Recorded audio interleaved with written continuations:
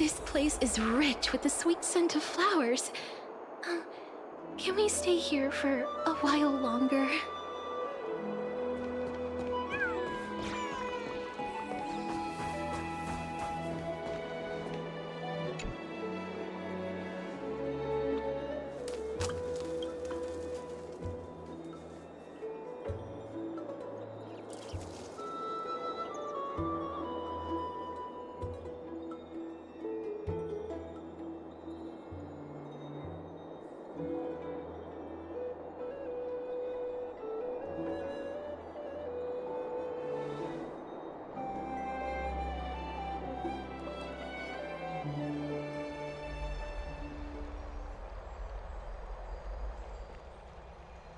Ah, it's you, Cass.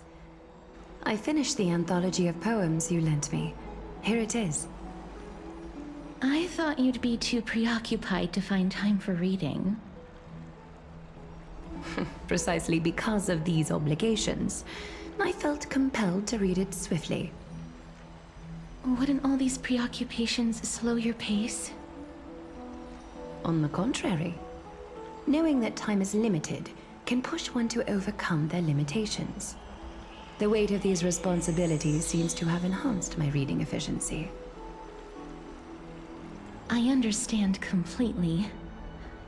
During my time at the Grove, the closer exams drew, the more efficient I became at tackling everyday mundane tasks. Anything but my actual studies. Precisely. As I remember, you and Finon were both disciples of the new Sporists. I assume that Anaxa's exams were as unreasonable as the man himself, correct?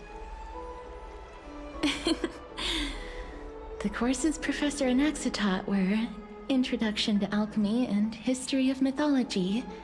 And to be perfectly honest, those two courses were the students' greatest nightmares. The history of mythology, taught by the blasphemous great performer himself. I can imagine their fear. Now that I think about it, students would often rush to the podium during class to challenge him on those blasphemous ideas. May I ask, Lady Aglaya, has your relationship with Professor Anaxa always been like this? He openly dismisses people's faith and questions the very justification of the flame chase journey. Our positions have been destined to be at odds. While you were studying there, I assume you must have heard of his nickname. A Dromus draped in finery? As I see it, this nickname is more of an insult to the Dromas. Despite his insufferable arrogance, I do hold a certain respect for his nature as a scholar. To remain true to his principles, he is unafraid to stand opposed to the world, and that requires considerable resolve. Anaxagoras' life is almost like a satire. As a Chrysos heir, he refuses to heed the prophecy, while he disrespects the gods. The gods have chosen him. He was indeed chosen by Circes. Is something weighing on you, Cass? The golden thread is quivering.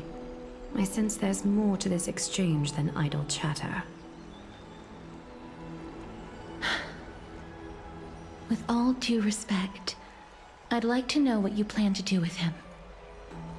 In light of his assistance in the battle against the Flame Reaver, I am willing to grant him some time to find a way to remove the core flame. However, if Anaxa decides to make any move that places us in danger, I will not hesitate to take extreme measures. Just as I feared. The Flame Chase journey is the destined path for the Chrysos heirs. Yet he now seems more like an empty shell. Given his strong sense of self-respect, I trust that Anaxagoras will make the right decision. Still, I can't help but hope for another possibility. Perhaps Anaxa will also overcome his limitations, now that he knows time is limited. I understand your stance. Let's continue this discussion another time. But now, let's greet our guest. You're here. Does this mean you're ready to take on Orynyx's trial?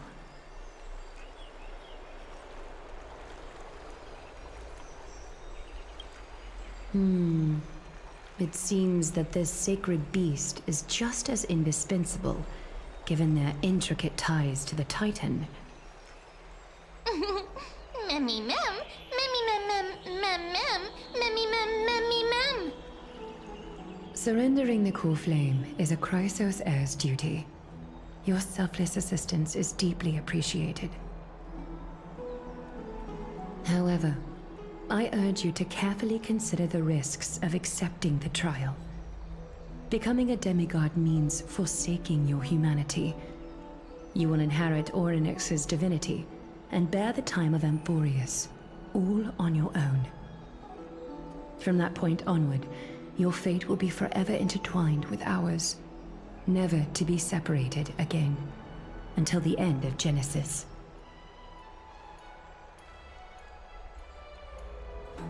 On the contrary, you are the only one who qualifies to attain divinity. Yet, for that very reason, I do not wish to pressure you. It's exceedingly rare to find a capable Chrysos heir. If this path proves unattainable, I am willing to lower my expectations. There are still many priests of Yanissopolis and their descendants in the city. If I'm left with no other option, I'll try to find someone worthy among them.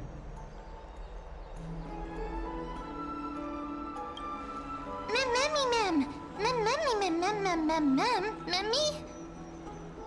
Memmy mem, memmy mem mem mem hero.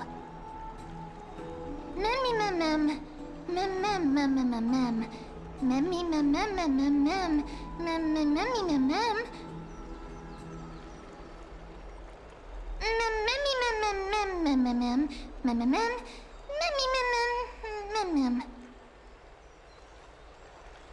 It looks like you know that Titan rather well.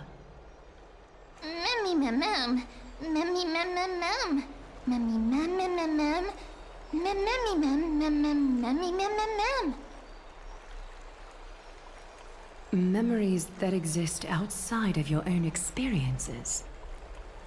I can't explain why, but I can vouch for Mem's words. When I was in the Abyss, I heard the Titan's groans, full of pain and grievances, yet without any ill will.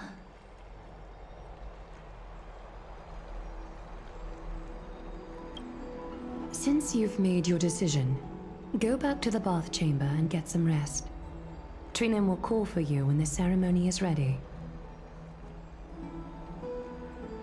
It is difficult for me, as the guide, to absolve myself from blame for things to have progressed to this point. Time and again, you have risen to the occasion for Akima. Nearly rewarding you with some honeydew is no longer able to express the extent of our gratitude. When the dust settles, I hope that we'll have the chance to have a long chat regarding your return journey and the curse of the sky. It's about time that we lift the taboo and discuss things openly.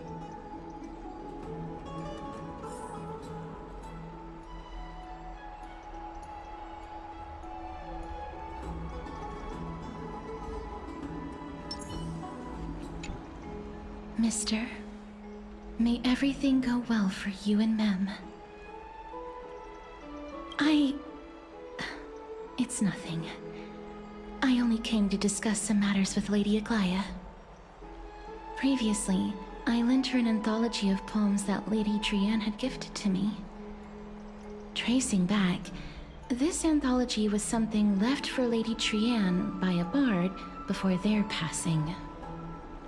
Although personal properties should be cleared out once their owner has passed on, Lady Trianne gave this book to me since she knew how much I like to read. It It just contains an allegory. In a faraway land, in a city known as Styxia, a dragon corrupted by the black tide descended one day, swooping upon the city like death itself. It swallowed the princess of the city whole before it was suppressed. After taking down the evil dragon, the warriors discovered that the princess's life had already met its end. Overwhelmed by grief, the queen hired an alchemist to resurrect the princess using the dragon's flesh and blood. However, having lost memories of her previous life, the resurrected princess turned into an evil dragon herself and wreaked havoc on the city. As a result, the prosperous Styxia met its demise.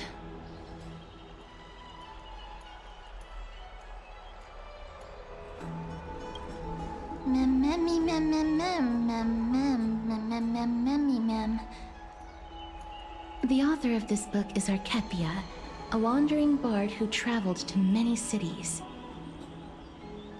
Among the things she left behind are poems, dictionaries, and many tragicomedy scripts.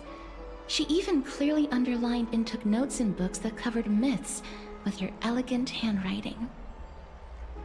While flipping through these books, I felt like I was afforded a glimpse into the life of Archepia. It felt just like I was traveling with someone that I'd never met before. It was as if she had yet to pass on and was still alive.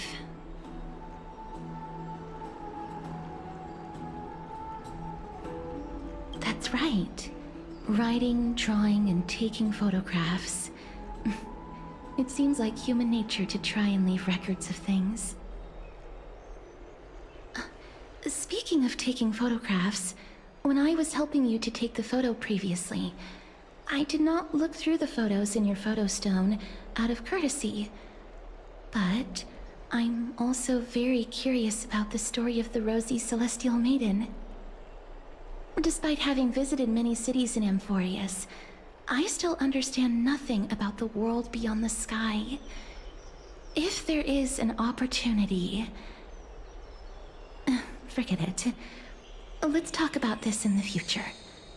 For now, I only hope that you'll be able to complete the trial safely and obtain Orynyx's blessing.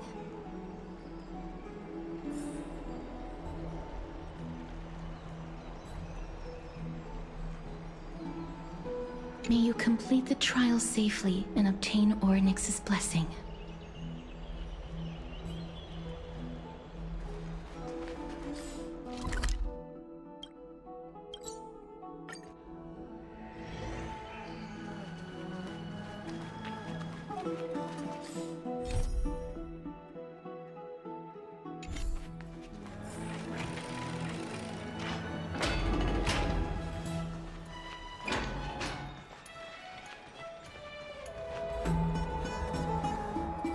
That's right. Oh, partner, you're back just in time. This is something that the both of you should probably know. Good news? I wouldn't call it that.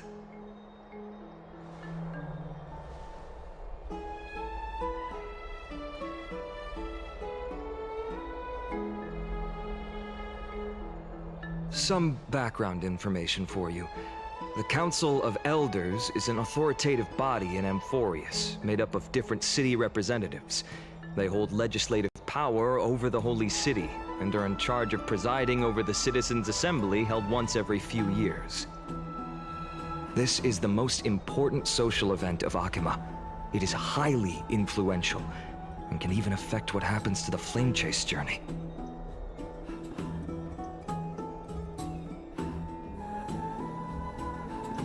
Despite her vision and wisdom that spans across thousands of years, even she cannot win over the hearts of everyone.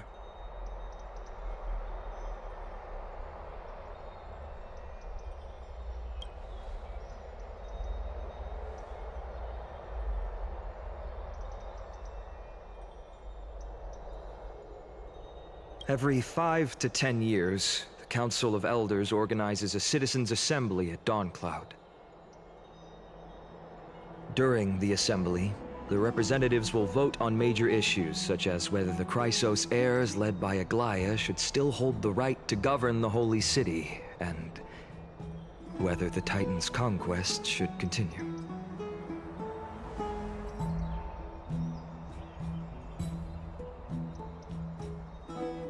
That is correct. However, the problem lies in the fact that there are ill-intentioned extremists in the Council of Elders. They view the Citizens' Assembly as a way to restrain the Chrysos heirs, and hope to take complete control over the Flame Chase journey. We can refer to them as the opposition. During the assemblies held in the past 100 years, the voices supporting the opposition have been growing stronger in the shadows. It's only thanks to Aglaya that the Flame Chase journey has been able to continue to this day. The Citizens' Assembly is just around the corner, but this time, there seems to be a new variable to the situation.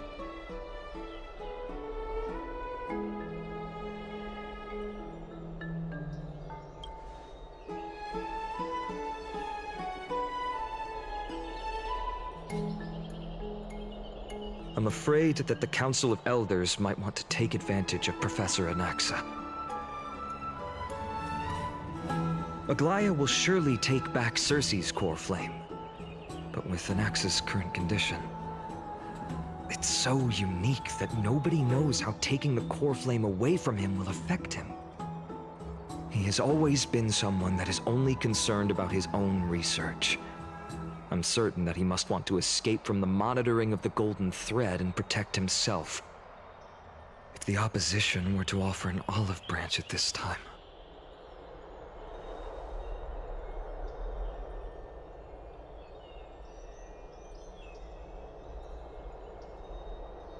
Anaxa has never believed in the prophecy, so technically it cannot be considered a betrayal. However, he has taught many Chrysos heirs, and has long been considered an important ally of Akuma. I truly do not wish to see comrades turning on one another.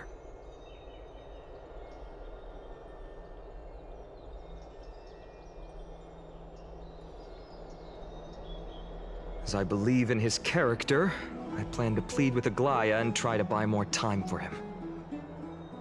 Then, the greatest way in which you can help is for you to know what I am fighting for.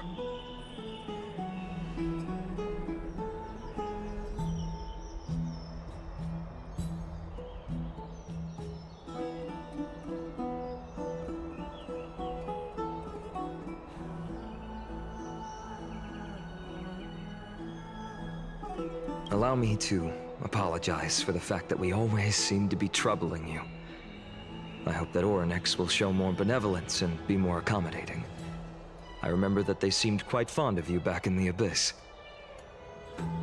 Go and rest and regain your strength. We'll meet at the Vortex in a few days. Oh, right. You can read this scroll if you want to find out more about the Council of Elders and the Citizens' Assembly.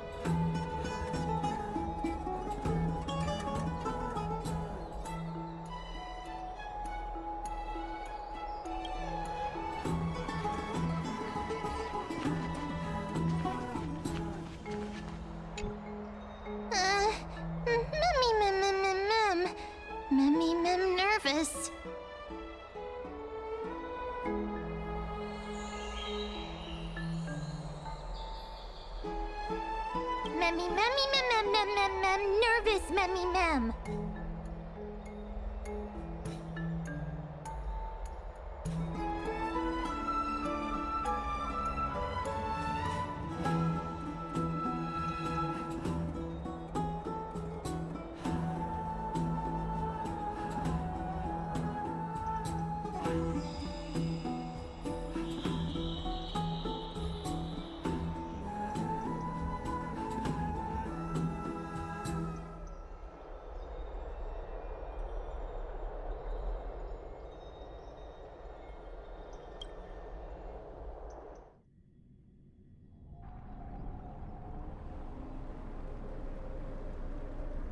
Esteemed one, Orynyx's vacant totem awaits. If you have already made your preparations to become a pillar of Amphorius, please, step forward.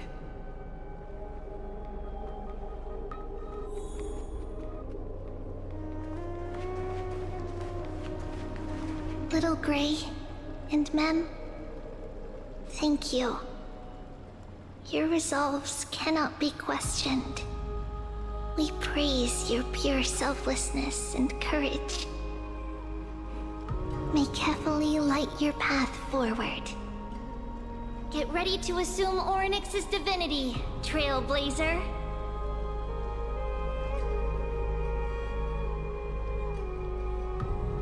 The divine position of Orynyx has already been vacant for some time. We can feel the space of the trial closing. As there isn't much of their soul left, we'll have to complete the ceremony before their soul completely dissipates.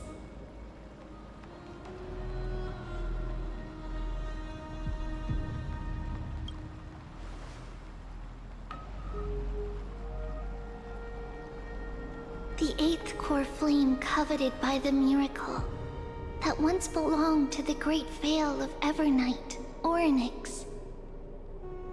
It shall now be returned by the two elected heroes of the Chrysos heirs. A traveler who is upright and courageous, and a sacred beast that invokes miracles. Mem mem mem who? Mem mem mem mem. Both of you, please, come forward.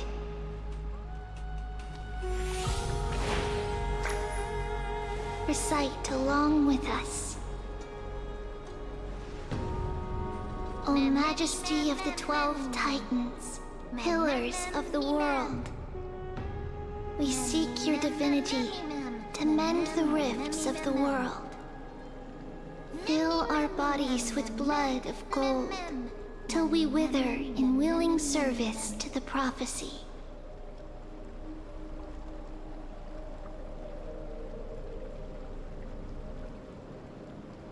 These are just words meant to make the prayer seem more solemn. Please, focus.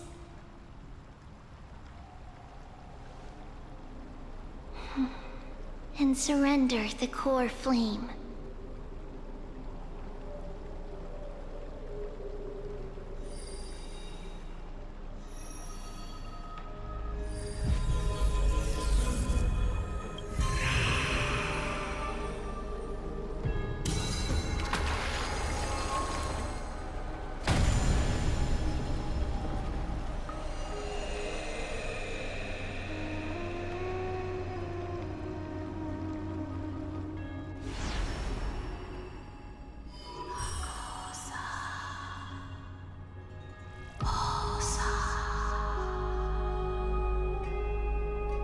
Orynyx.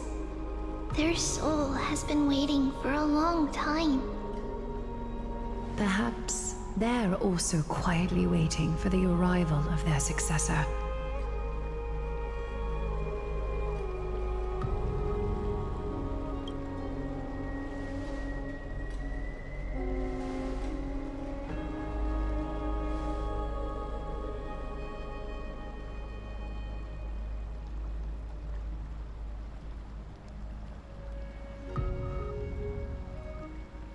Don't worry, you're tougher than I am, right?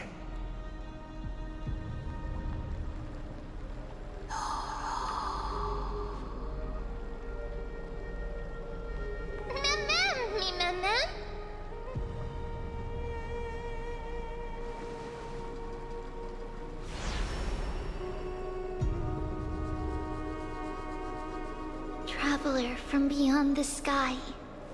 Let us pray that the Titan acknowledges your worthiness. Although he loves cracking jokes at inopportune times, his determination is as strong as the Chrysos heirs. He will definitely succeed.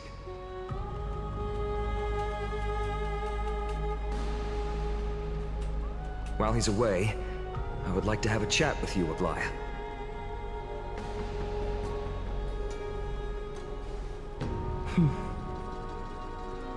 Speak. I'm listening.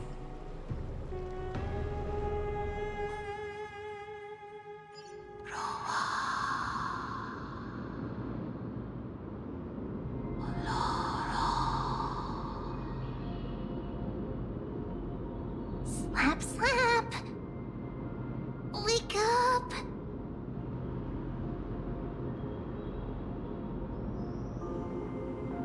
How is it? How do you feel? Right? I think that it's amazing too! Testing, testing, 1, 2, 3! Testing, testing, 1, 2, 3! I have such a cute voice! It must be because of all the memories that I collected. They allowed me to grow beyond expectations. Also, listen. The words of the Titan are becoming clearer. Mother.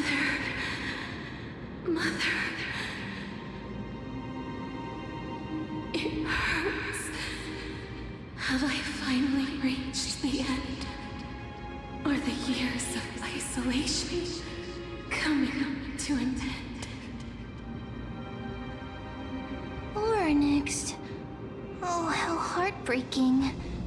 Ever since the figure draped in the black cloak robbed them of their core flame, they have been relegated to waiting in isolation in such a confined space. We are going to help alleviate their pain, right? Memories broken.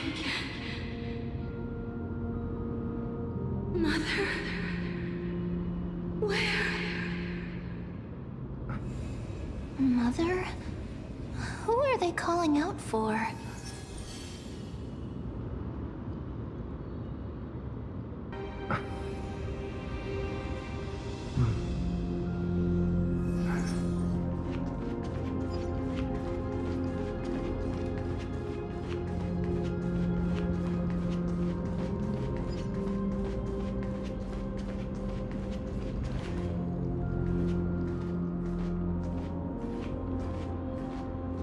You.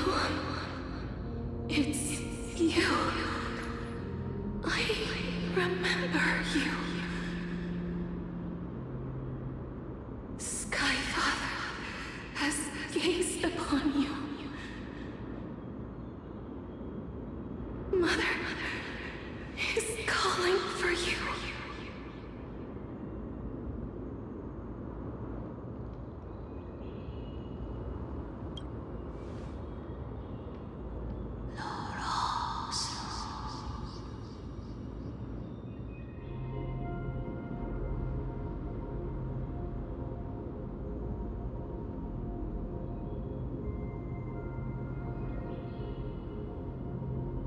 Skyfather has chosen you.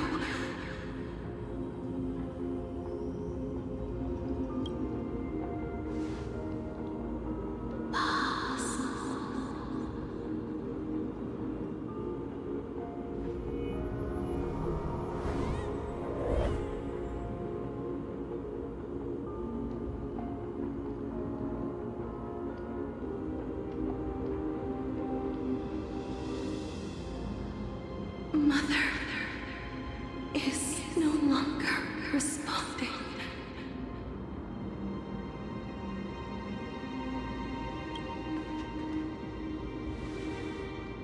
Something important. An important matter. Oryx, listen to me. Aren't you tired?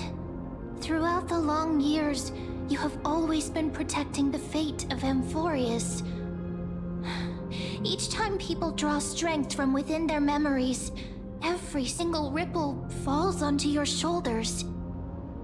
There's no need for you to bear this any longer, Orynyx. From today onwards, someone else will bear time on your behalf. This is why we have come. Freedom. Freedom. I want freedom. Oh, poor child. Everything will be fine. Let us help you. You can have a good rest now.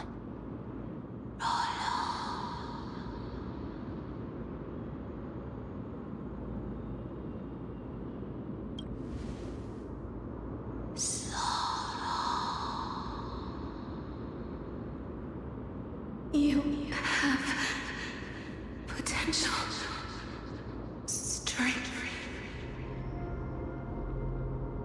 willpower, powerful, and tenacious.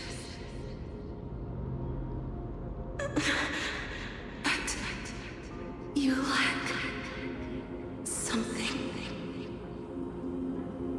Just one thing. Lacking something. What is it?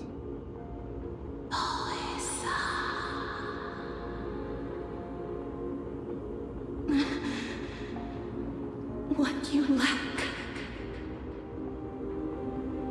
is a future.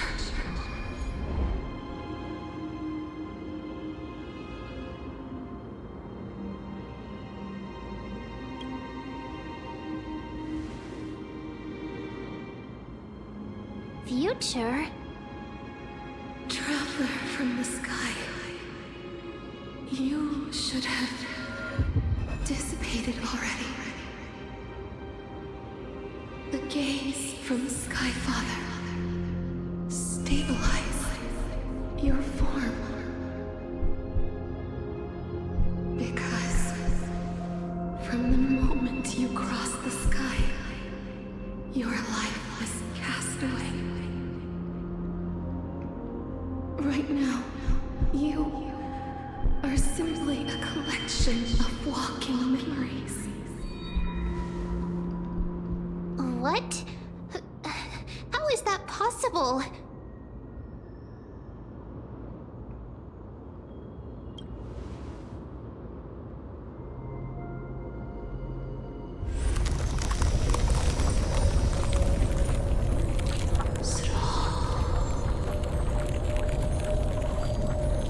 The space is collapsing. Someone must inherit the authority of time. If the pillar is lost, the laws of time will collapse. Amphorius will succumb to eternal disorder.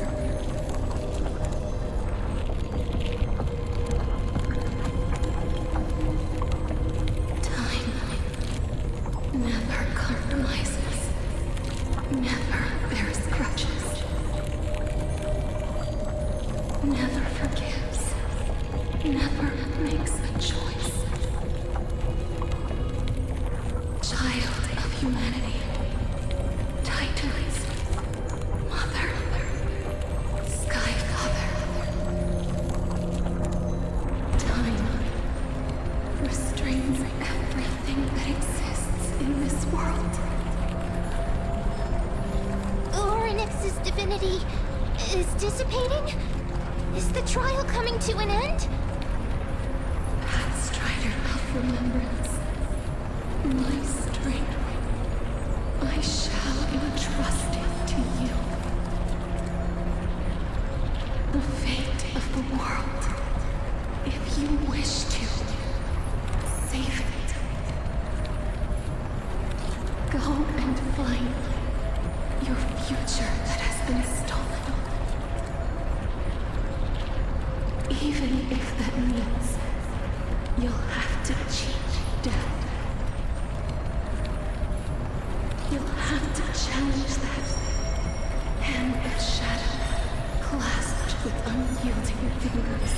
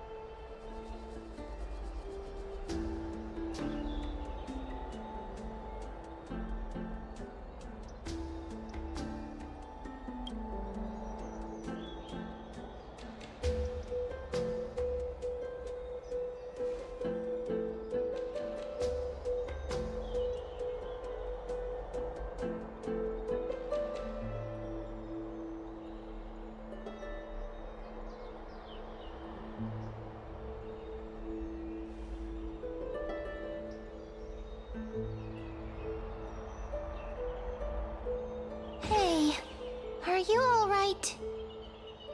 I heard you two talking about Thanatos. Cass is also very concerned about the warning. She has left the vortex and returned to the garden.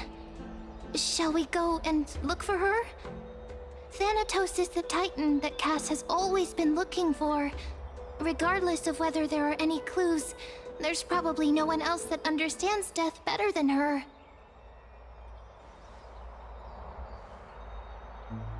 Oh, right.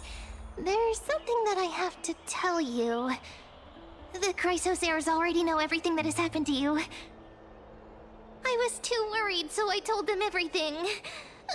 Please don't hate me, okay? Nice.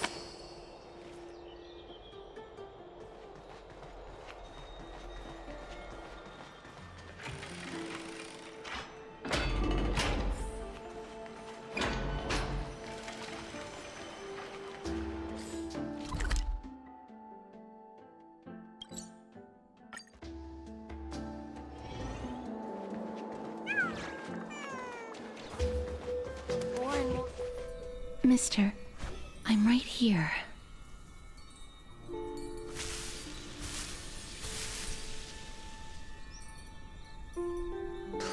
stay there and slowly turn around.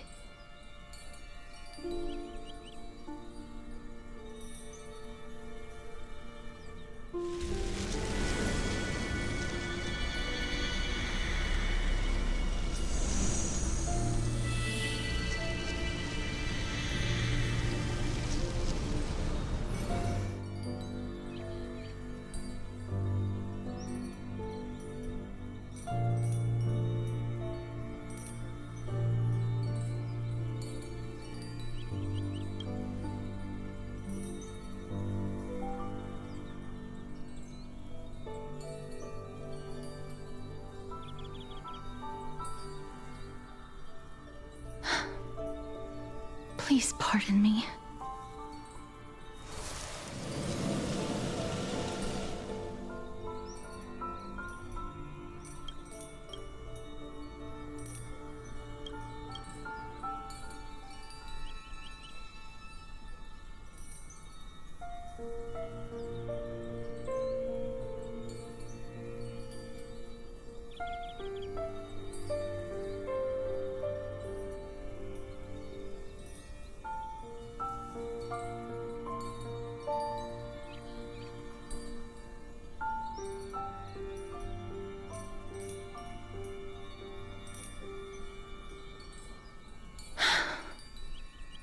Just as I expected. I cannot feel anything.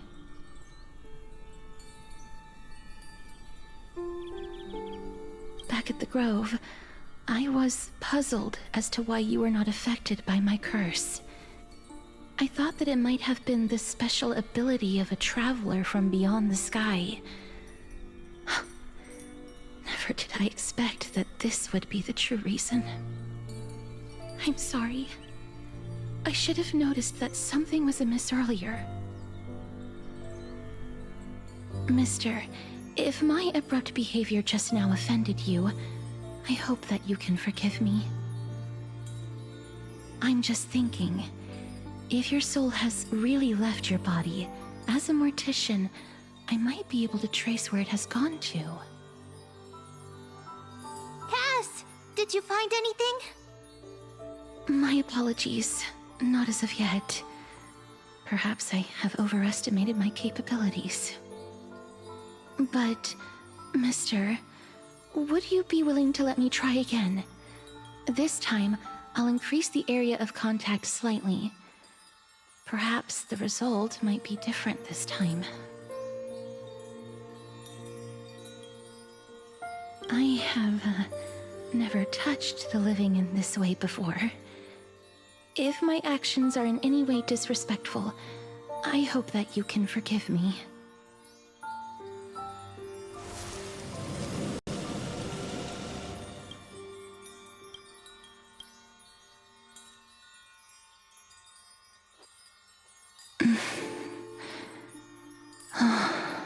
Yes.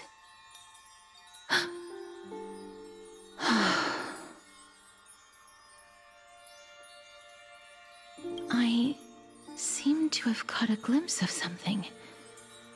Your soul is currently roaming someplace and cannot find a way to escape. But perhaps it might not be a bad thing. If your soul is still wandering around, it means that we still have time. We have a chance to find it before the fingers of Thanatos sweep everything away. Clues. Just a few more. I need more guidance. The connection has been severed. With my strength, I'm not able to trace it. It was me. I was a little too hasty. Don't worry, mister. Although we currently have no leads, I will do my best to search for the whereabouts of Thanatos, bring back their core flame, and personally return to you the life that you have lost too soon. I know that I'm lacking in confidence, but I hope that you can keep this promise of mine in mind. Before I manage to deliver on this promise, please do your best to hang on. Amphorius needs you.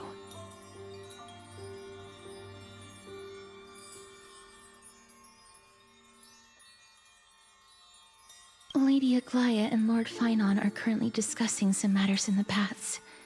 They're worried about you too.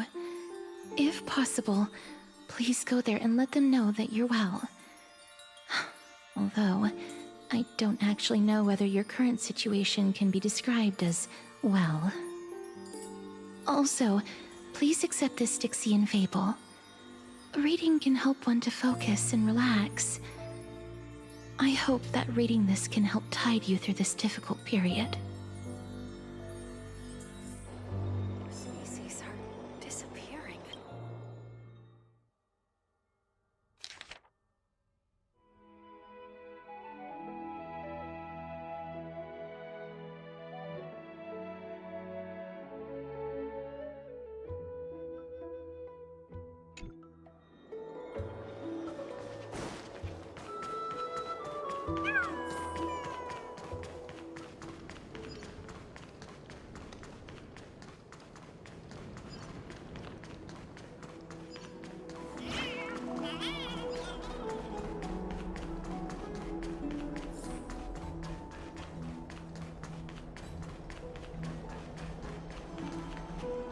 They're here. That partner! Hyacinth said you definitely wake up. How do you feel?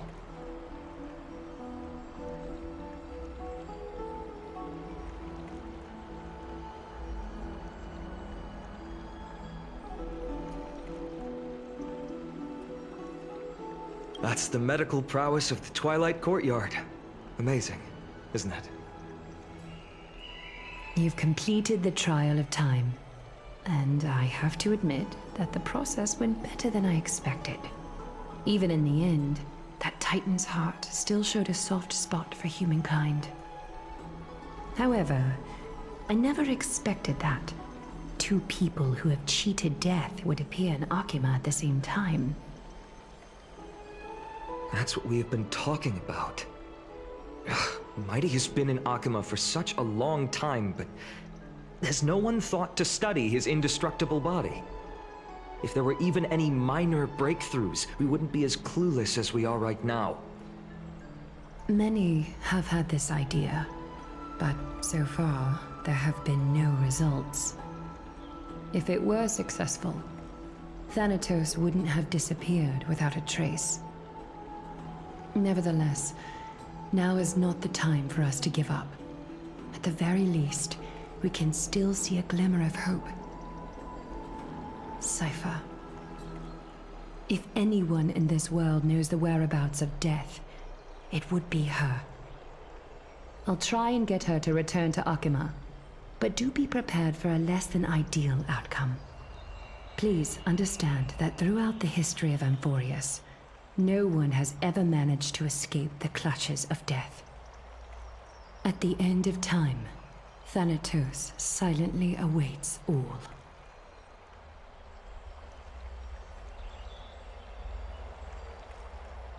It is my duty. We too require you to bear the divine position of time. But before that, just... What's wrong, Aglaya? Omens always come in pairs. A tiny air current will eventually brew into a storm that tears the sky apart. It's Anaxagoras. He has initiated contact with the Council of Elders. In the end, it has still come down to this. I earnestly hope that your assessment of him is accurate, Finan. Otherwise, the efforts of my teacher and I of the past millennium might be reduced to dust because of that great performer.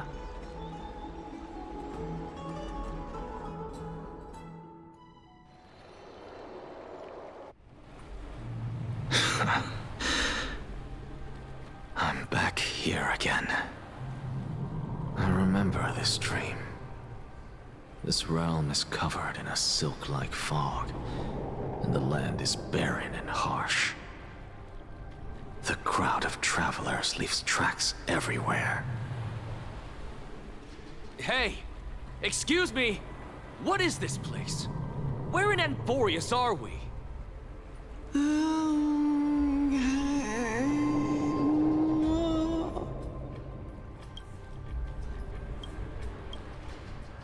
orders of the Traveler are in a language I'm unable to comprehend. Or perhaps they're just distracted and ignored my question. Tell me, which Titan reigns over this land? And how do I find them?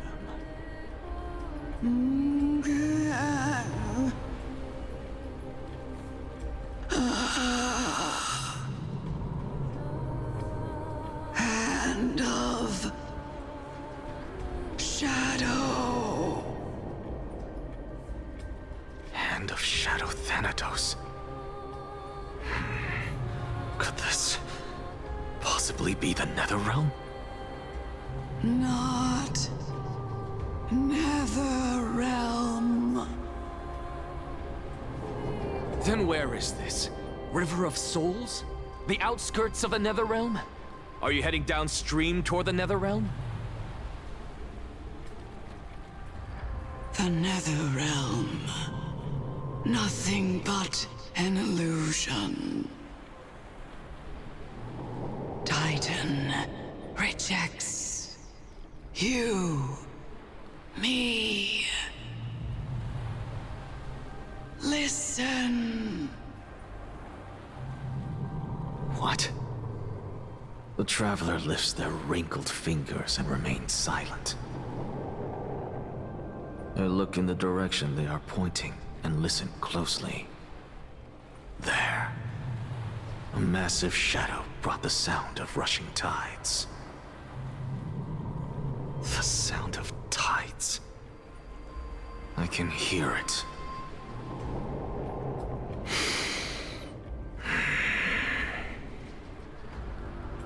I hear it, deep within the tides, beyond the closed gates of the Void World.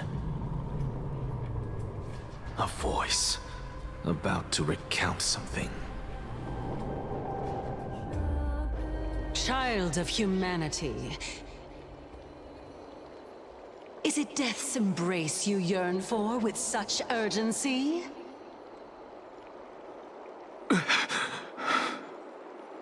Oh, you have awoken. Welcome back to the mortal realm. Your consciousness is dissipating much faster than I expected. Ultimately, it seems like the Titan's core flame is incompatible with a mortal body. How much longer can my consciousness remain in the mortal realm? In my estimation, at best, you'll see 15 more entry hours. 15 days and nights. What is it? Are you finally starting to become attached to the mortal world now? On the contrary, 15 days feels a little too long for solving a singular problem.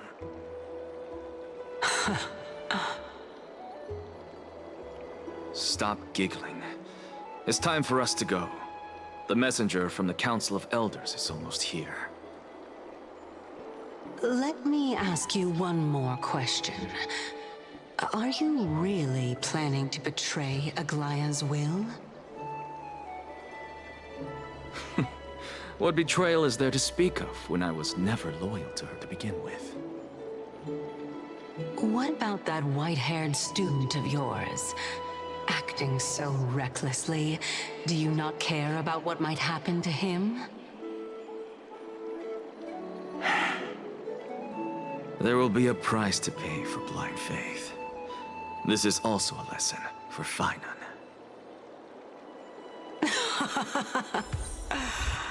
You truly are a strict teacher. Of course. This is how I've always been.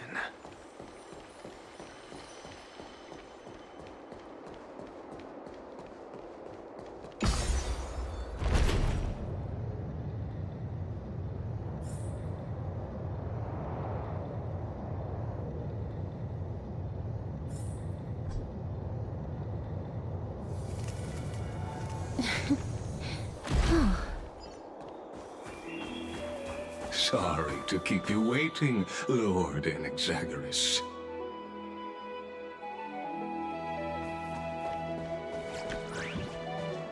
It's been a while, Lord Anexagoras. I greet you on behalf of all the citizens of Akima, and express my deepest regret about what happened at the Grove of Epiphany. It's you. I never expected that you would personally come and meet me.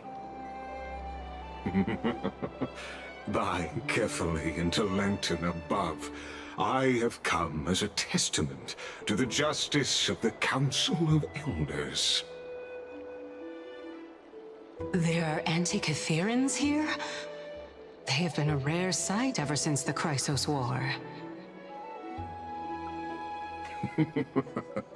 I extend to you my utmost respect, revered Titan. I am Lycurgus, though you may call me Lygus, holding an honorary position within the Council of Elders in Akima, and as the Theoros, I stand to protect the right of all upright citizens to express themselves freely. You can see them too? You know about us. We Antikytherans perceive the world through the amplitude and frequency of souls. Just as I am conscious that Lady Aglaya is secretly listening in on our private meeting from afar, if necessary, Lord Anexagoras, I can sever the golden thread to protect your fundamental rights. The demigod should know better, for such is her station. Spare those poor threads, and just let her listen to my words. They shall serve only to unveil her own folly. May I interpret this as you having a countermeasure? I need not any plan, because she can do nothing other than petty espionage. As the Citizens' Assembly approaches, and with Orynyx's fall, any attempt to capture the core flame within me will only usher chaos and calamity. A truth she undoubtedly comprehends. While I, Anexagoras, serving as the Grove's special envoy to Akima's Citizens' Assembly, have long known the extent of your abilities. Let's forego the formality of asserting authority, Lord Lygus. Lead the way. Very well. Surely Lady Kindness would appreciate such assertiveness in an ally.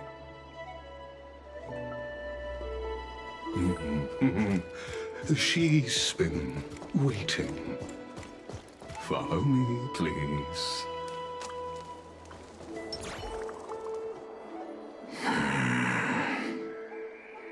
Is something on your mind, Lord Anexagoras? Nothing, really. It's just a question that I contemplate every time before I ascend to Dawncloud. For the Titans, does the falling equate to death? Ah, a pondering truly deep. Time is on our side.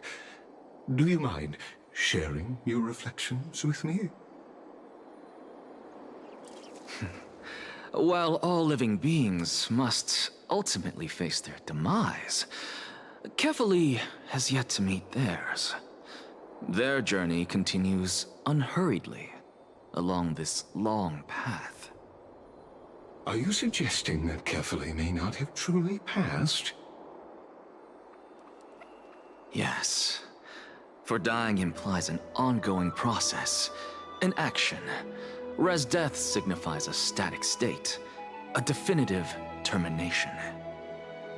In contrast to mortals, Titans exist on a grander scale of space and time, thus elongating their passage into death. The notion of their fall is but a misinterpretation born of mortal ignorance. Ah, an intriguing concept, albeit challenging to substantiate. After all, Kefali has maintained a profound silence ever since the era Arasa, while scholars and priests alike have conveyed the message of the gods' imminent fall. Perhaps the gods, in their arrogance, deemed it beneath them to reveal their perspectives to mortals. Could you elaborate on your statement? Circes, the kin of the Sky Father as recounted in myths, now resides within my brain. Were I to inquire, Kefali would have no cause to refuse. Oh. That very well could be true. But what if the world-bearing Titan still chooses to remain silent? In that case, the myths crafted by the people of Amphorius are nothing more than pitiful jests. It's worth a try. I believe, and I'd love to witness the fruits of your theory and the change it may bring to this imperiled world. Because I completely concur with you on this aspect. If the Titan has indeed met their end, any response from them would be impossible.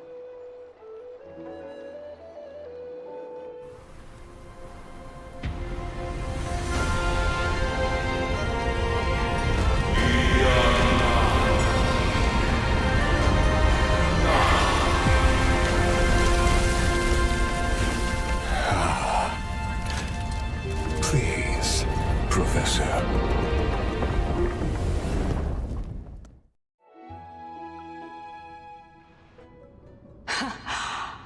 The children of humanity have indeed created a spectacle.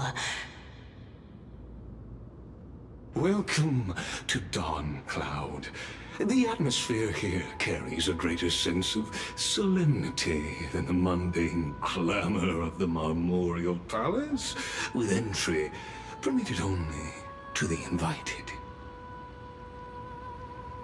Only esteemed beings grace this place, and among them I've received priests, scholars, warriors, and now we even have the honor to be in the presence of a Titan. Oh, what a joyous occasion. Once deemed a blasphemer, now a surrogate for revered divinity. The honor should rightfully be mine, shouldn't it? I'll notify Kindness and the others of your arrival. Kindly wait for a moment. A soldier will be here to guide you shortly. In the meanwhile, you're welcome to explore the vicinity, but kindly remain within the guard's view. Delaying the crucial meeting is something none of us wish to see, I presume. I'm well aware of Kindness's methods. There's no need to emphasize that. As you wish. Your cooperation is much appreciated.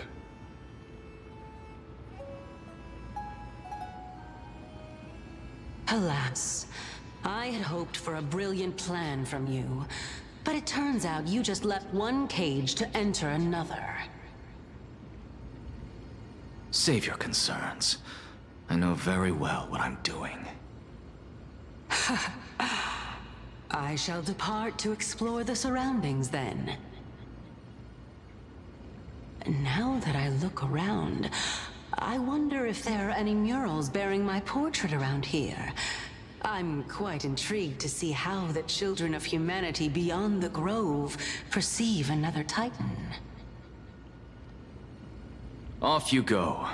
I won't be joining you. This Titan appears to be quite at ease. I should investigate the Council of Elders' recent activities first. Be aware. I can hear you perfectly well from here.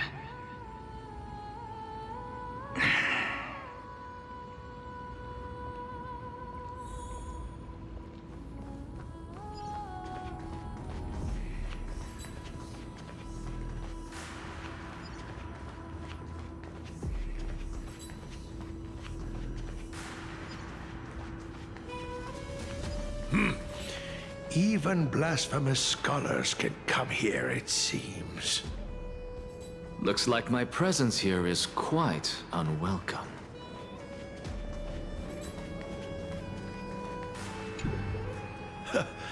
Anaxagoras, I thought that you had died to the Black Tide, just like the other scholars. As Kephales's priest, are you not aware of the decorum of respecting the dead? Surely you jest. You blasphemous heretics are not worthy of respect from the Supreme Being. Let me remind you that you're currently in Dawn Cloud, so you'd better keep your deranged language to yourself. I am no longer that altar servant from years ago, who could only acquiesce to the commands of others. Now, I have plenty of ways to deal with people like you. I'm not sure whether I should laugh or cry right now. I can't believe that a follower such as you could have been made by a creation titan. As I see it, a dead titan can't provide you with this level of confidence, right? Then who is it exactly? Could it be kindness? You. Seeing how fond of you Elder Kindness is, I shall let that slide for now. Leave immediately, and don't impede us from receiving the Supreme Being's blessings. Seeing as we were able to hear of this matter from the mouths of others, it seems that Kindness is indeed quite sincere toward us. Perhaps this affair will proceed smoother than I had anticipated. Oh my, what a thrilling confrontation. As expected of one of Kephales's followers. Are you praising or insulting him? Praising him, of course. As a believer of the God of Deliverance, it is only natural that he detests evil. Didn't you hear me? I asked you to leave. Go as far away from here as possible. Don't mutter to yourself like some sort of madman and disturb my meditation.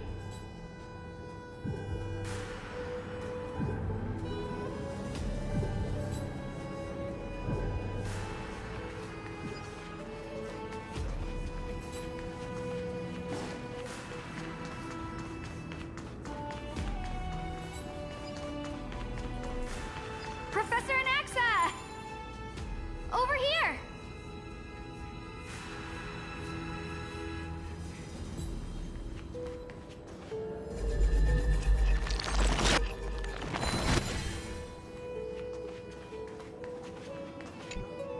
Professor Anaxa?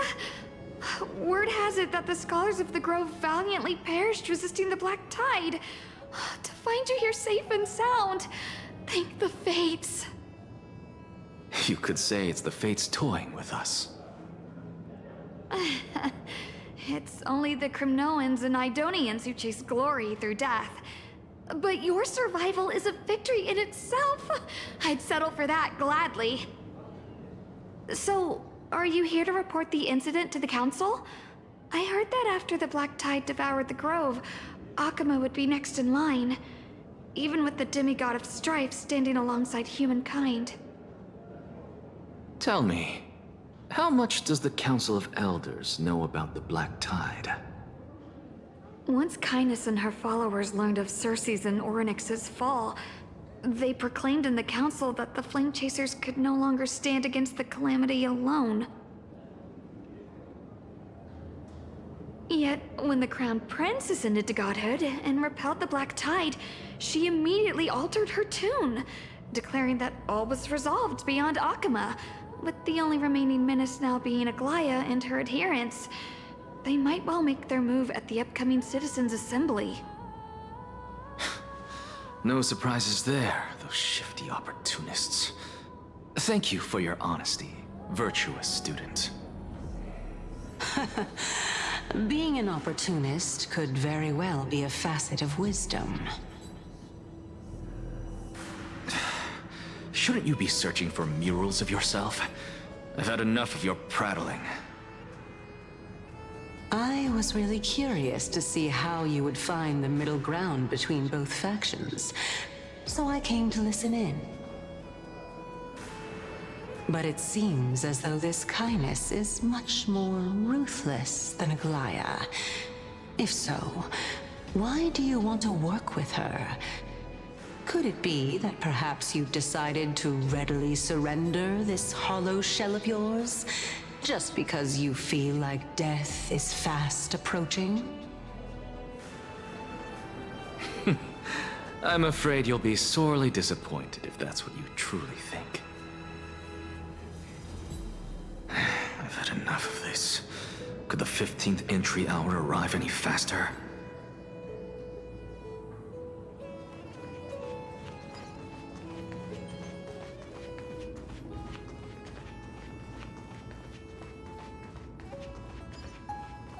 Oh, my. Could it be that the great tree painted in this mural is actually depicting me?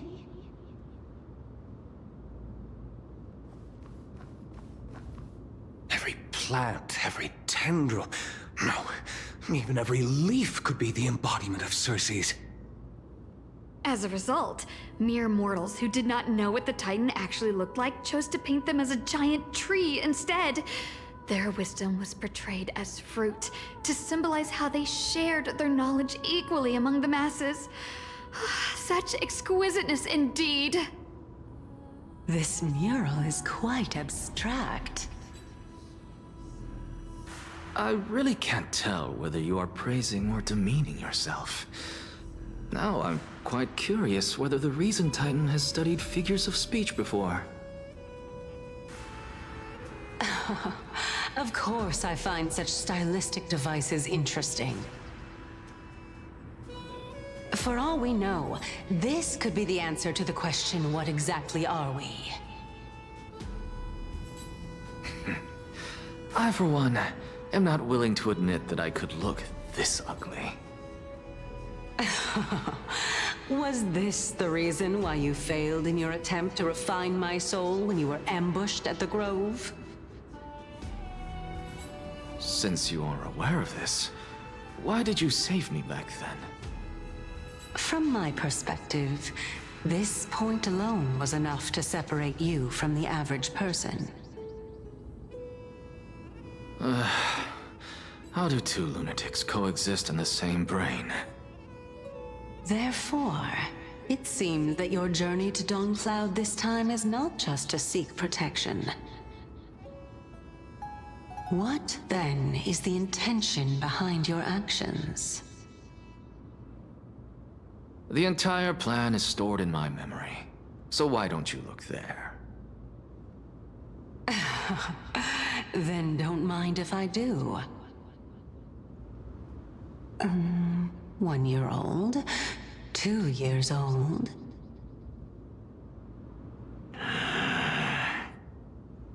Oh my!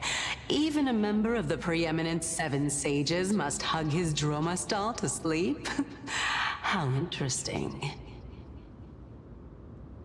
That's enough. How unusual. Your soul is actually trembling. This must mean that behind this toy hides a secret that nobody knows, right?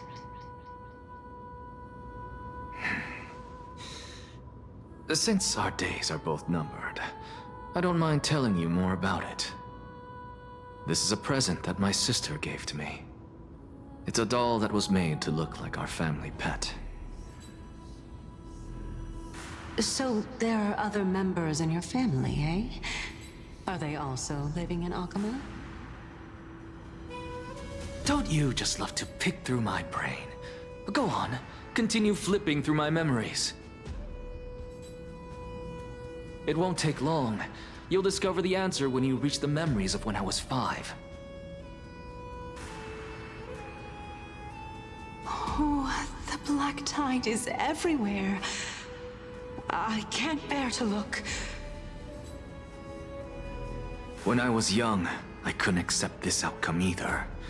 Georios, Aquila, Kefali, and you, of course. Although I prayed to every titan that I could think of for help, my efforts were ultimately futile. This...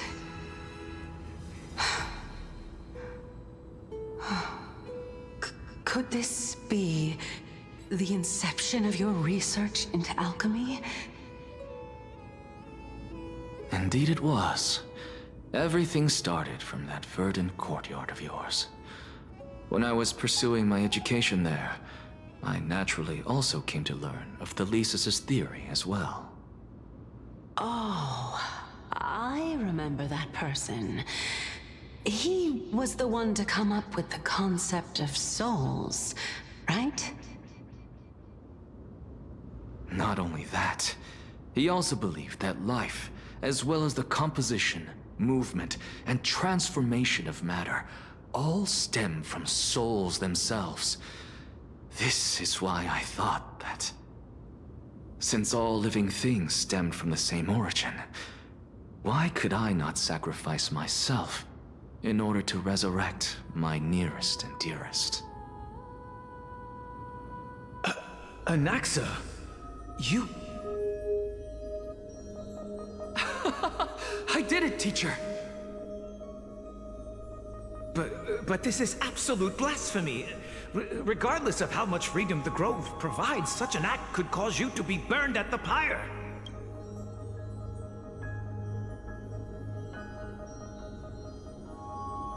Your beloved, where is she now?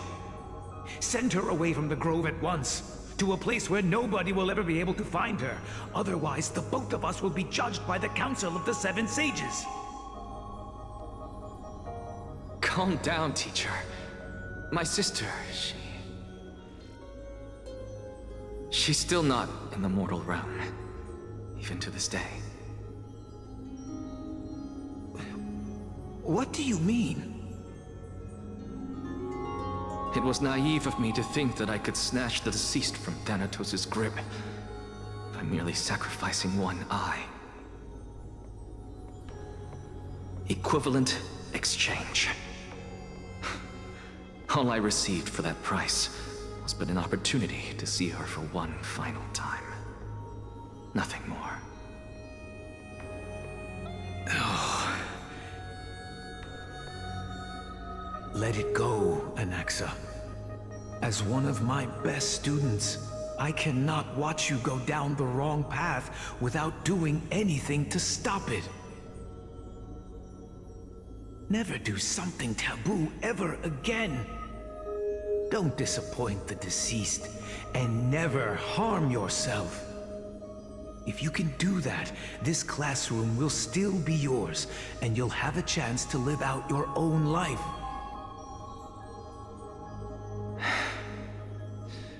Since I was able to see her one last time, I have no other desires. You're right, teacher. It's time for me to start a new life. I am sincerely glad for you, child. Now then, what topic would you like to study? I wish to continue Thelesis' research. Continue the research into souls, but you know that the Grove has long since understood his philosophy like the back of their hands. Even if you continue digging into this subject, your efforts will likely be futile. No, teacher. After my fleeting glimpse of the deathly fog, I finally understood a single truth. Since ancient days, our understanding of the souls is but the tip of the iceberg. I may have lost an eye, but my view of the world has become clearer than ever. I have grasped the truth with my bare hands. Watch as I turn this farcical world upside down.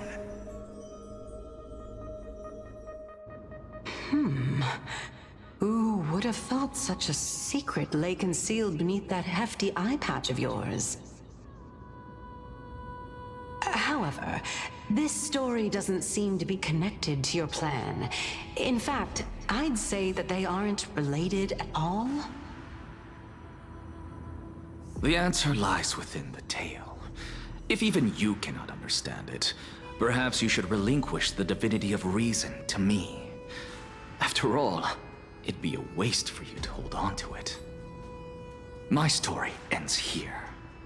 Now it's time for you to tell me your secret. After all, this is what equivalent exchange means, correct? As expected, you laid a trap for me to step into. Unfortunately, even if I was willing to talk about my past, I may not know more about it than you do. Oh? Are you saying that the renowned Reason Titan is now admitting a lack of wisdom? Your followers are going to be sorely disappointed by this. Child of humanity, remember this. Being cognizant of one's ignorance is the greatest wisdom of all. Now I understand. No wonder you asked me to answer your random, nonsensical questions. Not only that, you're the only one who can shed light on my query. As the saying goes, onlookers see most clearly. Is that so? Lord Anaxa. I saw you muttering to yourself and was wondering whether you were caught in a delirium of reflective thought. I'm sorry to interrupt you, but time is of the essence. I have a message from Lord Lygus. Lady Kindness has met up with the Council of Elders and is awaiting your arrival, so please depart forthwith.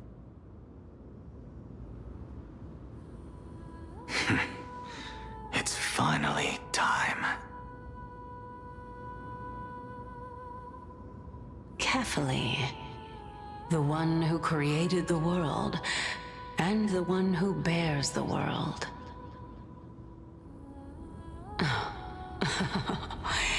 If you truly have not met your end, how will you answer the challenges of those who defy you? I didn't expect you to agree to Lady Kindness's invitation. What a wonderful turn of events. To tell you the truth, there are many people who hold grudges against that Lady Goldweaver.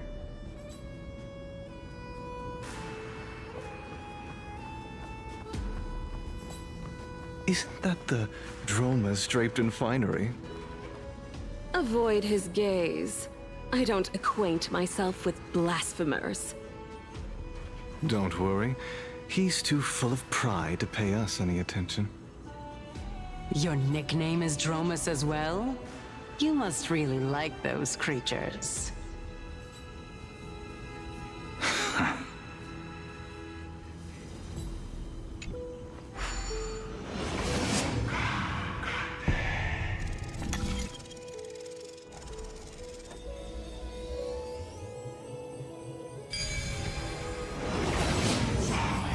A student of Empedocles? I hear that his views run counter to the Venerationists.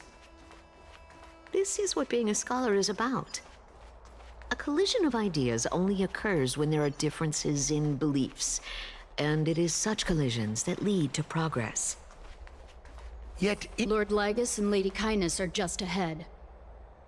I'll take my leave for now.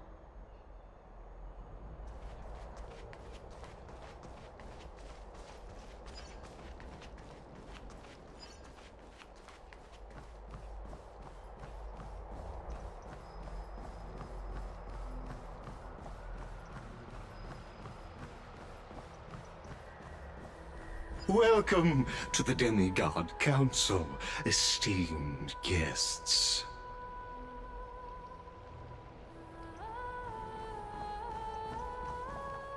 Lord Anaxagoras, I've heard so much about you. Head of the Nusporists of the Grove of Epiphany, notorious blasphemer, a Chrysos heir who bears Circe's core flame, a survivor of the Grove calamity. Did I miss anything? Well, if so, please be so kind as to enlighten me. Since Lady Kindness is already well acquainted with me, I won't waste any effort introducing myself again. But then again, perhaps the customs are different here. Back in my hometown, there is a form of etiquette known as honoring guests. The host will welcome their guest with warm hospitality by treating them to fine wine and a cozy bed. And yet, ever since I arrived, I have not been welcomed with warm courtesy or ceremonial gifts. Instead, I am met with intense scrutiny. Even more absurd, the host has sharpened their blade and instructed their servants to lie in wait in the shadows. Perhaps you intend to cut open my heart, retrieve the core flame, and then hold a grand feast for all of the guests. Everyone, stand down. Thank you for understanding. I am but a feeble scholar who is not used to the stench of avarice and blood. No need to be humble, my lord. From my perspective, your courage and gumption are worthy of the reputation of the Seven Sages. Your bravery is more than adequate to accomplish our perilous endeavor. So, you wish to start a war? Well, since the Chrysos heirs are calling for war, we will respond in kind. Conflict is inevitable. Since Aglaya endeavors to suppress the virtuous commoners with blood of gold, we will not hesitate to display the rights and mettle the citizens of Akama are so entitled to. As to your question of whether peace is still a viable option, well, to that I can only say this. Everything hinges on the next citizens' assembly and whether they have a sudden epiphany amid the clamor of the masses.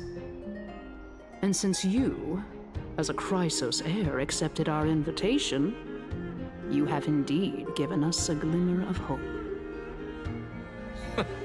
What brazen arrogance.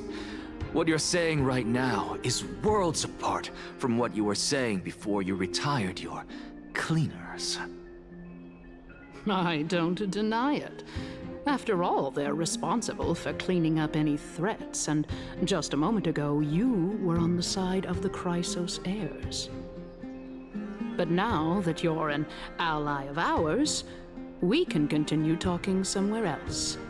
As you know, these walls have ears.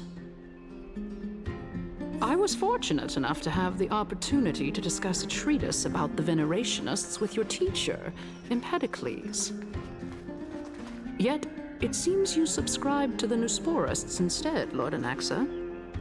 I've heard that this school of thought is one with many detractors. It's normal for ideas to have supporters and dissenters, just like how there are two types of people in this world, geniuses and dimwits.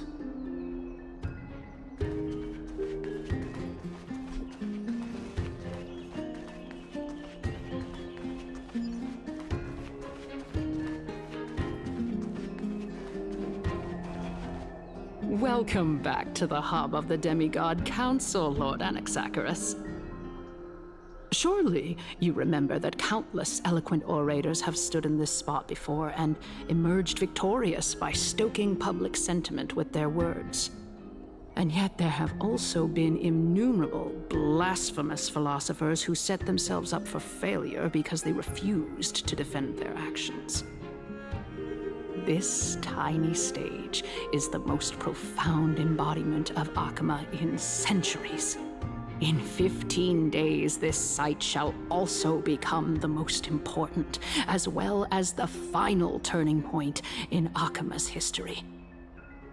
May the both of us carry out our duties with honor and lead the masses back toward the Era Chrysia, a golden age with no death, strife, or trickery. Oh my, 15 days and nights. That aligns perfectly with the date of your demise. Could such a coincidence truly exist? Using death to prove myself fits my intentions perfectly. What strong conviction you have, as expected of the hero who dared to stand up to the Gold Weaver. As expected, she misunderstands you. That's enough, Lady Kindness. Dispense with the niceties.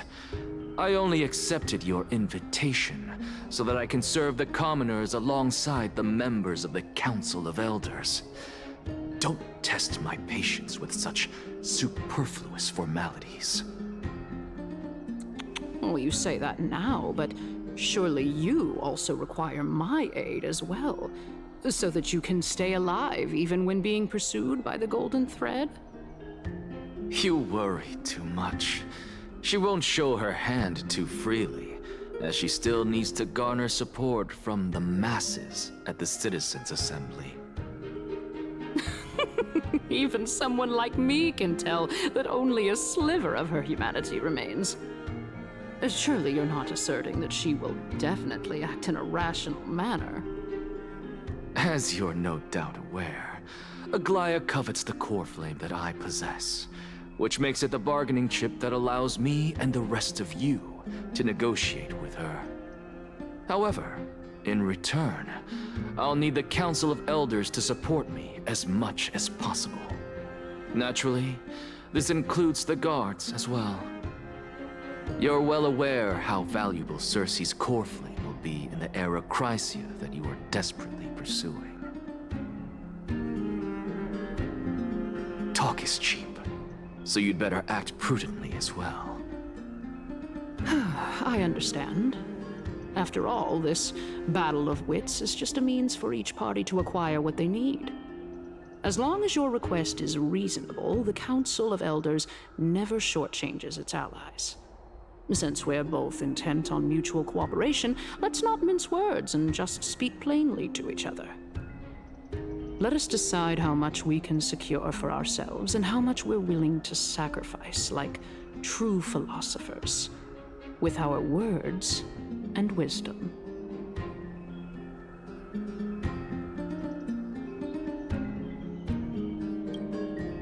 Continuing from the earlier topic, let us discuss our common enemy, Aglaya. She is the second most experienced Chrysos heir across the whole of Akima, who has gradually lost her humanity to the ravages of time and the ablation of the core flame. A formidable opponent indeed. Admittedly, there is ample reason for her to take your life. Yet your previous reasoning is quite sound. As a seasoned political animal, it's unclear whether she will actually cross that irreversible boundary.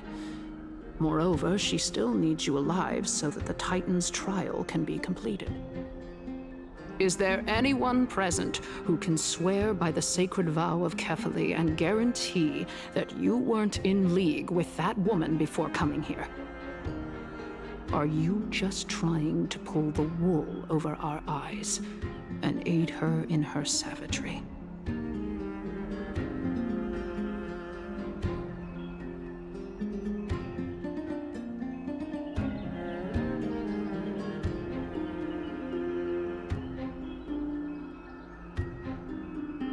I believe you're aware of Castorus the Executioner. Long before I returned to Akima, Aglaya had already dispatched her to monitor me. If I weren't able to reach this place in time, I would have been forced to meet Thanatos first. As compared to a comprehensive plan with uncertain results, if you decide to cut open my chest and remove the core flame, wouldn't that settle her nerves even more? Everything is in place. She just needs the right timing. I understand what you mean.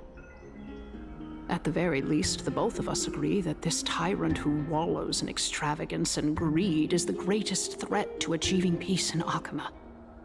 The Council of Elders is willing to defend your right to live, just as we defend every oppressed citizen. However, I regret to say that sentiments in favor of the Chrysos heirs and Aglaya are only growing in magnitude. The peace that we are aspiring toward, as well as everything that we hold dear, will be destroyed completely. The city will be burned to ashes, and the citizens' blood will be shed. Tell me, what are you willing to do for our esteemed citizens so that they can vanquish the enemies of our fine city?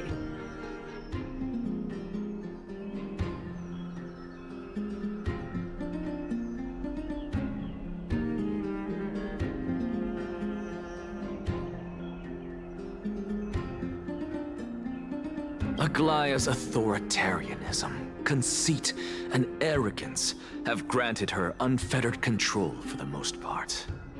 Yet these traits are also her greatest weakness.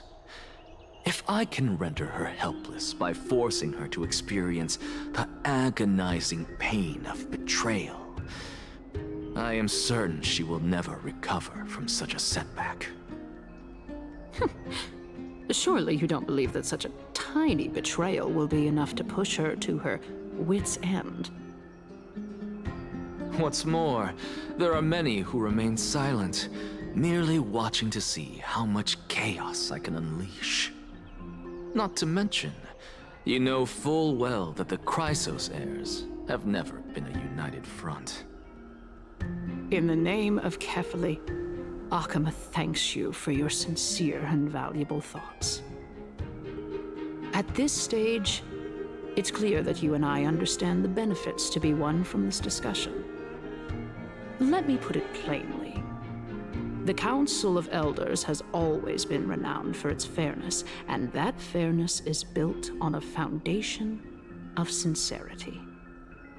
The Council of Elders has vowed to all citizens of Akaba that it will always remain loyal to them. As for you, my lord, how will you guarantee that you will be able to live up to such earnestness and will not betray Akama's indomitable citizens when the opportunity presents itself?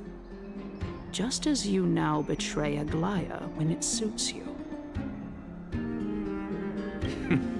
Surely you jest. My loyalty does not need to be proven. The fact that the Council of Elders is asking for proof of my loyalty is itself akin to a form of betrayal. I am incredibly honored to have witnessed the both of you bury the hatchet in a civilized manner. However, I am afraid that I must interrupt for a brief moment.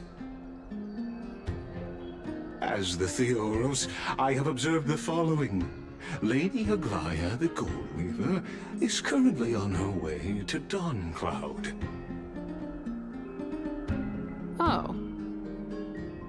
Well, I do believe that we might have a slight overabundance of guests today. Feeling dissatisfied, Lady Kindness?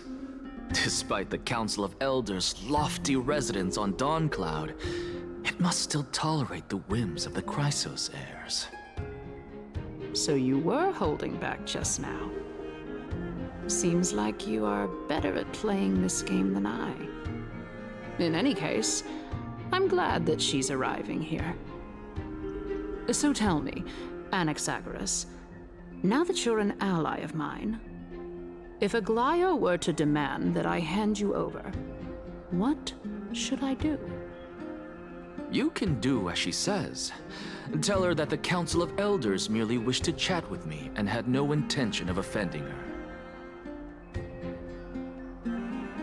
However, by doing so, the authority of the Council of Elders will be as thin as papyrus that has been soaked in blood. Not only can it be destroyed at the slightest touch, but the Council will also lose possession of a valuable core flame. No, more like 2 core flames. After all, at the next Citizens' Assembly, that young lady who is synonymous with death will also be standing on our side. Oh? How can you be sure of that? Is that of importance to you? All you need to know is that I have a plan. In my opinion, you should be more worried about the impending threat. If Aglaya can seize me in full view of the masses today, she could also dismiss the entire Council of Elders in one fell swoop tomorrow. If that happens, the discussion that we've just had will turn into an utter joke instead. Is this the outcome that you wish to see, Lady Kindness? Fine. I will handle this matter appropriately. But you do best to remember this. Fool the people and karma will be on your tail. I'll overlook it this time, but don't count on there being a next time. Unless, of course, you crave cruel punishment and consider suffering the perfect state to ponder the true nature of souls.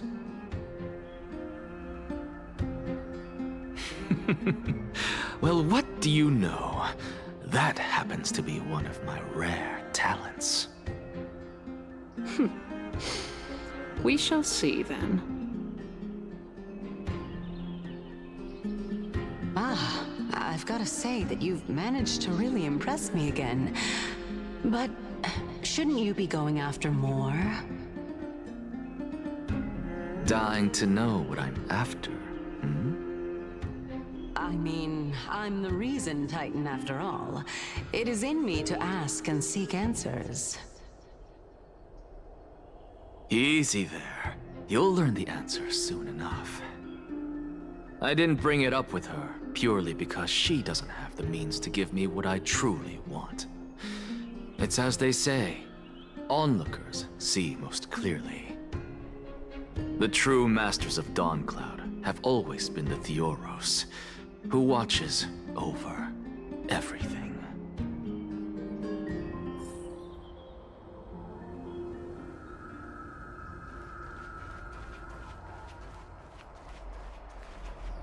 An expected visitor. Welcome once again. You know, you could actually skip all the pointless debate and come straight to me to seek an audience with Kefali. I have no reason to refuse you, do I? You may not, but Kindness has. Whoever gets hold of Kefali's core flame will get to rule over Akama. She's wary of me, so naturally I had to gain her trust. I would say that debate was not at all pointless. Very true. In my view, this individual has gone to great lengths to get close to Kefali. He might very well be plotting something nefarious against the Titan. Are you still willing to let him pass, knowing this? Yes, very much so. All living creations are always free to visit Kefali's transcendent vessel. This comes with being the World-Bearer. How convenient it is to be able to hear what they say. It is truly my honor to speak to a venerated Titan in person. Please, go ahead. Let me join you both on this journey.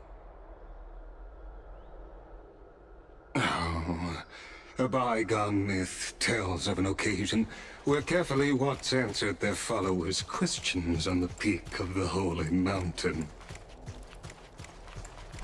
Their followers have since believed that scaling this Titan cliff is one way of being with the god.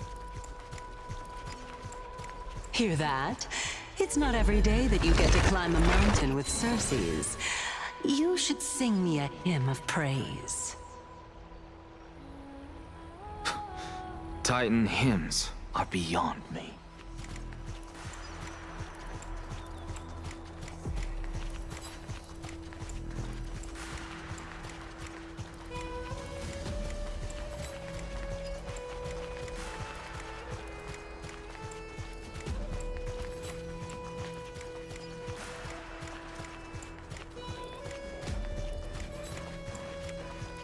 Go on ahead. Take this Yanis shortcut, and the long pilgrimage stairway will be waiting for you at its end. I have to admit, I never expected you to not ask me anything. Not even my motive. Because I know very well what it is you are after. As the saying goes, a gentleman helps others achieve their goals. I have a feeling that your theory will be validated at the end of this journey. I believe Kefali will not deprive you of your right to ask your question, especially now that you're on the brink of death. You must be closer to Kefali than anyone else. Wouldn't you agree? I hope things go as you say, then. Putting a child of justice into a farcical world is bound to turn it upside down. It is my hope that you bring a much-needed change to this world which is on the brink of destruction.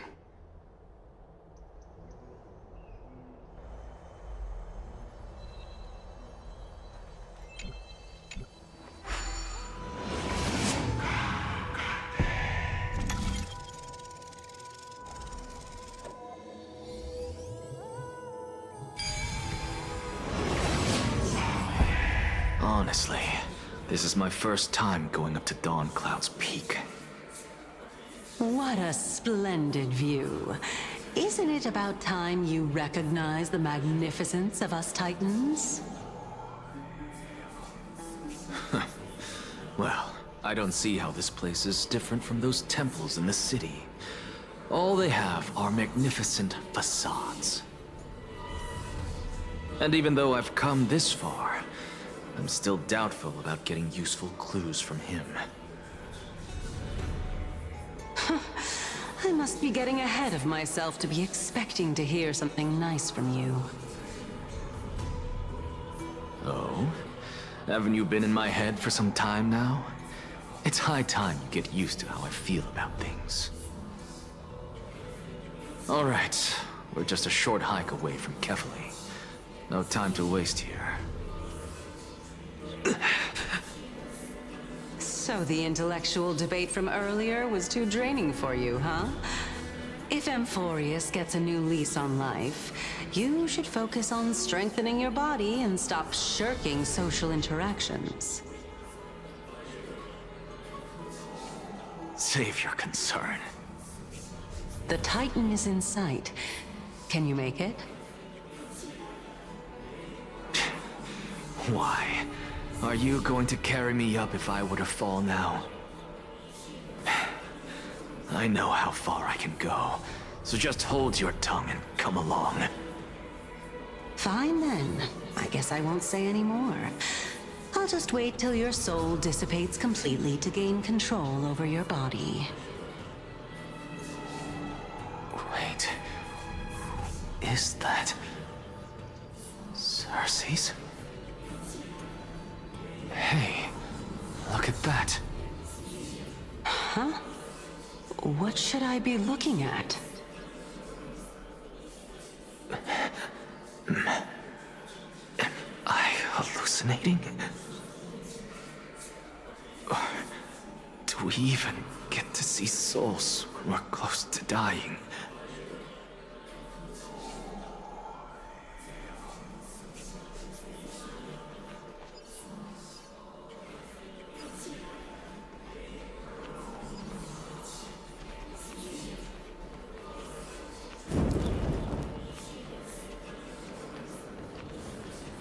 Oh?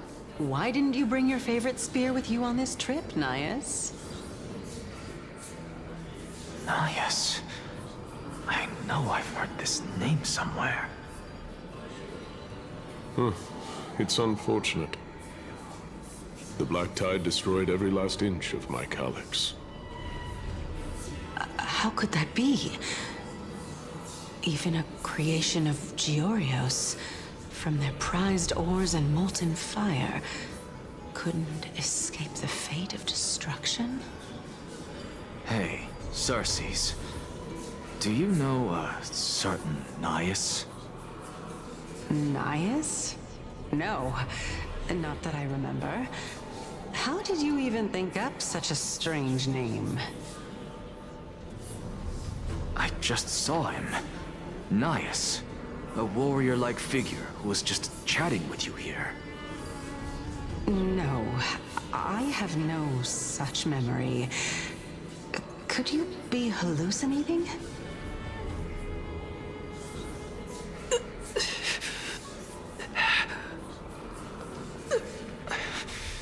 This is a departed spirit?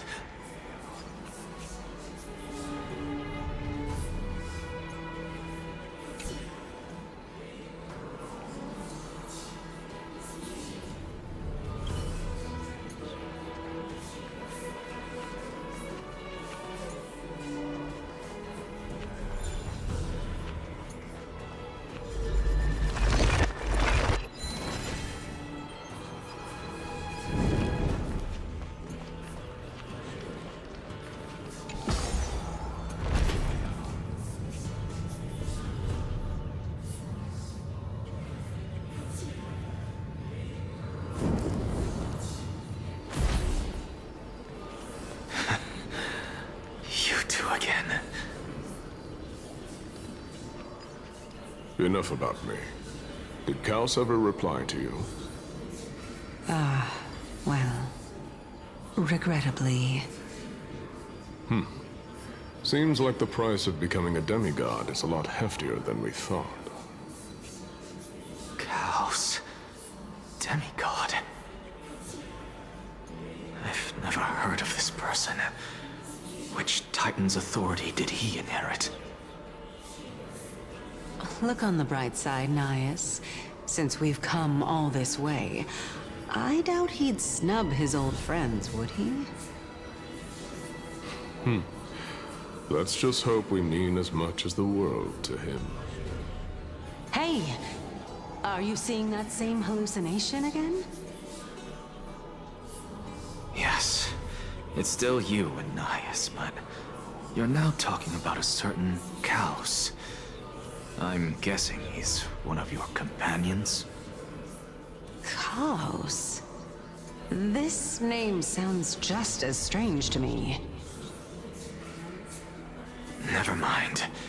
I think I know what this is about. If things are as I thought, then they aren't hallucinations, but the souls of people.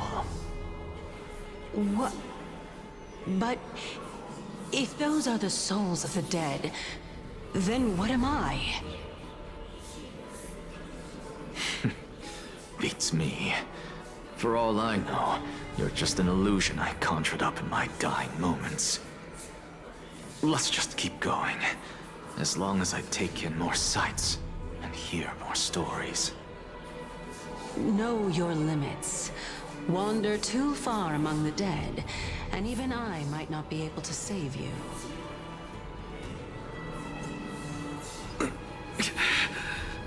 I'm fine.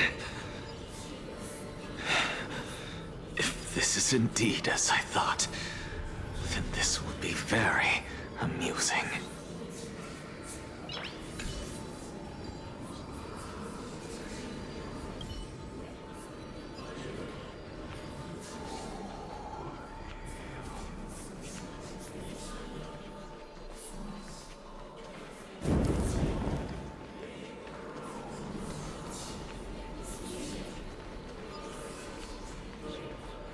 So, we meet again.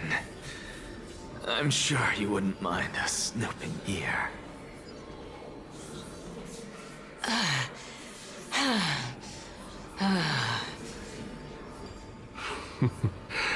Can you keep going? Of course. I'm just... If I knew we had to climb a mountain, I wouldn't have come along with you. I guess this also counts as one aspect of the world-bearing burden. If Amphorius does have a next life, you may want to get your body in shape. Keep your sarcasm to yourself. I'm not getting anything of value from them. I would sooner throw myself off this cliff and hit rock bottom than exercise even a little. I am Calypso of the eminent Seven Sages, after all. Training would make me no different from those Helcalithist barbarians. Calypso. She's one of the Seven Sages. A member of the Grove? No, she can't be. I would know her name if she really were one of the Seven Sages. Hey, Circes. Does the name Calypso ring a bell? Circes? Dagon. Doesn't matter. I can do this myself. Looks like I'm nearly there now. The land of the dead.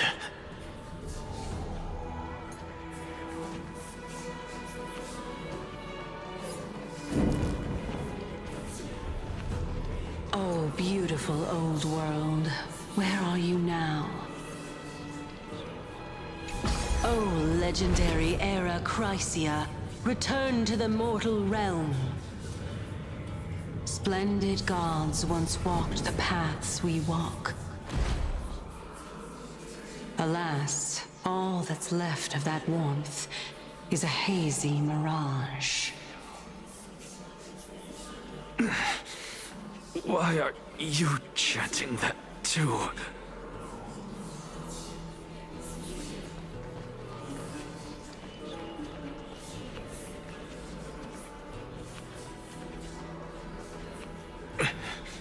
We're here, finally. So, I don't get to ask the Titan my question, but all of you make for a pleasant surprise, nonetheless. Very well then. Let me uncover the truth for myself. Did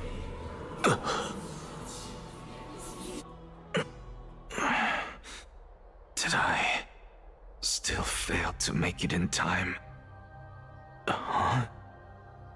So, I'm back here again. This is... I can hear it. I hear it from the depths of the tides, behind the closed doors of the void world. A voice ready to tell me something. This time, the voice is a lot clearer than before.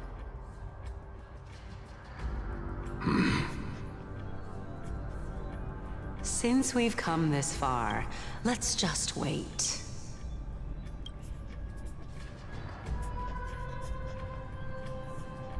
Lord Nias and Miss Calypso, are you both here to visit Chaos too? Yes, and we've been waiting for quite some time now. Regrettably, he hasn't answered us. The worst-case scenario is that he's already been overwhelmed and crushed by the world-bearing burden. You're overthinking, Lord Nias. I can still sense Chaos' soul in the area. And besides, we both know Chaos' nature. A deliverer like him wouldn't fall so readily, much less give up on all that he holds dear. Isn't that so?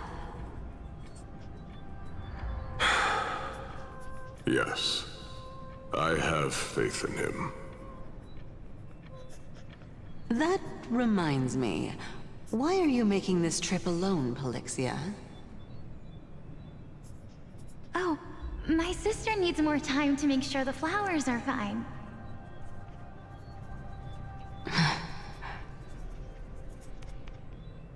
Such a pity. Both of you have hearts kinder than anyone else. Yet you are born only to take over Thanatos' divinity.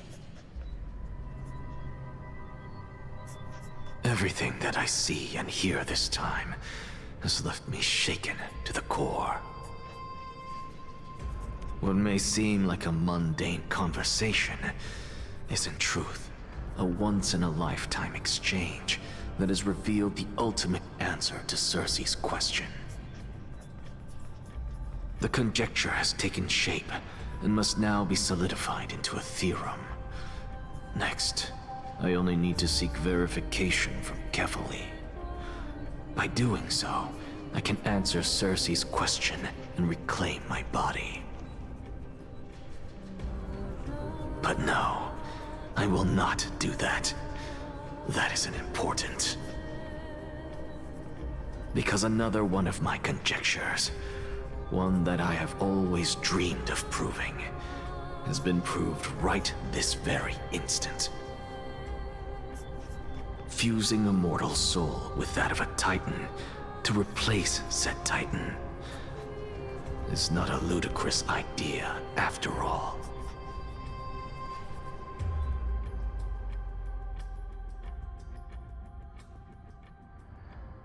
What are you thinking about?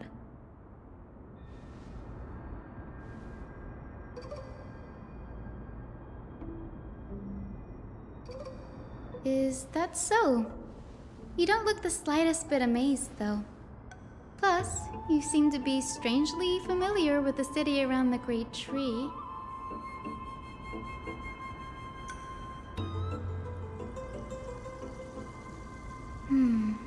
Events of the past, huh?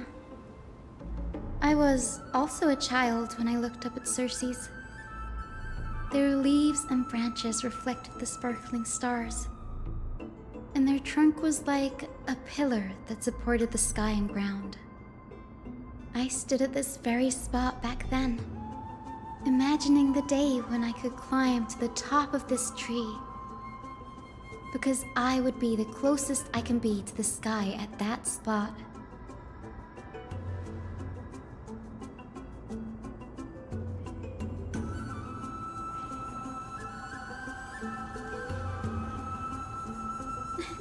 Don't read too much into it. I mean, can mortals even hope to reach Aquila's realm? They're a strict and draconian god, nothing like Circe's. Reason is willing to share what is theirs with others, but Sky only expects people to revere them. You get what I'm saying, right, Denny? After all, the titan that imprisoned you and Grey here in Amphorius is none other than Aquila themselves.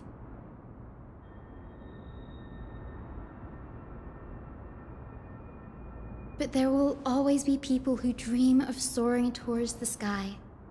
The Grove has a wealth of research on Aquila, and that is exactly what we are here for. It's just, I never thought Grey would meet with something like that before we set off. As a physician, I should have been there by his side.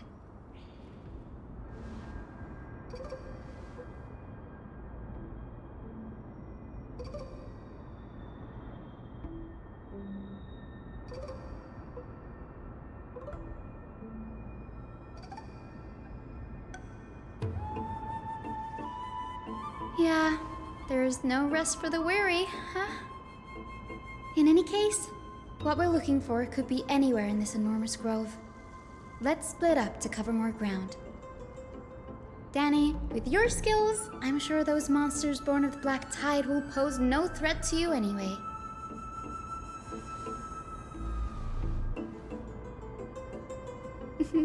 Have you forgotten that you're talking to the chief physician of the Twilight Courtyard? Have more faith in me. I'll be just fine.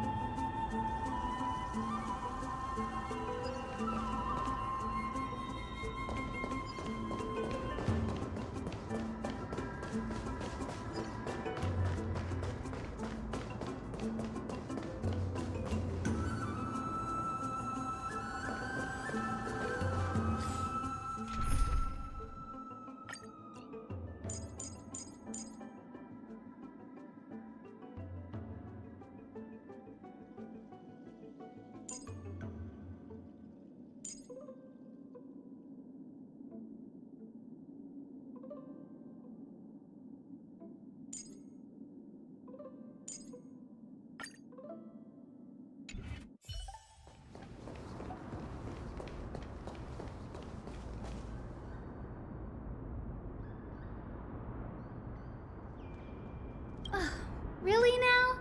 This is way more trouble than I could have asked for. Or you could sit back and watch.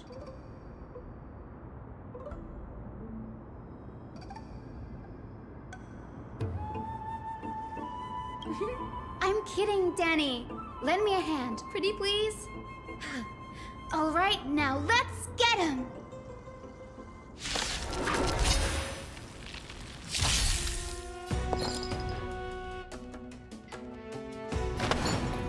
Unite our goals. In the mood for another beating? Slice like my friends? Indulge yourselves! There's more to life, eternal.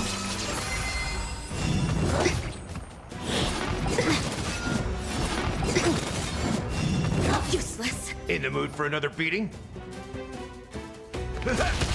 No holding back. Clouds scattered. Evil leave at once, girl. Pay. Dreams of a past life. Let us dance once more.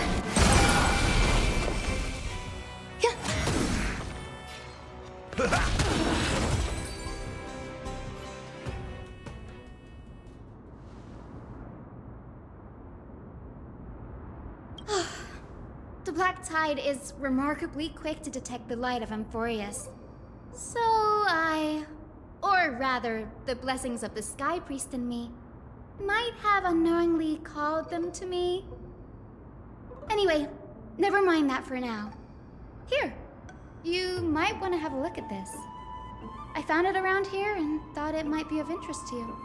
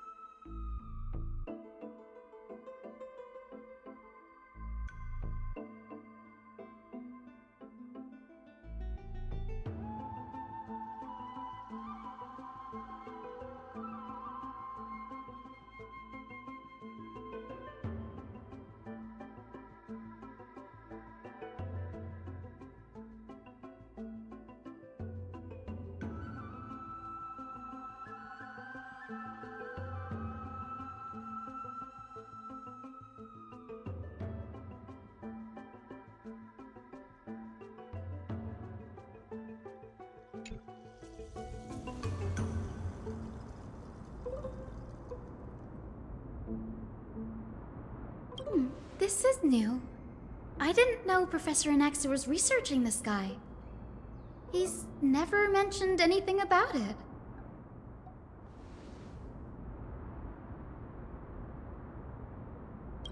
Might is an understatement. Anaxa has never been one to venerate the gods, nor has he ever found it within himself to put any faith in the prophecy.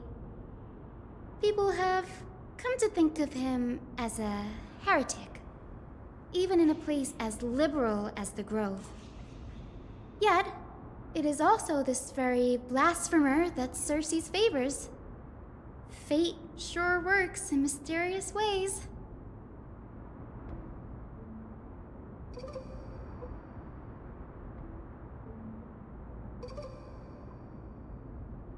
Oh, let me have a look.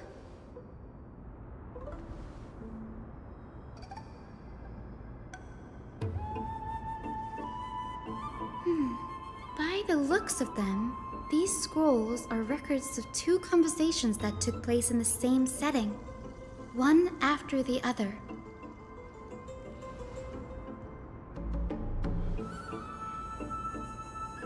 Sure, go ahead. The Grove of Epiphany is home to 7 schools of thought. While all 7 schools are founded on the ideologies of Thalesis, the first scholar, each is unique in its own way. Among them, the Venerationists revere and worship the Titans the most. As the sage of the Venerationists, Euthyphro has always been at loggerheads with Anaxa. If we were to place the 7 sages on the scales of Talanton, Anaxa and Euthyphro would be placed on opposite sides to achieve balance.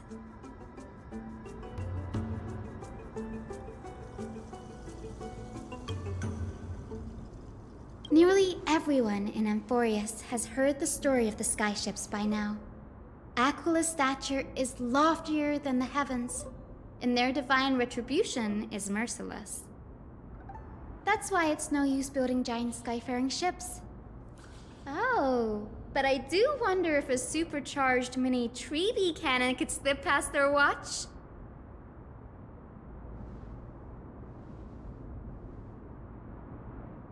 Newsporists primarily study the application of alchemy in soul repair. Everyone considers Anaxa a blasphemer, but that has never stopped him from sharing his ideas, no matter how taboo. If you must say that he's hiding something, then it's likely what lies beneath his eye patch. Newsporus primarily everyone considers Anaxa a blasphemer, but that has never stopped him from sharing his ideas, no matter how taboo. If you must say that he's hiding something, then it's likely what lies beneath his eye patch. Anaxa often says that every failure brings us one step closer to the truth. Perhaps, to him, the crash of the skyship carries a different interpretation. The firmament is not impenetrable. On the contrary, it was precisely because the skyship represented the first step toward breaking free from the shackles of the Earth that it provoked the wrath of the Sky Titan and brought divine punishment upon itself. It's a shame that the majority of the Grove's research on Aquila was headed by the Venerationists, with sacrificial rituals making up a predominant part of their findings. Discourse about more esoteric subject matters in relation to Aquila dwindled even further after the skyship incident. So much so that even the scroll is completely new to me.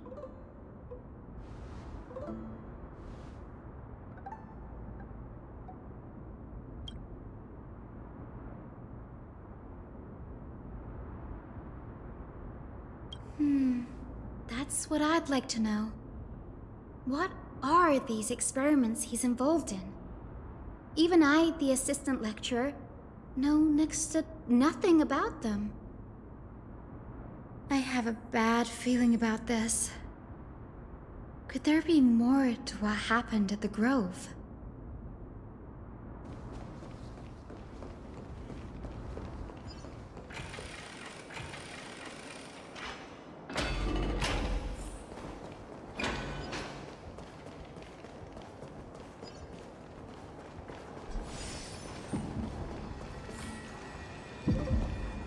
This is the Library of Philia, a place where the Grove stores its collection of tomes. Other than books written by the 7 schools, you can also find philosophical texts, ballads, and religious writings from the Outlands here. Cities that desire to learn from the Grove were apparently expected to contribute knowledge of equal value to what they sought. We've had more than our fair share of hilarious episodes over the years. For instance, it's said that the Erythrocheramists once borrowed a manuscript from a certain author, but ended up returning a copy instead of the original. What's more, the original manuscript was supposedly then hidden here.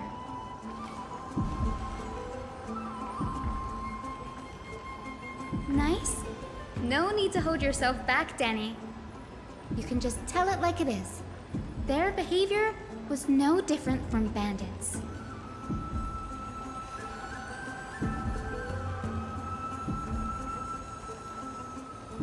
Whew. You've got me there. Some said you couldn't even find a dictionary in Castrum Kremnos, so I guess they were spared.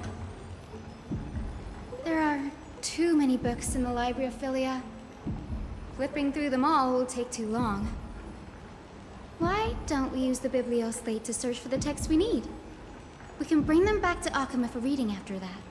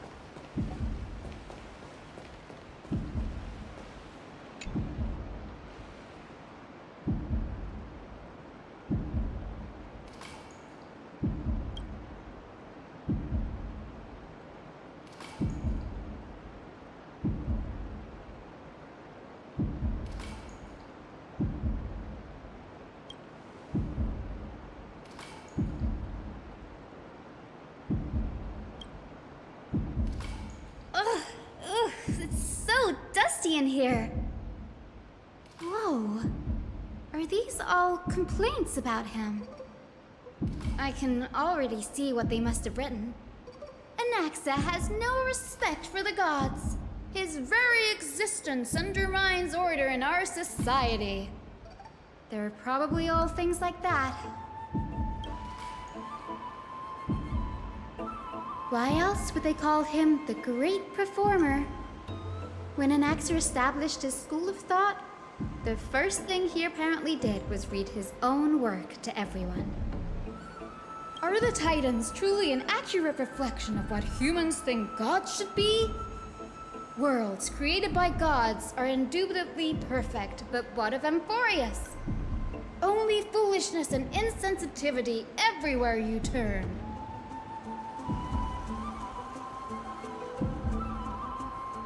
They marched him straight to the seat of judgment before he could finish. Though what he took on in the end was more of a debate than an actual trial. He had to address every one of the scholar's allegations, or face expulsion from the Grove. The first allegation was... Do you agree that since the Titans created the heavens and earth, so the mountains, rivers, and seas must likewise be their creations?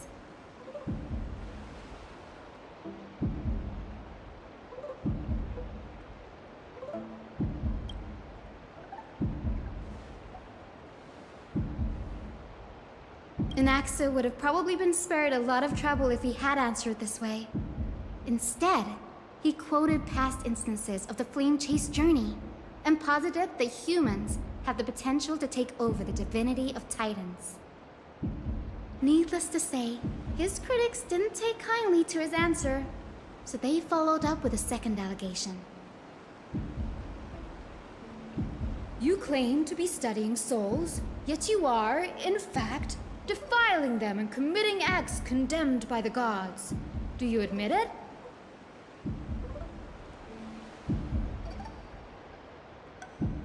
Anaxa always wears an eye patch, never removing it, even when alone. Some say he used one of his eyes as an alchemical ingredient. Every being in the world owes their safekeeping to Kifili, and this is even more so for the Chrysos heirs who have divine blood coursing through them. If he has really done something of that nature, then it'd indeed be sacrilegious. Thankfully, they had no way to prove it, so it amounted to nothing more than an allegation in the end. One by one, Anaxa engaged in wars of words against those who would challenge him. Toward the end, a scholar asked him, Anaxagoras, have you any respect for the gods? It was only after a brief silence that he answered, I have never denied that Titans are meant to be noble constructs.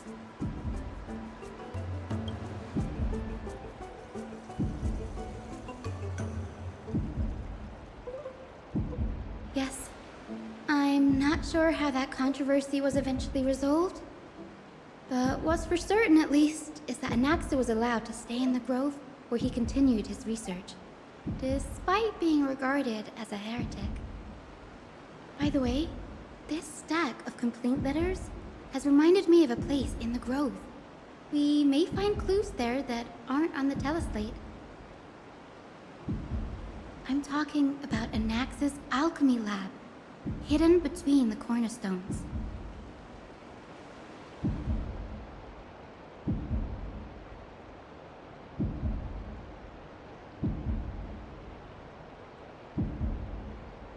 It's a well-kept secret. Among the 7 sages, excluding the nominal chief sage, each has a private sanctuary where they can conduct research undisturbed in their free time. Even the administrators of the Library of Philia are restricted from accessing those places and documenting the sage's research. But with the Grove in this state, I'm sure Anaxa won't be mad even if we sneak into the lab for a short while, right?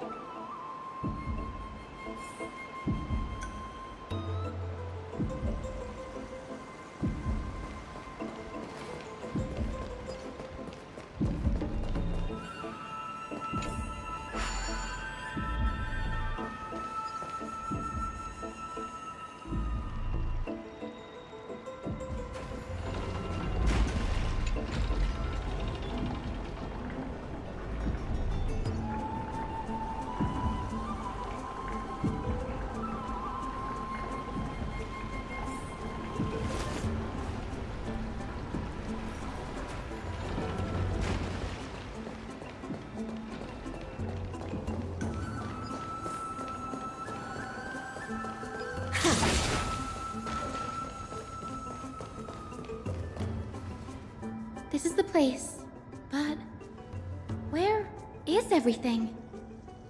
Materials for alchemical experiments, matrix diagrams, and even the seal to the lab. They're all gone. Did the black tide destroy it all?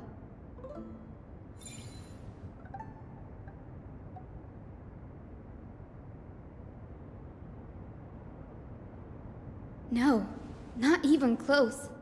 Not only are alchemy experiments high-risk activities, but Professor Anaxa also has a penchant for using bizarre materials. Students often saw him walk in looking right as rain, but come out covered in soot with his hair singed. Naturally, no one dared to come near this place. Huh? That bookshelf over there seems to be the only thing still intact.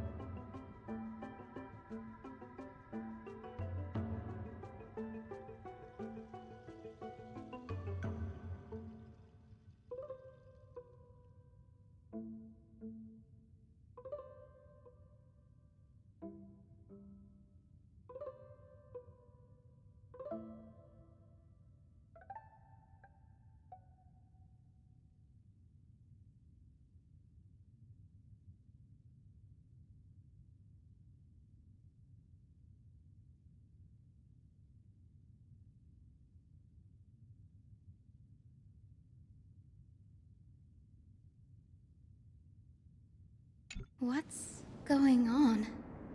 Anaxa is conducting research on our friends in Alchema and... me?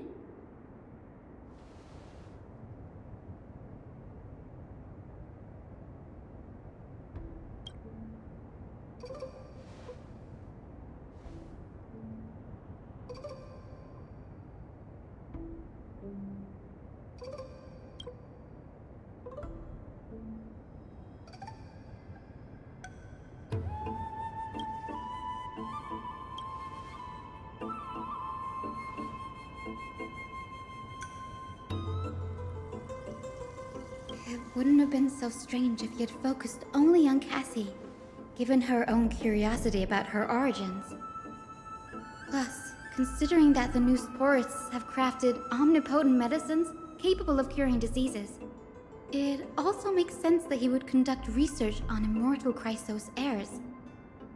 But now, it seems Anaxa's objective was never to create medicine, but to identify the origin of the golden blood and figure out its inner workings.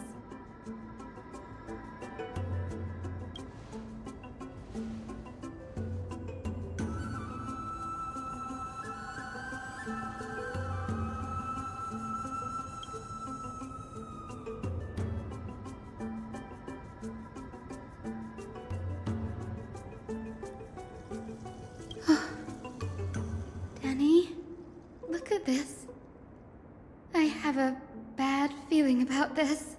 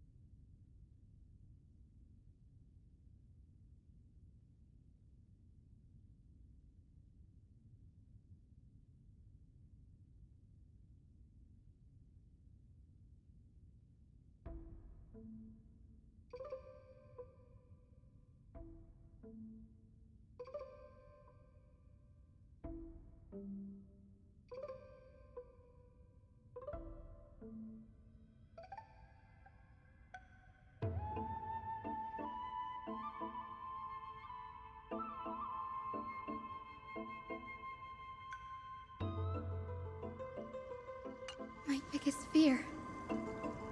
It's come true. After going through his notes, I think I can piece it all together now.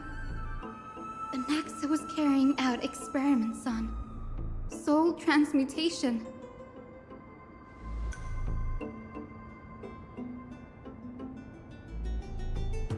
Yes, this is what he was secretly conducting research on. Something he had to keep hidden from others. Compared to his public speeches, this is the real blasphemy. Oh, I just thought of something. Do you remember when the Black Tide was approaching? The Grove had planned to send Cersei's core flame to a safe place. But an accident happened along the way, and Anaxa lost his life in the process?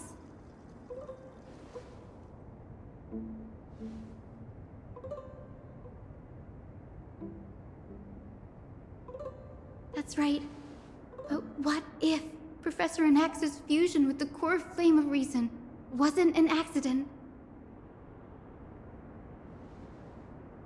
Put yourself in his shoes. Knowing that the Black Tide was closing in and your time was running out, what would you have done?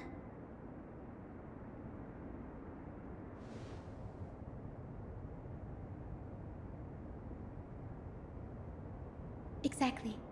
When the Black Tide came, the true reason Anaxa headed to the Luminary Throne was to transmute and fuse himself with the Titan's core flame. No. Judging from how he reacted after the event, the results came as a surprise. Maybe he failed to consider the possibility that Cersei's would make a similar decision. The manuscripts detailing all the alchemical formulae have been taken away. His research is still ongoing.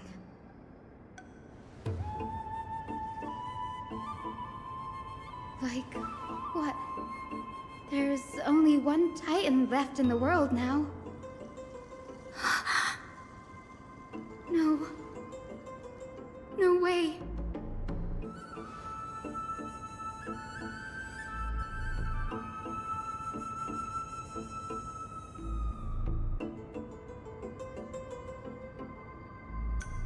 He's after Kefali.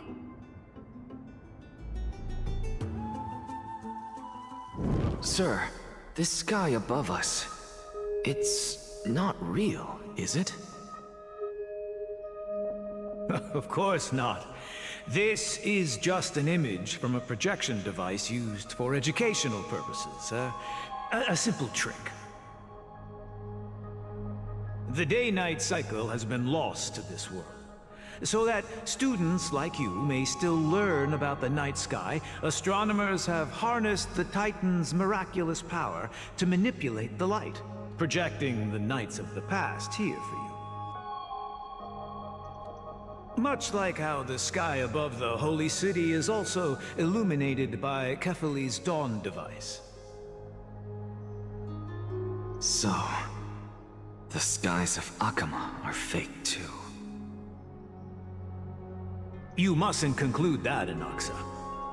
You should know that only a child would expose a trick and be proud of it. Often people know more than they let on. They simply choose to feign ignorance because they have no other choice. Then they're just deluding themselves. People believe in Kefali's tale of Genesis, accepting wholesale whatever the priests preach. But we're different. We've already walked out of the firelit cave of ignorance.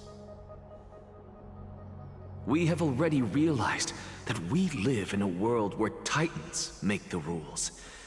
Even when we look at the sky, we're only seeing what they allow us to see. rather than gazing at this mockery of a night sky fabricated by them for the rest of my life. Why shouldn't I be the one to take control of the projection device instead? So much time has passed since you sowed the seeds of doubt in my heart, child.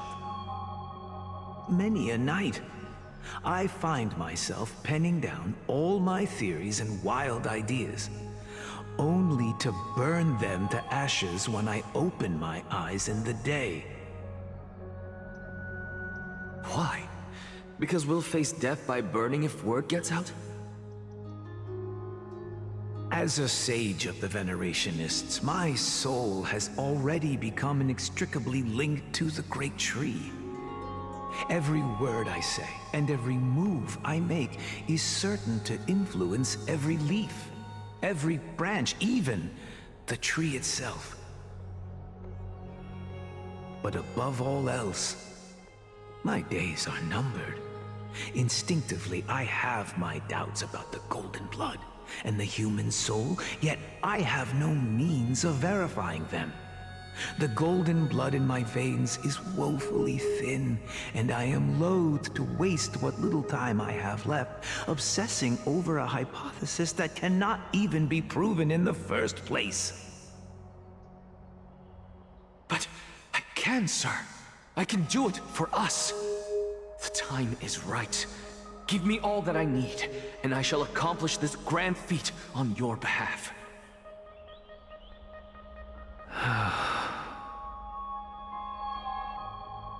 You're right. I shall do just that. In the next meeting of the sages, I will spare no efforts fighting for the rights you deserve. Go. Establish your own school of thought. Find out what we are. Become the one who conquers the ultimate truths of the world. Child of humanity. You didn't go to such lengths for an audience with Kefali. Just ask him a few questions, did you? So, you figured it out. If I were as foolish as a Dromus, perhaps I'd throw myself down and prostrate before their greatness, begging for the gods' prophetic wisdom. Well, sorry to disappoint, but I'm no Dromus. Alas, I am a human, standing tall on 2 feet, possessing both intellect and pride. Before such power, does it make any difference whether you're a human or a Dromus? I'm sure you're familiar with the story of the Styxians. When the raging waves threatened to swallow them, they didn't just give up and become sitting ducks. No. They constructed a dam that kept the roaring tide at bay, chaining down the mad Fagusa. They call me a blasphemer, Circes. But that doesn't mean I deny the existence of gods. It's just, as I see it, Titans are simply a force that mankind has yet to find a way to tame. Oh? If power that rivals the Titans is what you crave, why not conform to the prophecy and brave the trial? Why stop at harnessing the power of the Titans when I can do so much more? The source of life is what I wish to grasp, to understand what makes up the soul, and to learn what we really are. Thanks to you, I've had the chance to personally verify, in more ways than one, that the soul indeed ceases to exist in death. But where there is death, there is life. And where there is an end, there must also be a beginning. How then is a soul born? That was the only unknown variable left in my calculations. And by the sound of it, you have already formed a conjecture. No. I have already drawn a conclusion. In my journey unto death just now, I finally saw the answer with my own eyes. Professor Anaxa, I'm here. His life hangs by a thread. I must ask you to refrain from taking any unnecessary steps. Of course. I'll bring this to a conclusive end, and give you the answer you so desire. However, in accordance with the principle of equivalent exchange, I must also demand from you what I need. As you wish. Don't you care to know what the price might be? It's a matter of uncovering the truth about the Death Titan and his survival. This may be the only time I can ever save someone's life. There is no need for me to think twice. I see. In that case, let the show begin. Indulge me. Am I correct to say that you intend to prove Thanatos' whereabouts and prove the nature of our existence now? Before I begin, I must confess I had been stuck in a cognitive trap all this time. As unrelated as these two propositions may seem at first glance, they are in fact logical equivalents. They are merely two different ways of telling us about what the soul is at its core. The reason I say this is as I've mentioned earlier. The answer was hidden in my journey unto death. Anaxa, you were in the Netherrealm?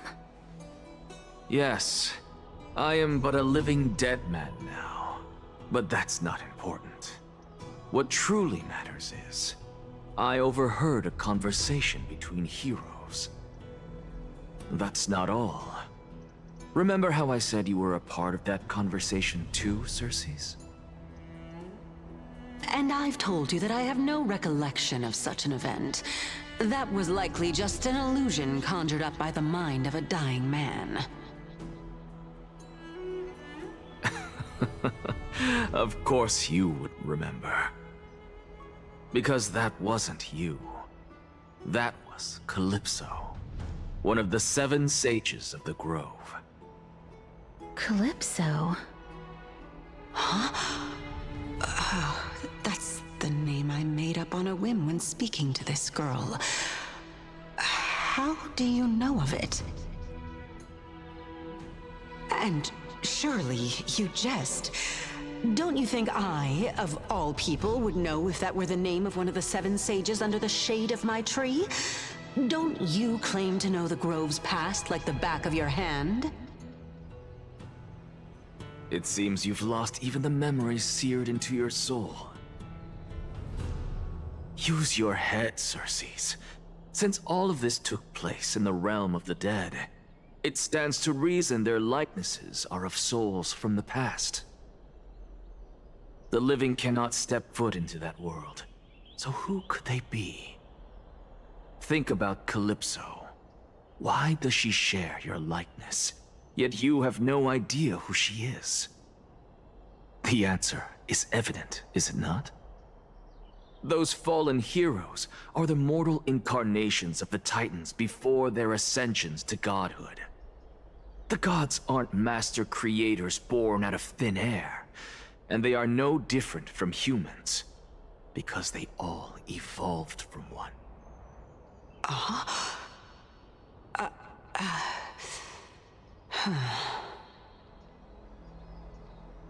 Does this answer disappoint you? Yes, because you've answered nothing. If I truly was once human, as you claim, then where do the children of humanity come from? even on the off chance that you speak the truth, this brings us no closer to grasping Thanatos' whereabouts. How are we to find them? I knew you would say that. But it matters not. I know what I'm doing. Actually, why don't we have this supreme being standing before us tell us everything? You can revive a Titan? Humans cannot return from the dead. Neither can gods. But all we need to do is look at this from a different perspective, and the problem will resolve itself. The solution is simple. Just like what you did to me. If I'm reborn as Kefali, I can rebuild the world and all within it as they once did. Simple, is it not?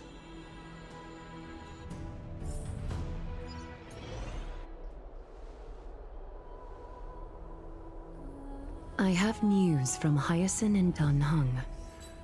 Anaxa might be trying to do something with Kefali's divine body. Kefali? But what could Anaxa want? Is the Council of Elders going to sit around and let such a sacrilegious act unfold? That is not possible. He is indeed the great performer, capable of fooling anyone and everyone with his tricks. I'm sorry. No need for guilt, for this is good news to us. The Council of Elders has found themselves a traitorous ally. Anaxa's ambitious desires will be something we can exploit. What we should be doing now is to keep our eyes peeled for whichever trickery Kainis is up to, and react accordingly to thwart her plans. Being Akima's political center, the Demigod Council holds just as much significance as the Vortex of Genesis. Someday, after my duty is over, this site will take the place of the battlefield where you hunt gods, become the next challenge you ought to overcome. Till then, it's best to get used to this place as soon as possible.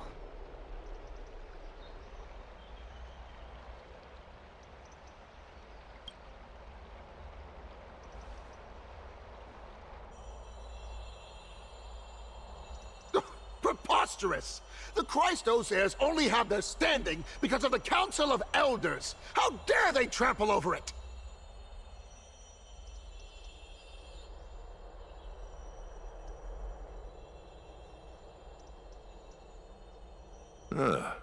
It's been a while.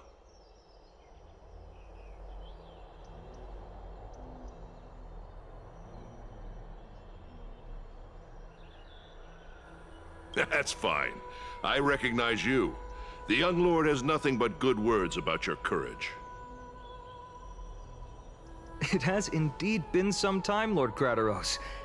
What brings you here in such haste? Shh. Keep it down. Be more vigilant. See those duplicitous dogs over there? They do the dirty work for Kainis.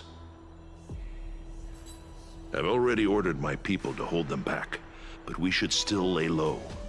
Unless you're itching for a bloody fight to get a workout in.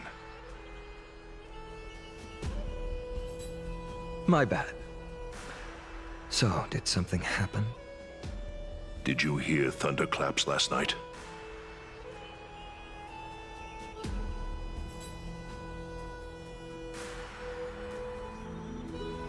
Thunderclaps are beacon signals of strife. They are a message from the young lord. He threw a spear bearing several words at Akama. Watch out. The Flame Reaver is back. I guessed as much. We didn't actually kill them back at the Kremnos Arena.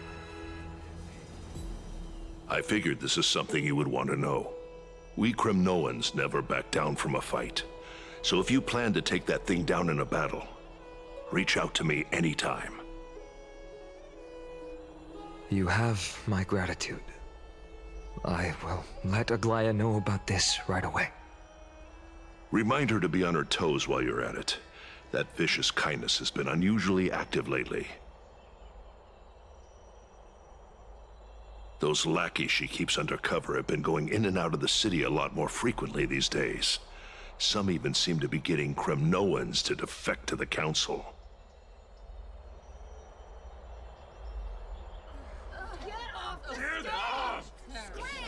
How dare you! Don't place that!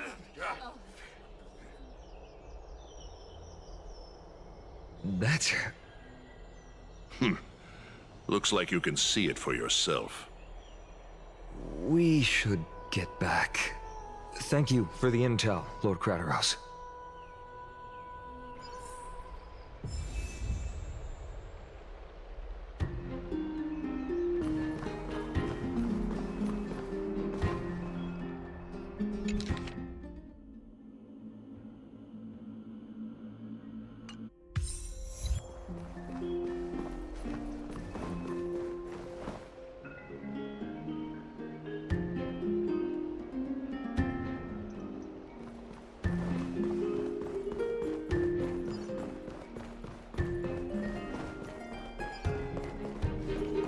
Here.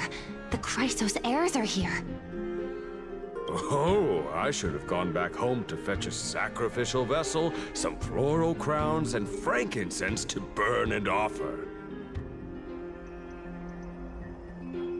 Oh, Titans! Please, forgive these arrogant and self-conceited heroes!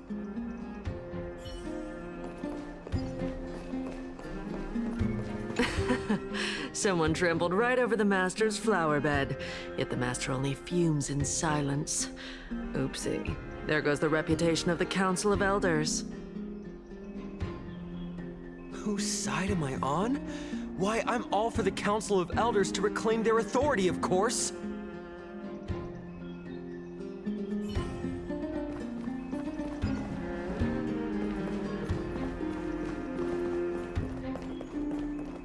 By Catherly into Lenten above, as the Theoros I have observed. Virtuous citizens of Akamon, fine Navides, Elysiae, and the Outlander are heading toward us.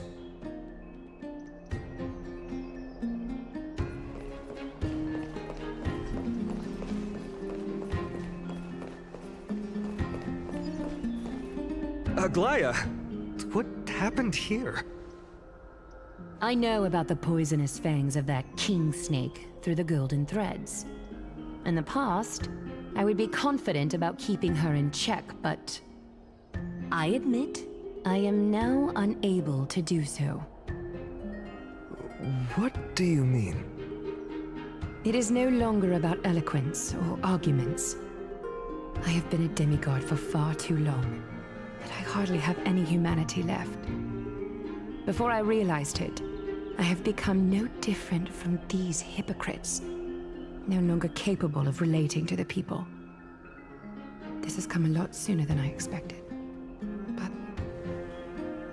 perhaps it is time.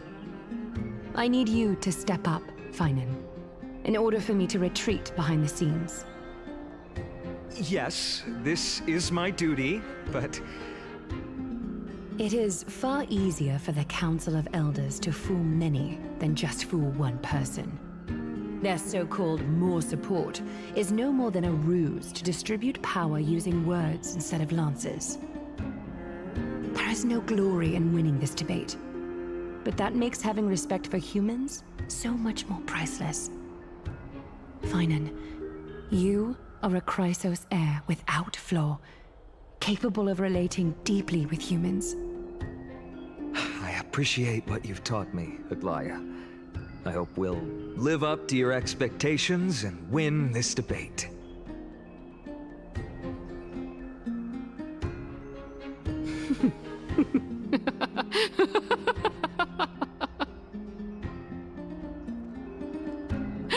Oh, you've done well, Lord Calictus. Let me take over and personally close this debate for today. Dear Dearest counselors, let it be known that I sorely miss the blissful times portrayed in lyrical poems. Back then, Amphorius was home to nearly 1,000 cities, each with their own local faith, while gods walked the earth and shared close bonds with humans. Yet, in the present, people from all over are forced to leave their homeland to seek refuge in the holy city, where they hope to rest under Kethali's protection. All of us have long been in the same boat, with no way out of this plight. We didn't have a choice in the past, but now, the Council of Elders brings to the table a new possibility. All I have left is one question for you. Would you rather strive toward the unheard of Era Nova, or return to the prosperous Era Chrysia of our past? Make your choice. Now, which of the two would lead mortals to an ideal future?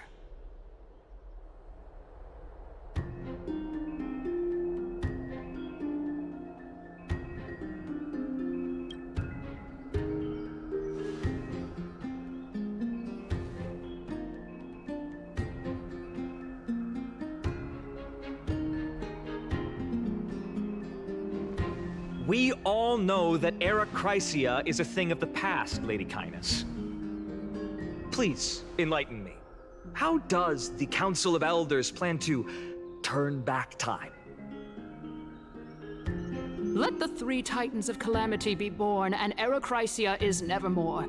But bring demise to those Titans, and Era Chrysia will descend upon us again.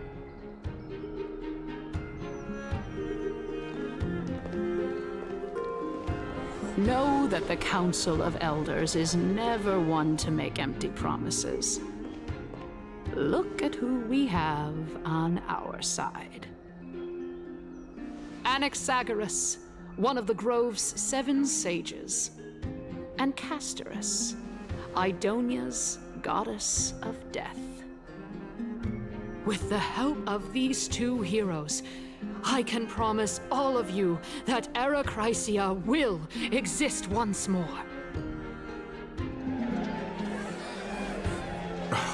Aren't they Chrysos heirs? They're supporting the Council of Elders instead? It's clear from the start that these heroes do not get along well in their group. All the more proof that Aglaia isn't fit to speak on behalf of every Chrysos heir. I am in favor of Era Chrysia. Era Chrysia! Era Chrysia! Era Chrysia! Era Chrysia! Era Chrysia! Era Chrysia! Era Chrysia!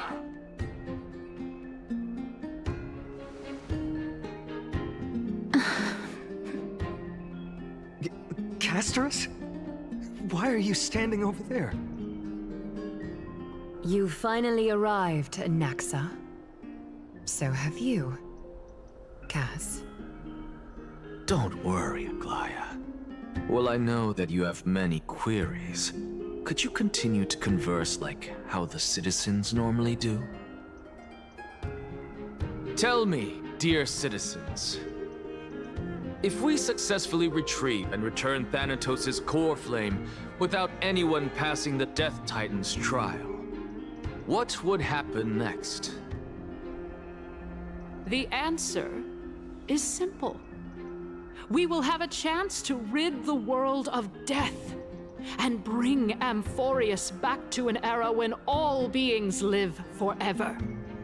We'll usher in a new future that will be entirely different from the Flame Chase journey. He's one of the 7 sages. That's impossible. I really don't believe Your proposal is much too idealistic. As long as the Black Tide still exists, how can we go back to the old days? Remember what I previously said? Kefali's core flame is guarded by the secret power of the Council of Elders. Plus, Fagusa's water curtain will be able to block out any external perceptions. Tell me, dear citizens, have any of you ever seen even a glimpse of the threat that this person is talking about anywhere within the walls of this majestic holy city?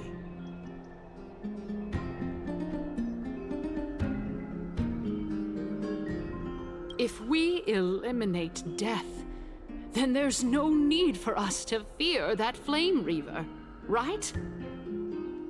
Citizens, let's loudly sing the blessed hymn. Oh, beautiful old world, where are you now? Oh, legendary Erechrysia, return to the mortal realm! After the destruction of the 3 Titans of Calamity, the Flame Chase journey will have to end. Erechrysia! Yes! Yes! It has to end! It has to end! It has to end! It has to end! This is bad. The masses are now totally riled up. Anaxa, pray tell. Everything that you've mentioned hinges on the premise that we can find Thanatos' existence, right? Thank you, Lady Aglaya, for still caring about this city. However, dear citizens, we are truly fortunate and blessed. For Castorus, Idonia's goddess of death, will surely find Thanatos under my guidance. What? With that, I solemnly promise that the core flame Lady Castorus brings back will be personally managed by the Council of Elders. Thereafter, if we are able to garner the support of all of you at the Citizens' Assembly, we shall spare no effort in ensuring that the Erechrysia will return to our world once again.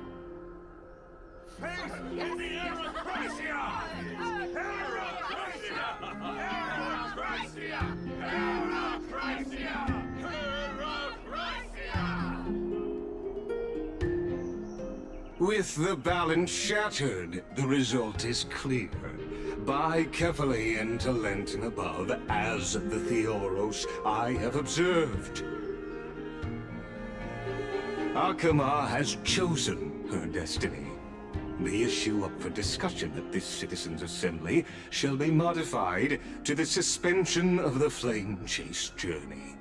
This resolution shall be put up on the Wall of Heroes, such that all citizens are aware of the city's way forward.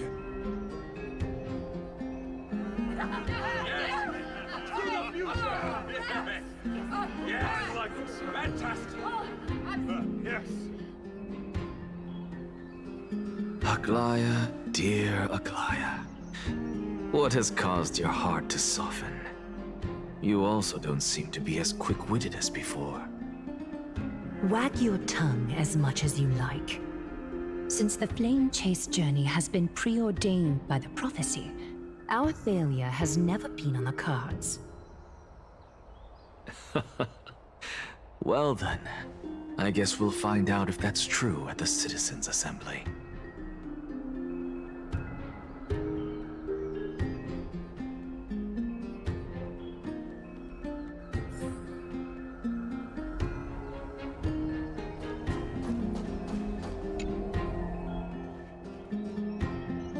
Well, it seems that when I sent you to look for Anaxa, I unintentionally facilitated your partnership with him instead.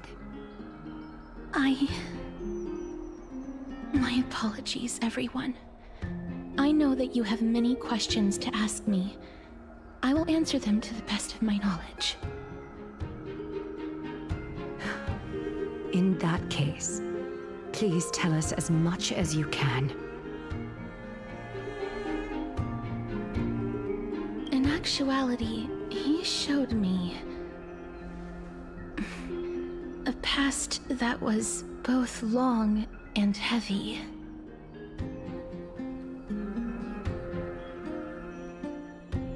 The reason I say this is as I've mentioned earlier. The answer was hidden in my journey unto death. Naxa, you were in the Netherrealm? Yes, I am but a living dead man now. But that's not important. What truly matters is, I overheard a conversation between heroes.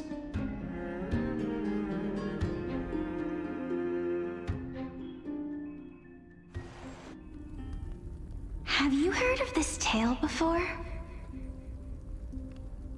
A tale about the ocean god's treasured pearl, our hometown.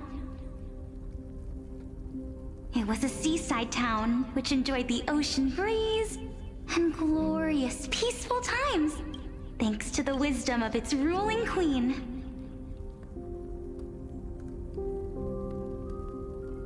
Until one day, an evil dragon descended upon the town. Its wings were large enough to blot out the sun, while its claws were sharp enough to rip the waves apart. It barged into the tall tower and devoured the queen's beloved daughter. It even settled itself in her bedroom, like a tyrant king. The queen assembled 300 warriors who managed to subdue the evil dragon by chaining it up. However, when the queen slit open the dragon's belly, she realized that the princess had long since been digested, and all that was left of her was a pile of bones. Devastated, the queen wept for several days. It was then that a devious, smooth-talking scholar arrived at the palace and suggested that the princess could be revived through the use of dragon bone and dragon blood. That liar called this process the secret art of alchemy. The princess was reborn! The queen was overjoyed, blissfully unaware that the evil dragon's soul still lurked within the princess's body. As revenge, the evil dragon swallowed the poor queen, the glib liar, the courageous warriors, and all of the town's innocent civilians in a single gulp. Worse still, the souls of the deceased refused entry to the Netherrealm because they were filled with regret. Forced to roam the mortal realm, these resentful souls ultimately converged into a river of souls that would not retreat for a long time. The terrifying death had consumed all. Thereafter, our hometown fell into ruin as well. Until...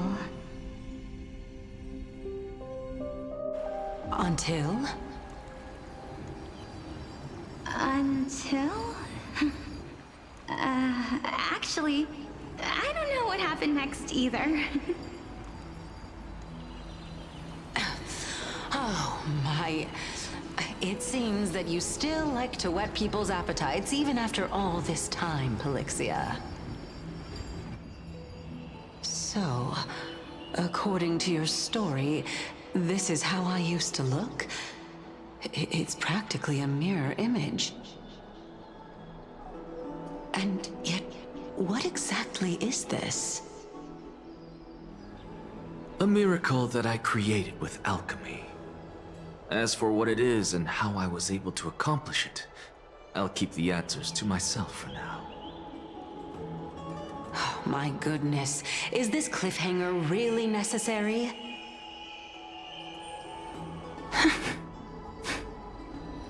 Quiet, Titan. Continue to enjoy this splendid play, and the truth will naturally reveal itself. Dragon, huh? I've heard this legend before. In that case, what do you think of it? I think that this so-called alchemy was a tenuous analogy added to the story by future generations. After all, you've never heard of a tradition of alchemy in your hometown before, have you? Indeed. Before I left home to pursue my education, I never even knew that anybody was looking into this area of study. Therefore, we can just treat this tale as a fable told to young children.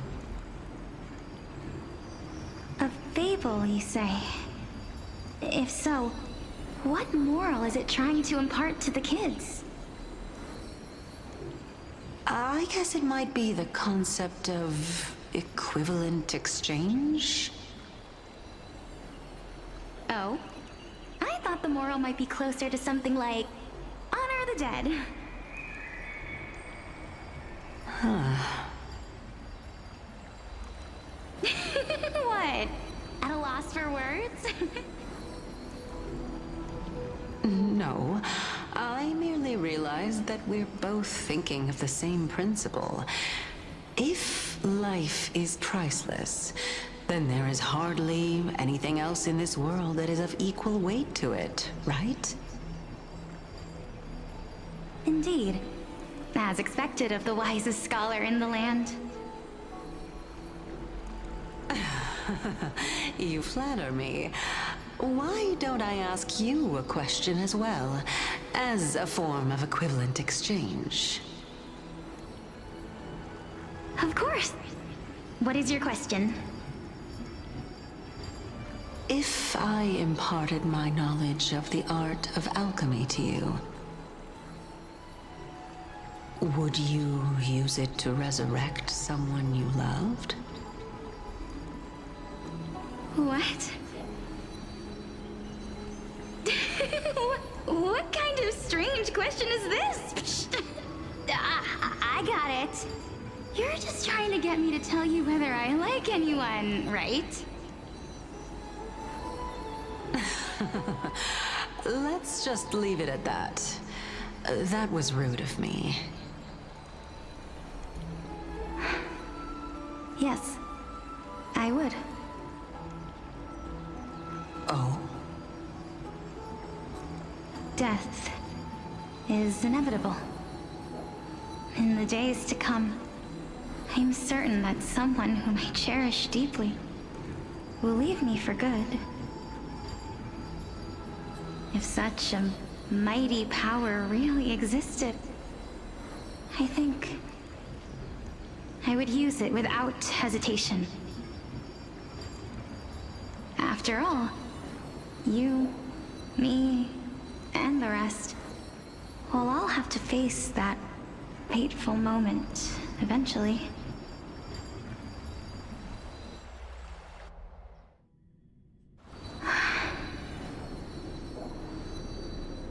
My time is finally here. However, perhaps because of my firm belief in the immeasurable value of life,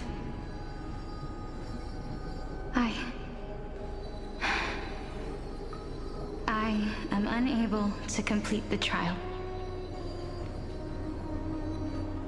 You shall wither, and through that, the dead will sprout again from the remains, and be reborn with the dead flame.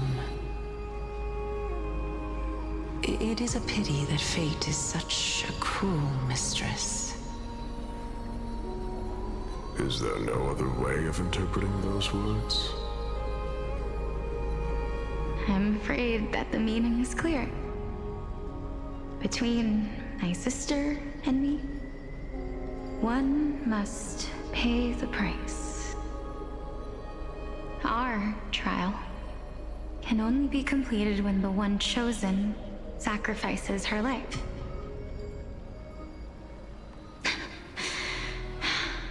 I'm afraid that the prophecy might even have selected a pair of twins for this exact purpose. Fortune makes fools of us all. My sister is prepared to sacrifice herself. And yet, I can't do the same. How absurd. My time is almost up, but I'm still afraid to welcome death. What should we do? If I'm ultimately not able to make up my mind...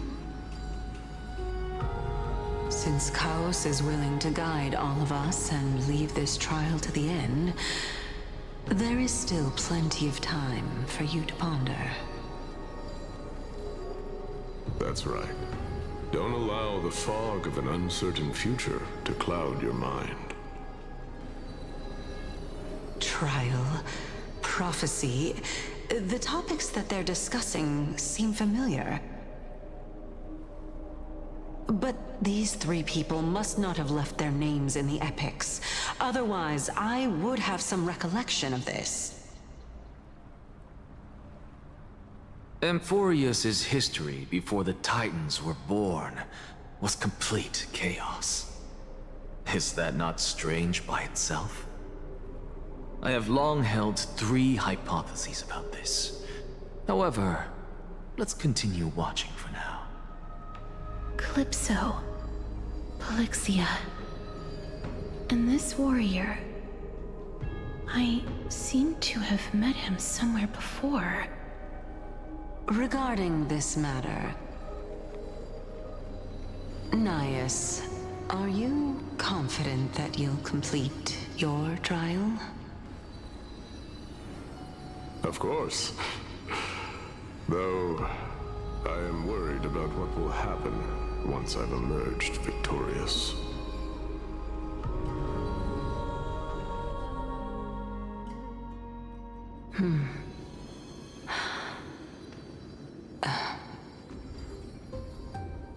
Looks like you have made up your mind.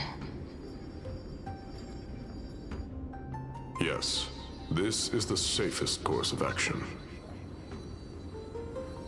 Completely separating courage, honor, tenacity, sacrifice, and reason.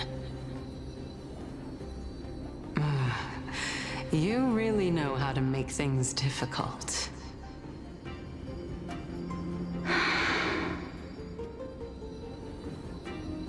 Please, young lady, witness my fall and demise. Lady Calypso, you shall host the soul-rending ceremony. I do not understand. Why would you dare to sacrifice yourself for a future that you won't get to witness? Because this is our destiny. The power that resides within me is so intense that I will one day be engulfed by it.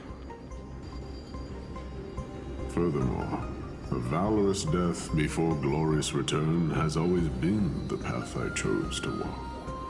A journey I began long ago. If your sister or Chaos were in my position, I believe they would make the same choice as well.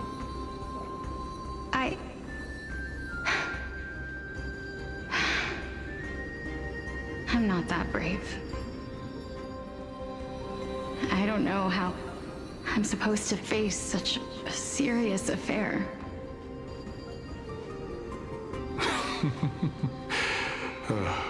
Despite being Death's chosen one, it seems you still don't know how to face it. Let's chat, young lady. Perhaps I shouldn't end my journey so hastily. Since there's still time, I'm not worried about letting fate wait a little longer. Of course. This warrior is Lord Nias.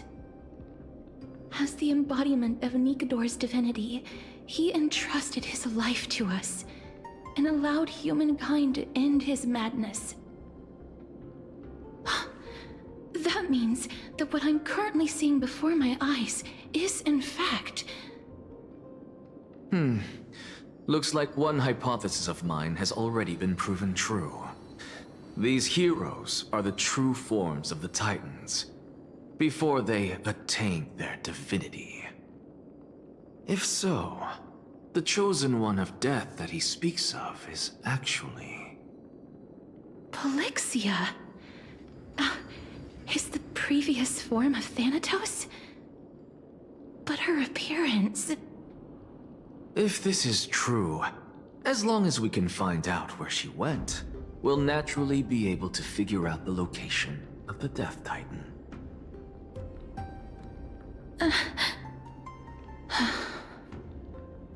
But before that, we first need to witness what ultimately happened to Lord Anaias.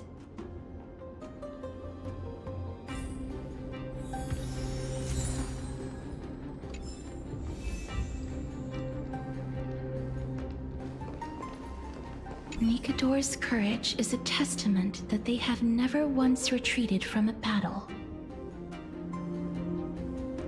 I've heard that these words are still engraved in Castrum Kremnos even today. It didn't occur to me that they were actually part of an alchemical formula.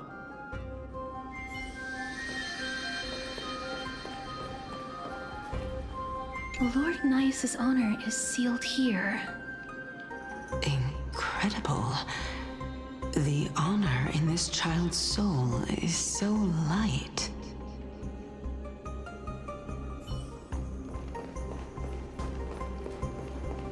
I believe that his tenacity is sealed within this statue. Before we fought Nikador, we also released it from the stone statue.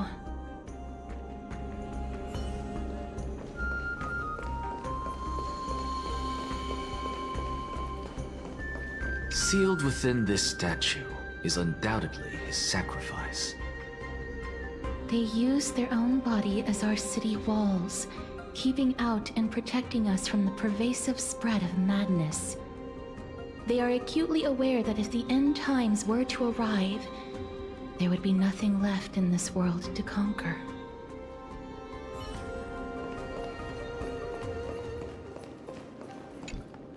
Honor, courage, tenacity, sacrifice. And finally, the only thing that remains, his reason. Cheer up, young lady. There is no need to shed tears over a glorious death. All farewells in this world are sorrowful, Lord Anaias. No, young lady. As a warrior, I have witnessed too many bitter deaths. But now, all I feel is peace. I did not know until this moment that mortals could live their lives in such a way. Although only a sliver of your soul remains, you remain so optimistic. Or maybe the truth is that you aren't able to feel sorrow anymore. To be honest, I don't know either. But I am certain of one thing. This is not an acceptance of death nor apathy toward it. It's not even a feeling of despair. I am just enjoying what remains of my life to the fullest. Enjoying? Indeed. Along this journey that we've taken together, not only have I changed the world, I myself have also changed in the process. And now I have reached the journey's end.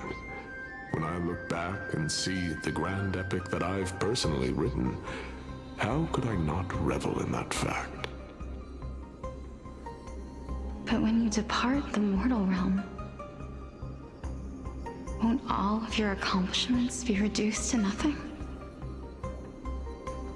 Separation and death are two sides of the same coin. Reconciling this doesn't come easily for a mortal.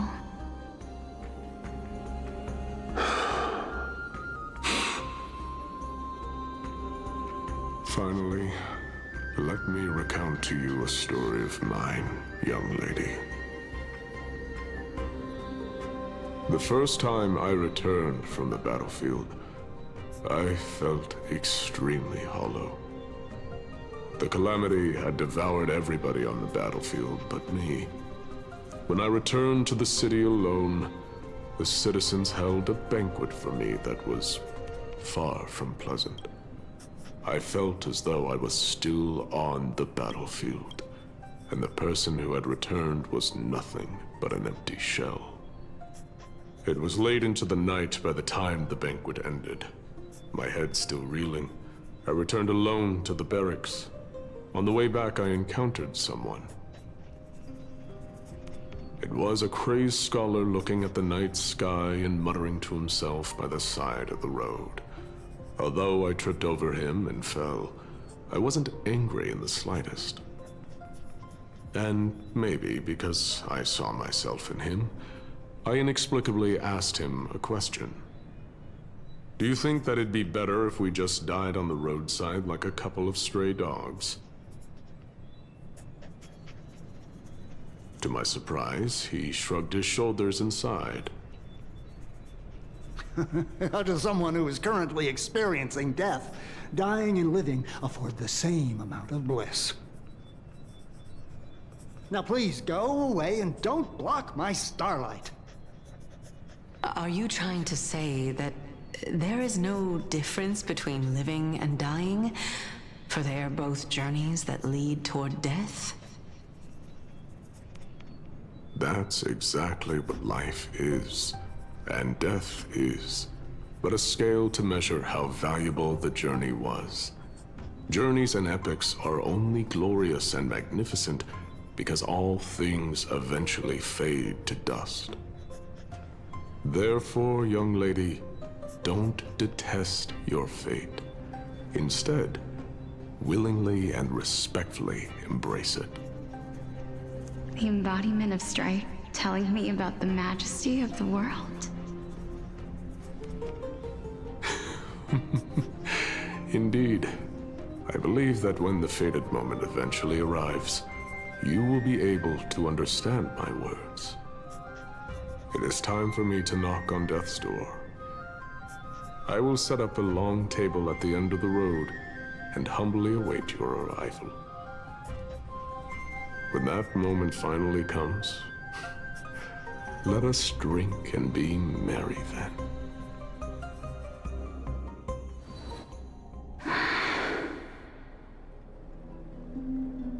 I knew this day would eventually come.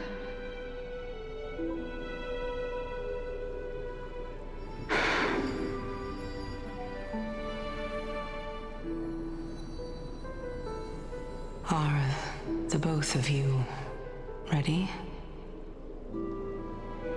Mm-hmm. Elixia. I'm here.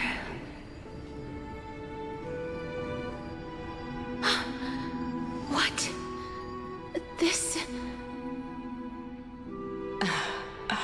This is quite interesting indeed. Is this... Elixia's sister? Is it... me? Now, it's time for us to fulfill our promises.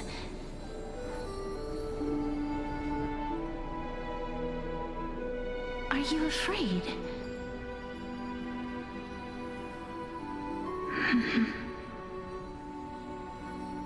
What are you afraid of?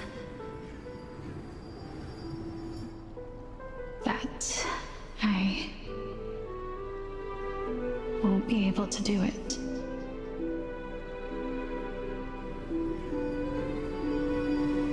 You shall wither, and through that, the dead will sprout again from the remains, and be reborn with the dead flame. As foretold in the prophecy, and according to our vows, once it all ends, we must face our fated moment head-on. Even if it was prophesied, do we have no say in the matter? It's so unfair. Why are we the only ones who are forced into mutual destruction? Let me do it, sister. Let me be death's sacrifice. I was never long for this world anyway. But you're different.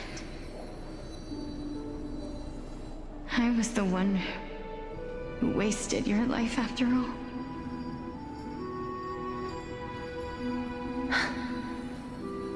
You're wrong, Polixia.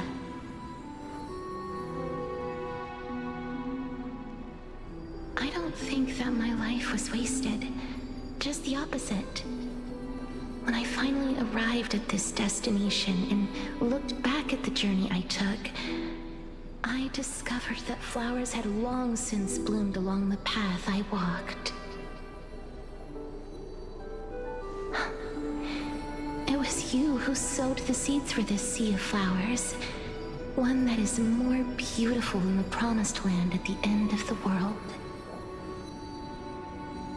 Besides, I have lived a fulfilling life.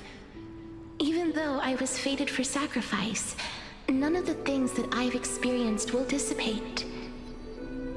Instead, they'll forever live on as memories inside your head. Will they not?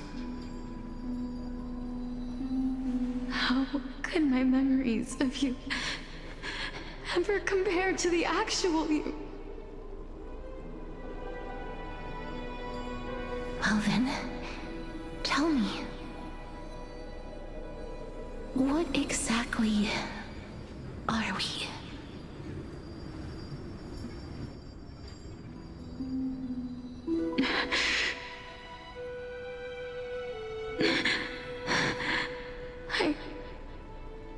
I don't know. I don't know either. But regardless of what the answer is, regardless of how we're shaped by others, or even by this world, ever since we were born, the fact that we existed was predestined, and nothing could erase it. This is why I will always, always be by your side. We're twins, after all.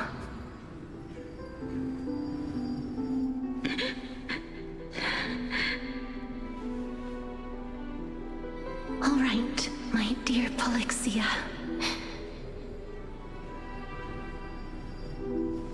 It's time to extract my heart and light the flame of death. After that, use it to plant the first bud in the prophesied new world.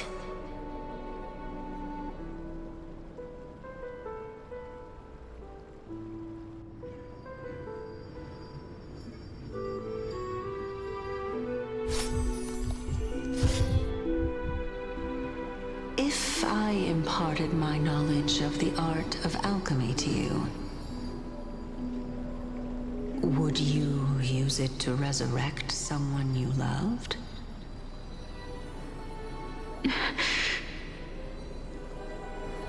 Death is inevitable. In the days to come, I am certain that someone whom I cherish deeply will leave me for good. If such a mighty power really existed, I think I would use it without hesitation. Even now, my answer remains the same. This is why, sister, I promise you, in the prophesied new world, I shall plant the first bud on your behalf. Go now. Return to the ocean god's treasured pearl, our hometown. I shall open wide the entrance to the Netherrealm and grant you a second life. The living beings on this earth shall respond to my call and lead you to the sacred daylight. Remember, do not look back on the land of the dead, and do not stop moving. In the new world promised by the prophecy, march toward your new life. As for the price of our equivalent exchange, let me be the one to pay it.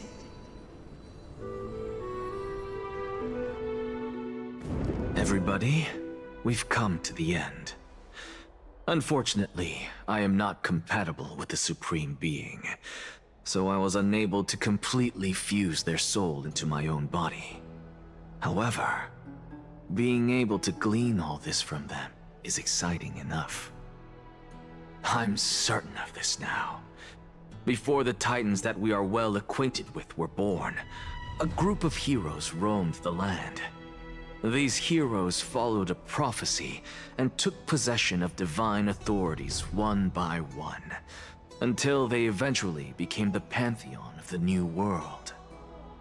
Just like the flame chase journey of today, Amphorius's history is cyclical in nature.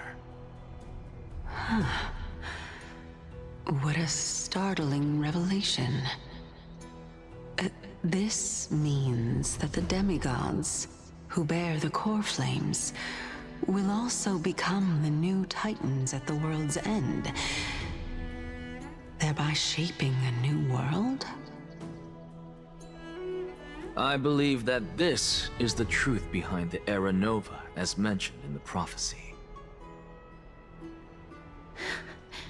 This is utterly unbelievable.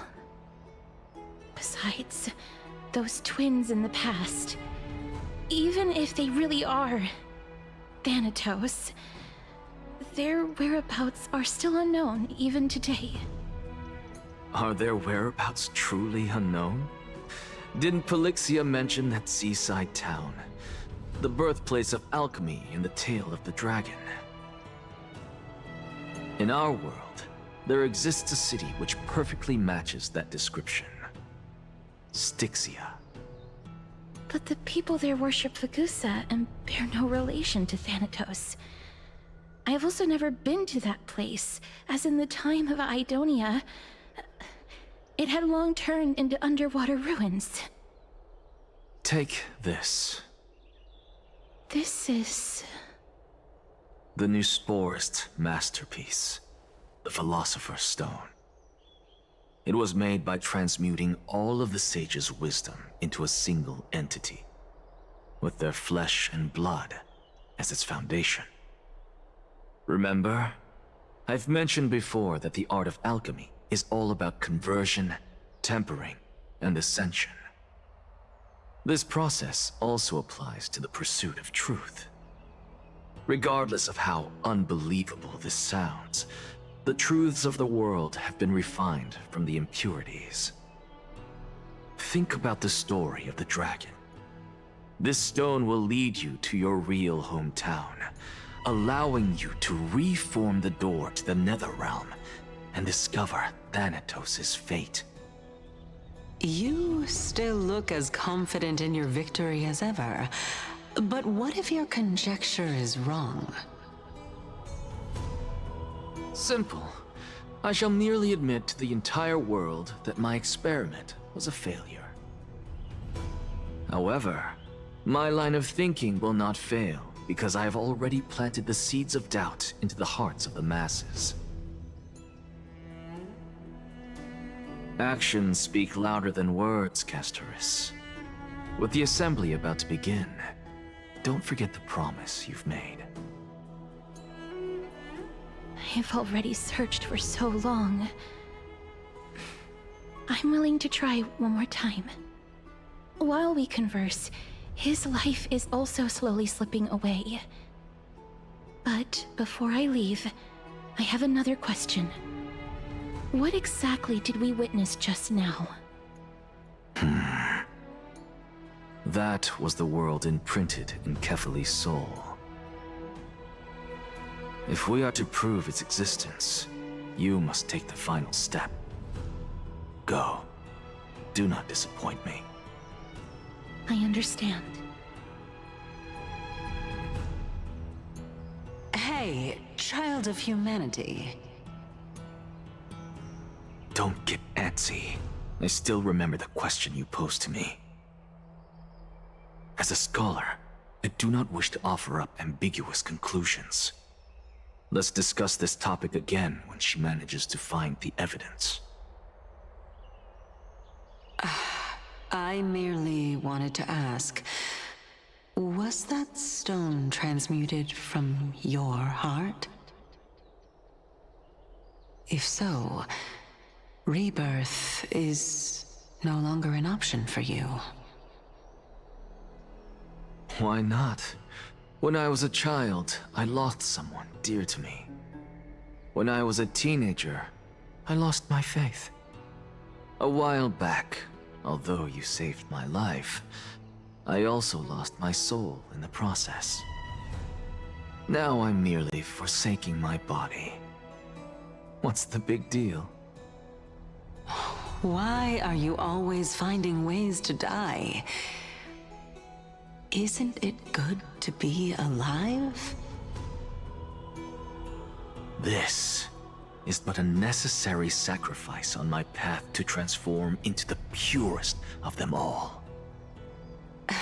Can someone who's dead even claim to be the purest of them all? Furthermore, if your hypothesis is proven correct, does it not just confirm that the myths are true, and thereby invalidate all your theories? No, it's just the opposite. If my hypothesis is correct, it means that I can actually ascend to godhood and reshape this absurd world that you all have created.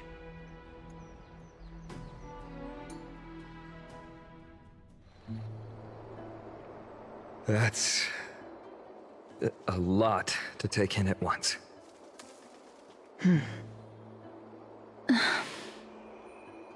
Lady Aglaya, please, let me explain. Go on. You know that the core flame of death has always been the greatest unknown regarding the Era Nova, which is why both you and Kindness desire to gain the power to control that core flame in the approaching Citizens' Assembly. Professor Anaxa has come to a consensus with Kindness. They want to suspend the trial once Thanatos' core flame is reclaimed, hoping thus to eradicate death from this world. If they're successful, then the flame chase journey will cease, and Akama can enjoy everlasting peace.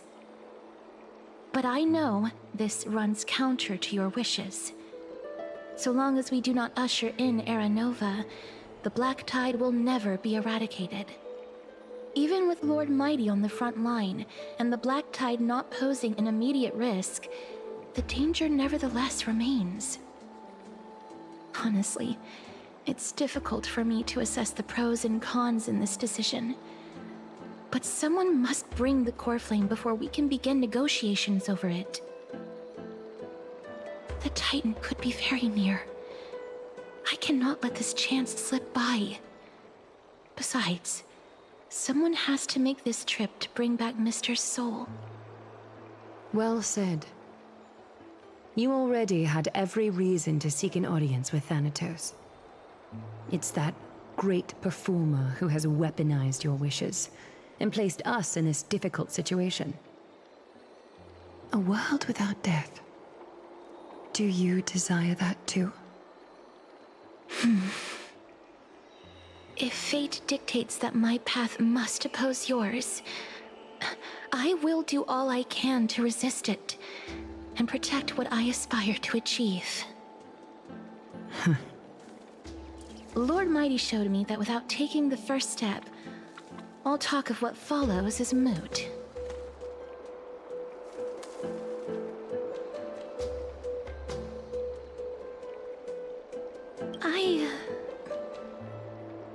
I have always hoped to hear you speak your mind, Cass. And I am glad to have heard your true thoughts. Styxia. I visited that place in the past. Though it is now an island surrounded by the river of Soul's torrents, it's not hard to see its former splendor. Go. I will not stand in your way. As for you, you are someone who has cheated death. I believe you have more than enough reason to make the trip with Castorus and meet the god of death himself. Castorus, I too look forward to your journey. I wonder what kinds of new interpretations your completed story will bring to the Flame Chase journey. Thank you, Lady Aklaya. I hate to put a damper on this heartwarming moment, but if Styxia is now an island surrounded by the River of Souls torrents, then how do we find a way in? Lady Trebe is probably... The answer is quite simple. In the myths, Zagreus once made the domain of the dead their treasure vault. That is to say, they could enter and leave the Nether Realm as they pleased. And if they could do that, then it follows that the demigod who inherited their divinity must be capable of the same. I'll see you at Marmorial Palace at Action Hour tomorrow. Cypher shall be your guide to finding that ancient city.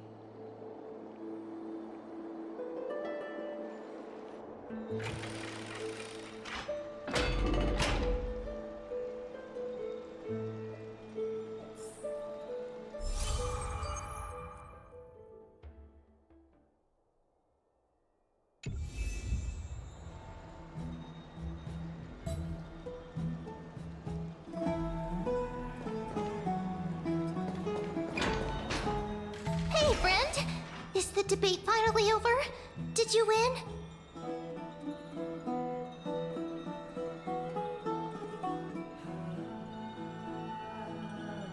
What a glorious defeat. You sure know how to look on the bright side. Well, moving on. I was hard at work even while you were at the debate. I borrowed a mountain of books from Cass to see if I could find a way to solve your problem. Let's see. I still have... only 32 books to go. Really? Oh, that's fantastic news. I knew it. Hard work always pays off. Especially if you're as diligent as Mem. I feel like a huge burden has finally been lifted off my shoulders. Why are my eyelids so heavy all of a sudden? Oh, you're right.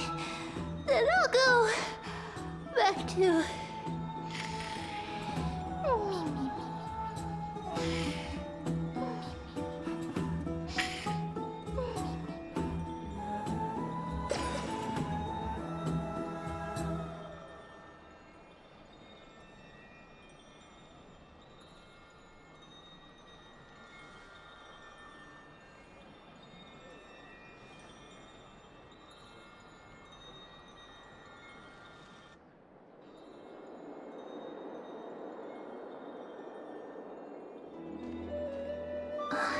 Cass?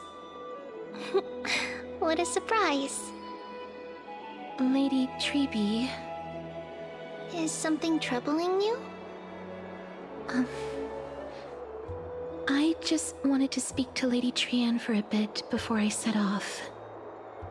No matter how breathtakingly beautiful Styxia once was, the place is now the domain of the departed. There is no telling what we'll encounter there. I don't want to have any regrets. Has anyone told you that your eyes are sparkling today? Is that a figure of speech?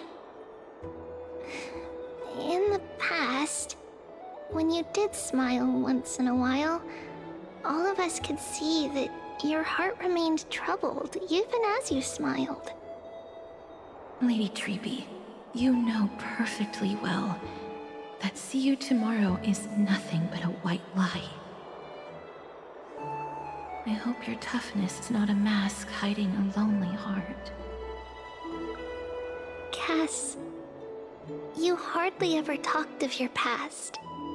None of us knows what you went through, apart from Maggie. But we know it must have been filled with pain and hardships, as it is the fate every Chrysos heir is destined to live out. We are just happy for you that the core flame you're meant to inherit has finally surfaced. Isn't it a little too soon to say that? But you already know where tomorrow is, don't you? There is no need to rely on anyone else. Just give it your all and leave no regrets. We have always believed that your embrace is just as warm as everyone else's. Because we embrace others to comfort them. And Cass, you're the kindest Chrysos heir we know. Thank you, Lady Treby. This feeling... it's hard to put into words. I suddenly found myself with so many wishes. So much I want to accomplish before setting off. Then go do it, Cass. Trian was actually working on a surprise gift for you. It's a pity she didn't get to finish it. But now Trinan and I are working on it, and we'll make sure to give it to you. So, let's meet back here when you return from Styxia. Safe travels. See you tomorrow!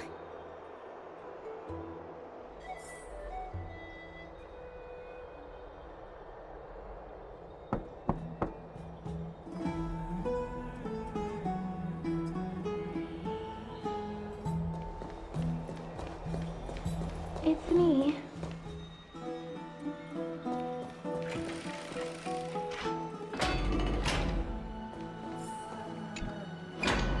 I hope I didn't wake you.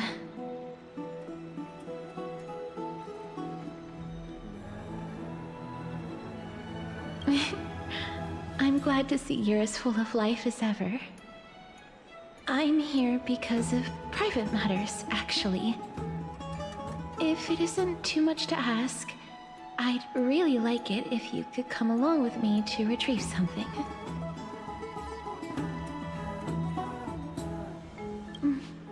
Aren't you going to ask me what it is?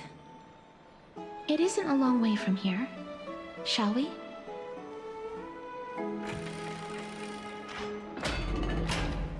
I'd love to go with you. Have you heard? Seems like all the rooms are full.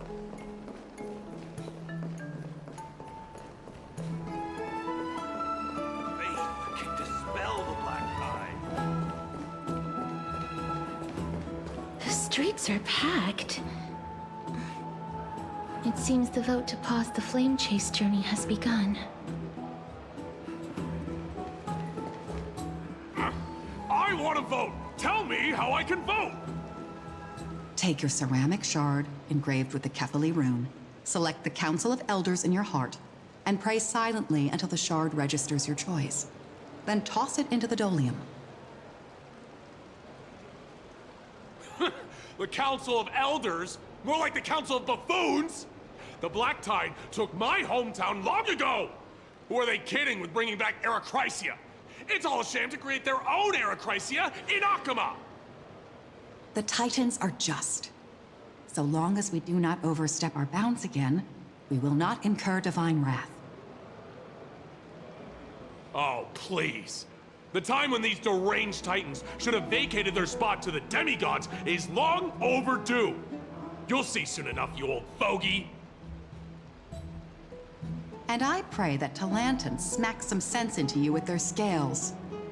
We shall see how this turns out. That was quite a spectacle.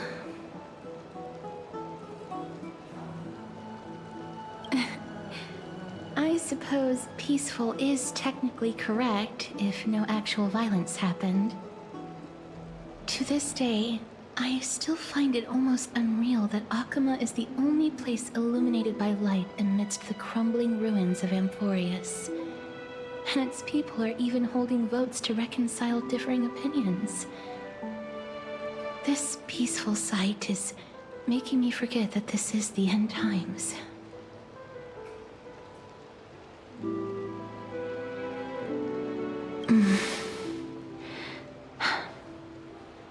Before coming here, I had lived for many years in Idonia, a city of rime and frost. The people there were devotees of Thanatos, and were well known for their unique burial rites and traditions. Traditions that I played a major role in.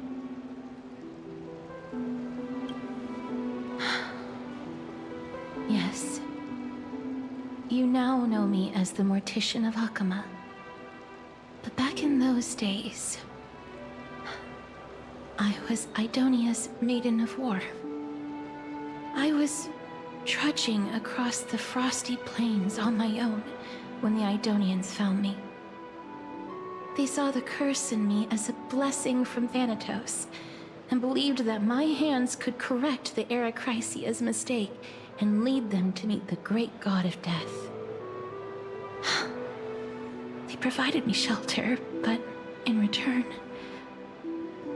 I was expected to grant merciful deaths to war captives, prisoners bound for execution, and heroes alike.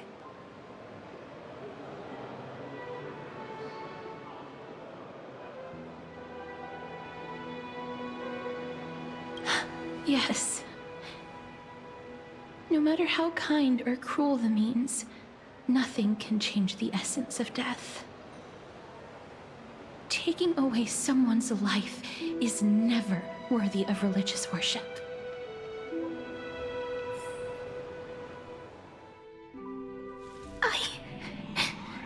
I can't do it. Their voices, they pierce my ears. The pleading, the thanks.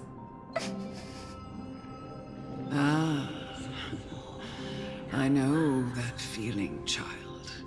I was once as lost as you are now. But you must respect those walking towards death, just like how you should respect yourself as the Holy Maiden granting humans glory and liberation. What you're asking me to do is no better than the task of an executioner. And yet you want me to respect myself. No matter the titles, I am still taking away human lives. This won't be the first time that Idonia's fanatical nether warriors have faced death. On the contrary, recruits new to the battlefield often run away from their first fight. Death is the mightiest and gravest power in this world. The fact that you can wield it means you are deserving of respect. That's such a twisted reason. Then let me tell you a story. In Idonia, the great swords commonly used by executioners are called Draconian, in memory of Drakon, an elderly executioner. The sword has 3 air holes along its body. If the sword is swung down swiftly and accurately, the holes would make no sound, and the executed would also depart this world quickly and painlessly. But should the executioner have any hesitation, the holes would produce a piercing whistle. On that cue, the screams of the executed are sure to follow. Every executioner after Drakon is to hone their sword skills every day in preparation of future executions. Every swing of their blade must be more resolute than the last, for failing to do so, will bring pain. Pain for the dying, as well as pain for themselves. No. I can never get used to this. You misunderstand, child. I am not telling you to get used to it. I'm asking you to consider the source of the dead's suffering, and use that knowledge to fortify your future touches with more and more determination. Go, walk with the dead, and love them as you love life. Then you'll no longer hear those noises.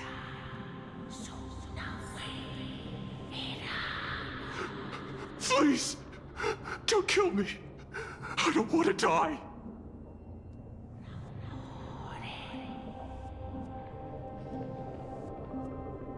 This is your duty.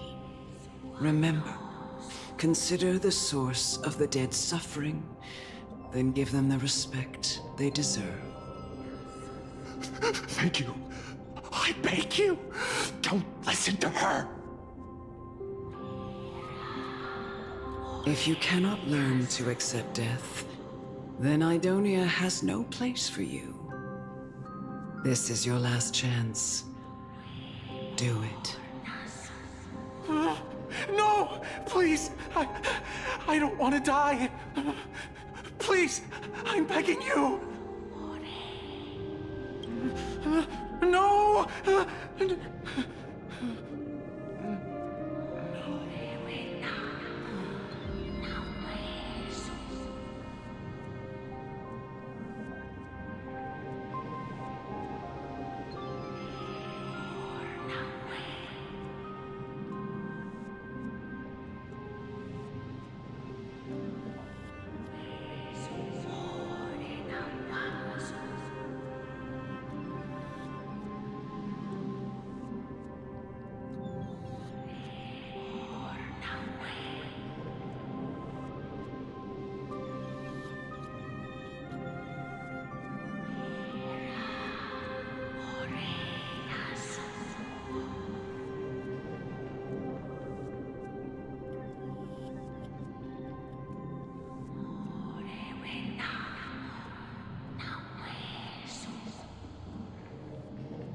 May you gain some insights through his sacrifice.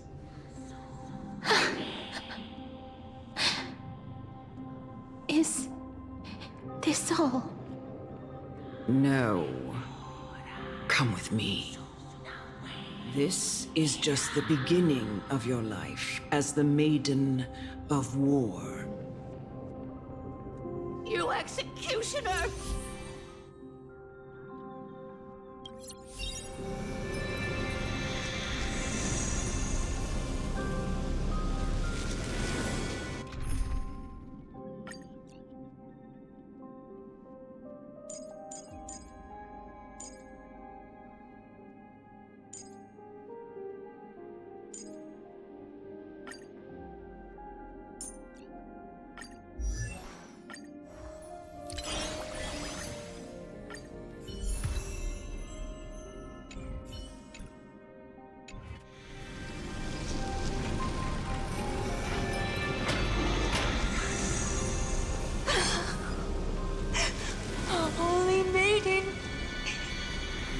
Go. Grant her glorious death.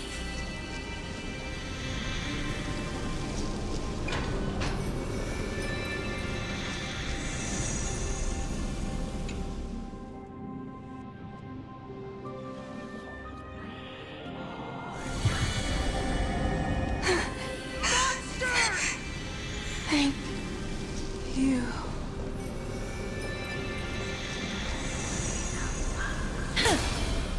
Do it then, executioner. You heard him.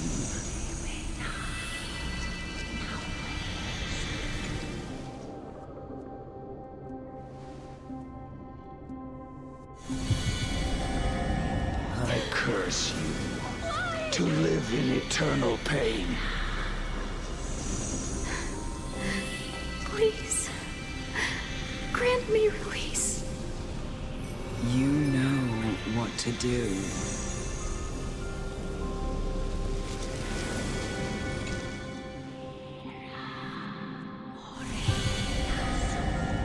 When will this ever end?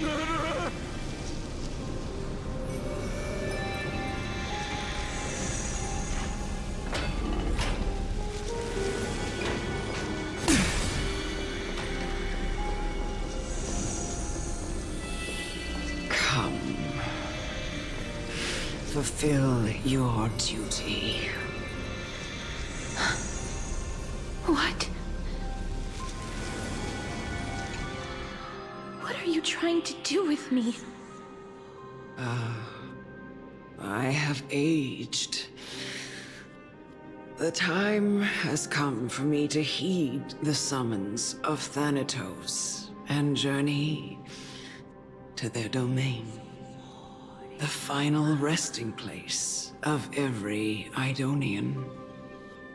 You're not that old yet. You still have many, many years ahead of you.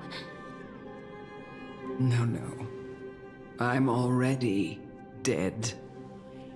For I have come to fear my declining health and impending death. Castoris. Will you give me one last chance to charge towards fear and prove that I am no coward? I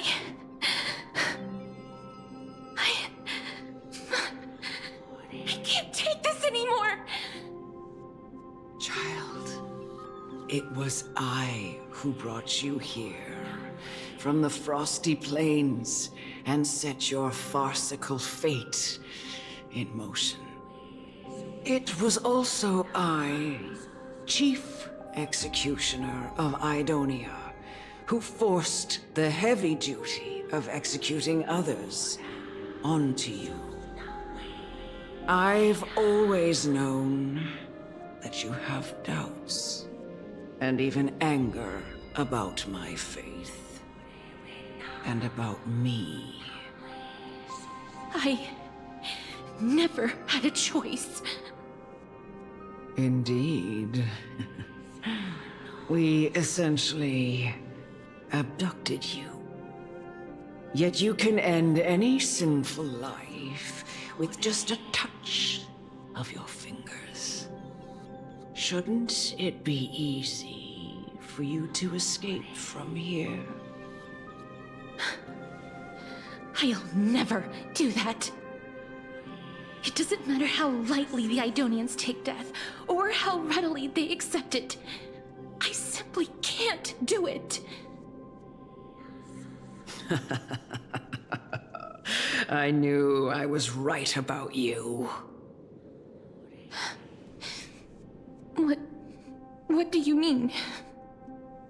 I've taught you and cared for you as my own daughter all this time because of this blessing that's been with you since your birth. I know no one else in the world would understand the weight of life and death more than you do. In the eyes of an Idonian, death is the end of all life. A destination we will all eventually reach. Humans should not resist it, but learn how to face it. You can only live your life to the fullest after understanding this principle. And when you do, even if you eventually leave Idonia's protection, even if you must carry the curse forever, you can live with your head held high, like everyone else. No! How can I? Come now. It's time. I've already taught you all that I know. Show me that you are a fitting holy maiden, or at least that you possess the resolve to become one. Come now. It's time. I've already taught you all that I know. Show me that you are a fitting holy maiden, or at least that you possess the resolve to become one.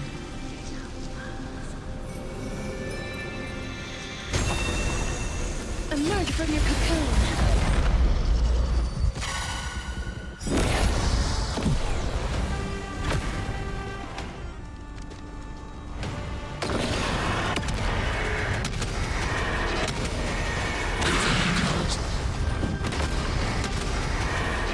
May death protect us!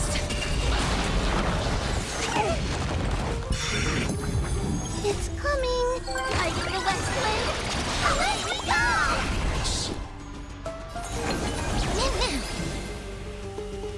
As you wish. Step up, let's see ya!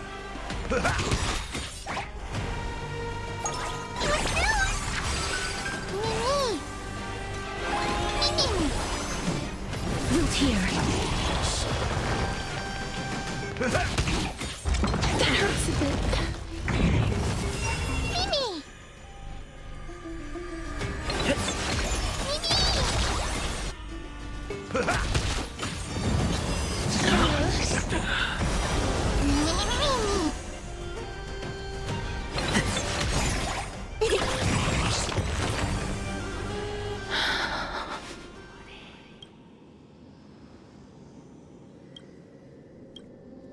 This was the last time I followed her command. I gently touched the elderly woman before me. The executioner, who had seen too much death, died the same way as everyone else.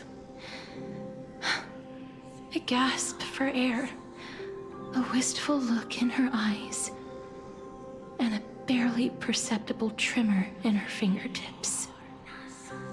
Elder Amunet, the person who tried to teach me about death, ultimately vanished like dew in the morning mist. She spent her life embodying the beliefs of the Idonians, and when death finally came, she embraced it exactly as their doctrine had taught.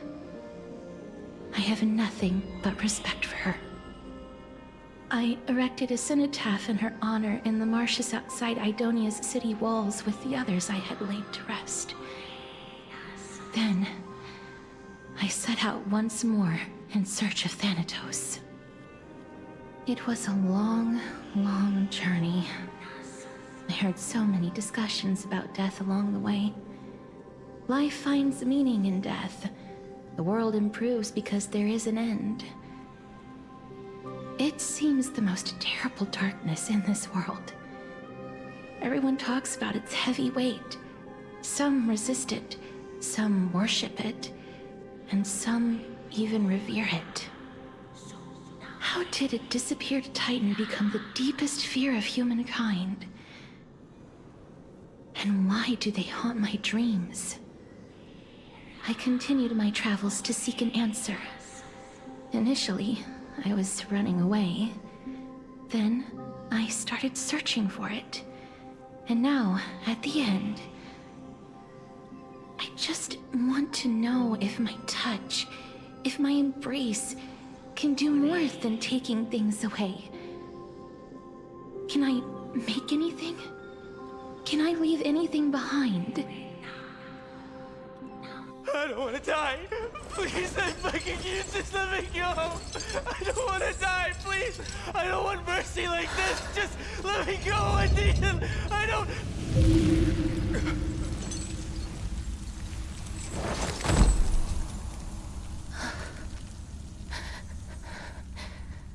I hate these icy hands.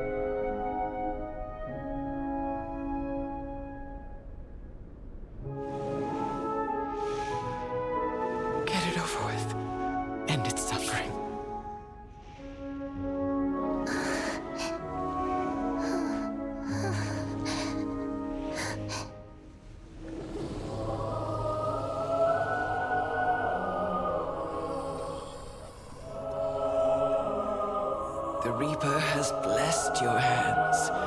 Only you can grant them peace.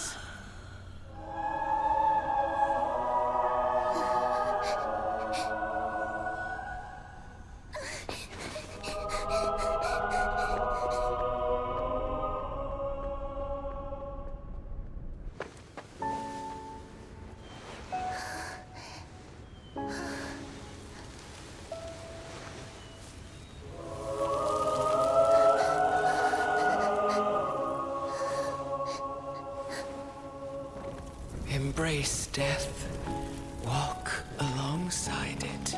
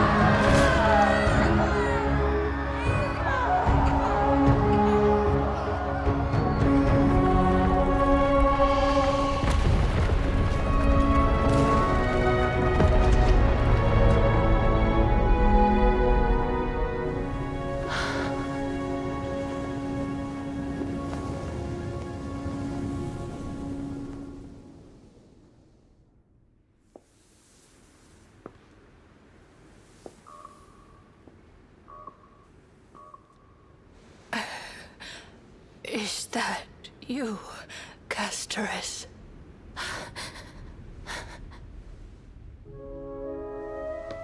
All of them have gone, heeding death's summon, crossing into their domain. I must go too. I don't fear it, just I have some regrets. Watching people leave this world again and again, it must be lonely for you. You must want to desperately embrace them before they go. I can't. These hands, they're too cold.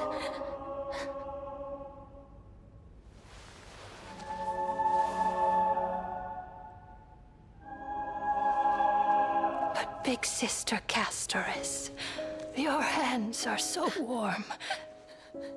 Just like anyone else's. So go on. Don't hold back. Give me a warm hug.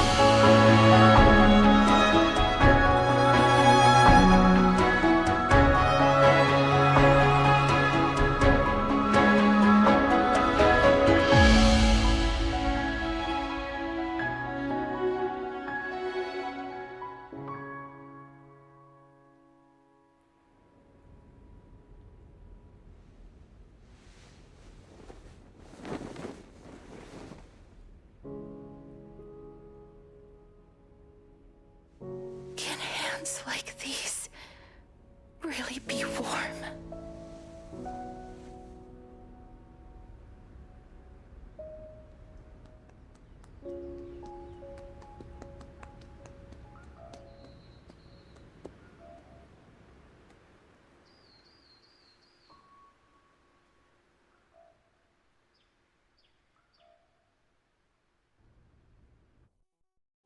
On the day that Ornyx's trial ended, you must have had many questions.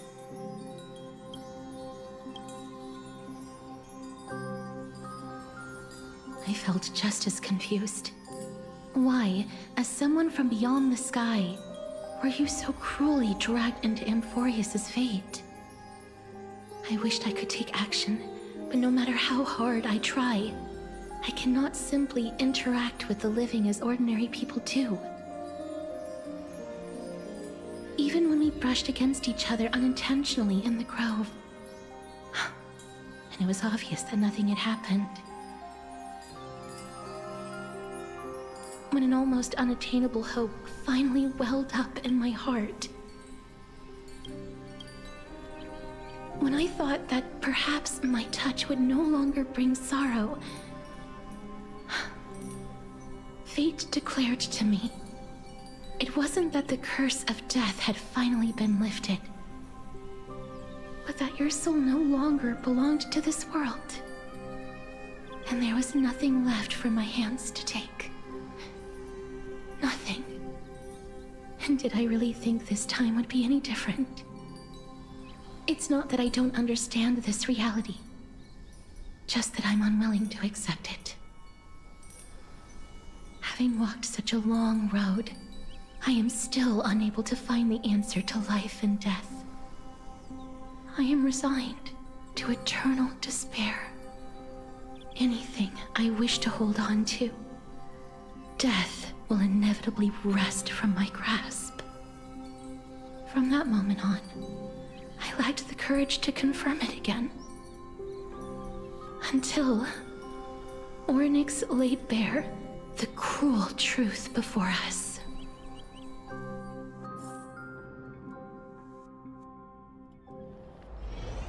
But now, perhaps I might have one last chance.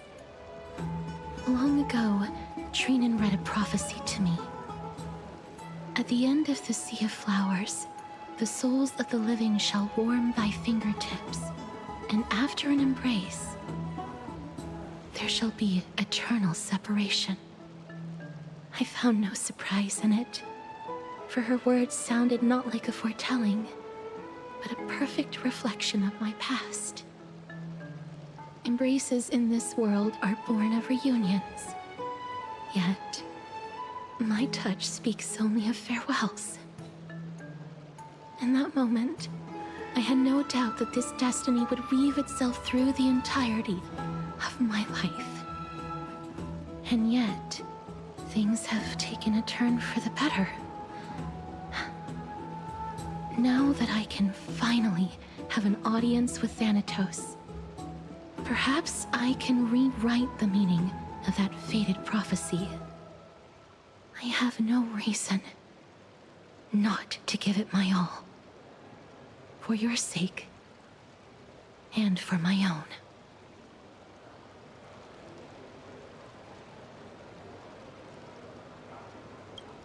With that, I won't have any regrets.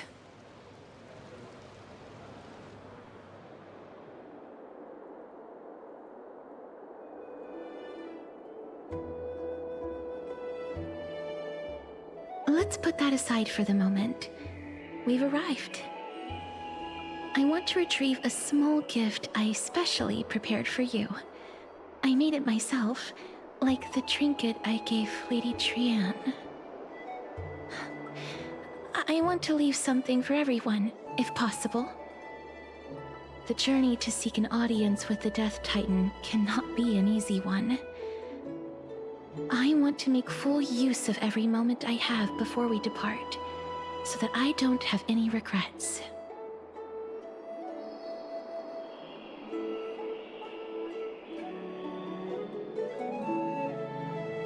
Then, perhaps you can have a look at it first, You don't have to take it if you don't like it.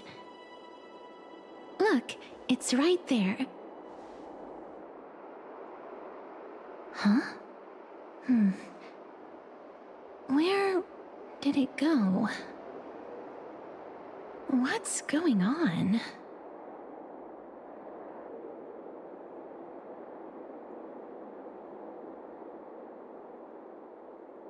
I am not some corrupt grown-up. What's this? The coin of Zagreus and a slate. So it's her.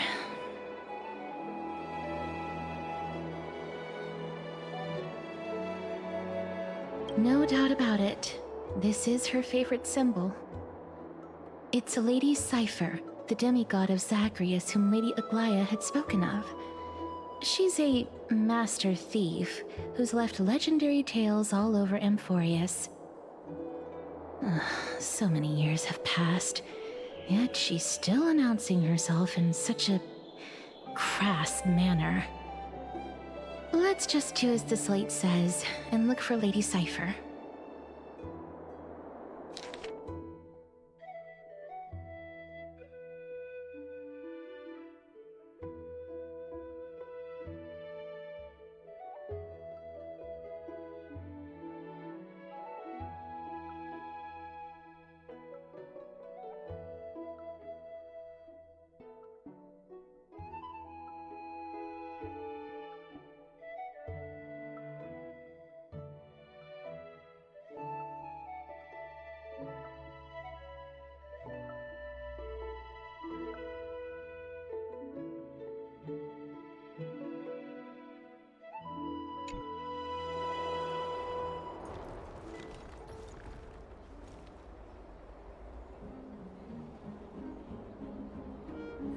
Look, it's right there.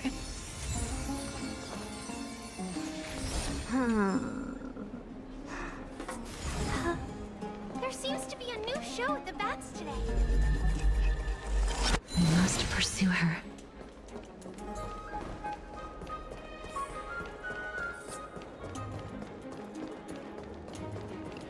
Huh?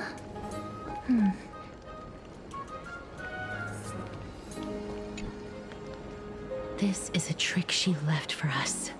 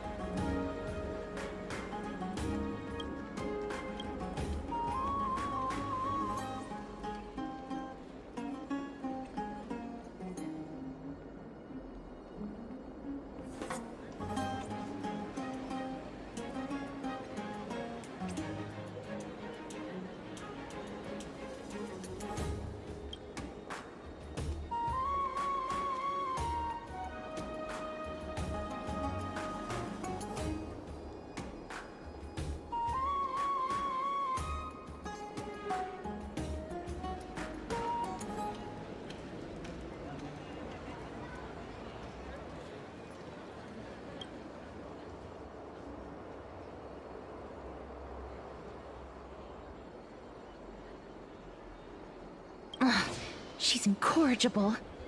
Follow me.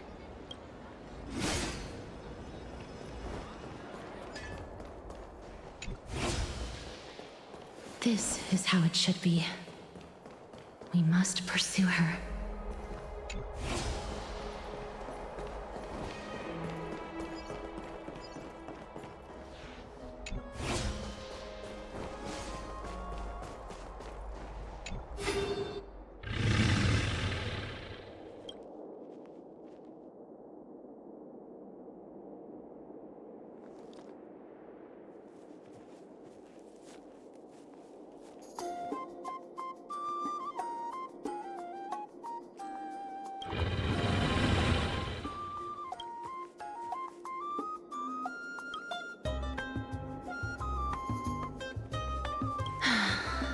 Lady Cypher, please come on out.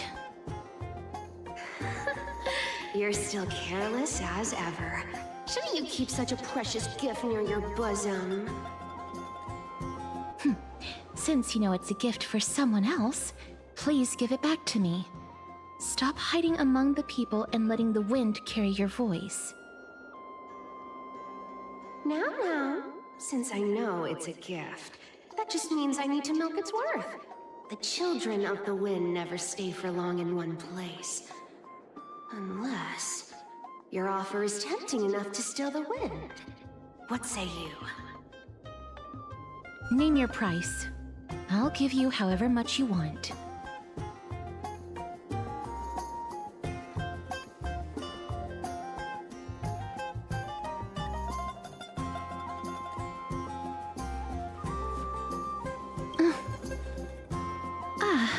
I'm sorry. Bargaining is really not my forte.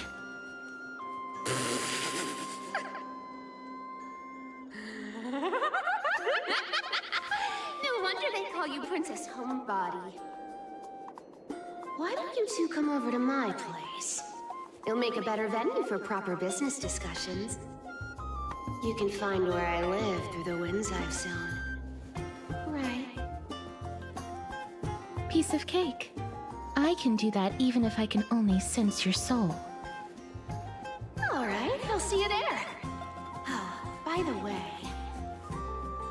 everyone cool with me collecting a deposit before we reach an agreement, right? Now, come this way.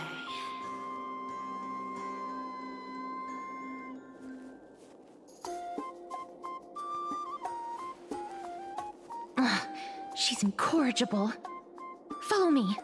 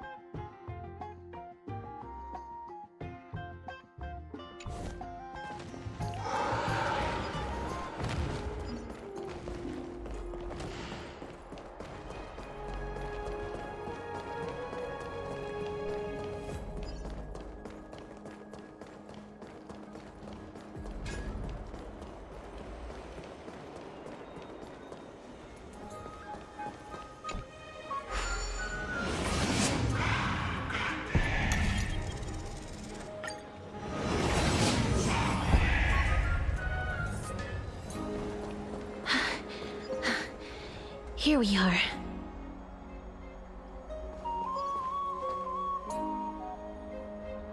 Over here! Over here! No, not that way! This way! Come on. If I really wanted to hide, you'd never find me. So relax, you two. No need to get your hackles up. I'm not that scary, am I? Meow.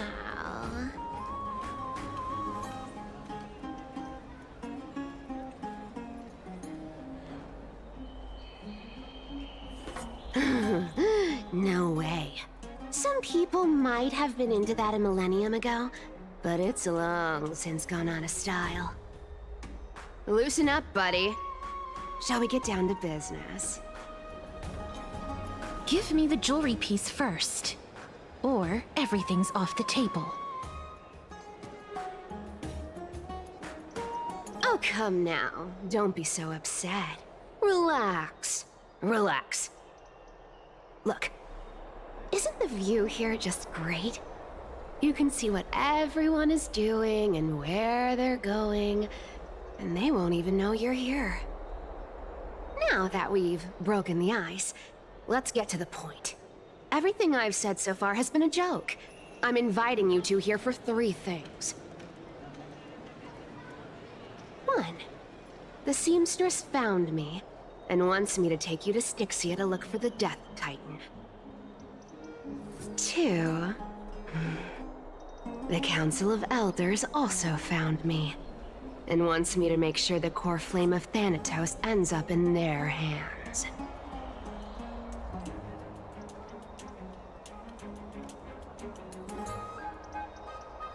And last, but not least, I'm telling you that I'm not interested in doing either of those things. Don't go look for the Death Titan. The end.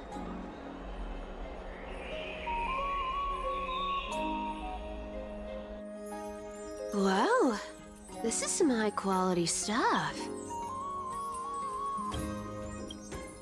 And this room is full of it. How much are these worth, Did you get all this through that Aranova gimmick? Some of it is family fortune, while the rest came from my business as a dressmaster. Don't liken the flame chase work to your shady dealings. Wow. I should have busted down your door instead of going around like a thief. Well, spill. Why are you giving me so much money? Payment for doing work. You're worth this much. Did you forget my stance to all this? I thought I made myself very clear. You wish to run away. Run away from your responsibilities, from the prophecy, and from your destiny. You shall walk with greed and die over petty change. I understand this prophecy weighs on you immensely. That is why I have never reproached the demigod of trickery for running away. But I need you right now, so don't turn me down. You know, maybe the gods got your tongue with their golden threads, Aglaya. I'm not hearing any sincerity in your words. Give me a reason why you're bowing your noble head to me. We lost Trian. Oh. The divine power of passages is running out. I need another demigod to escort Castoris and help her fulfill her lifelong wish.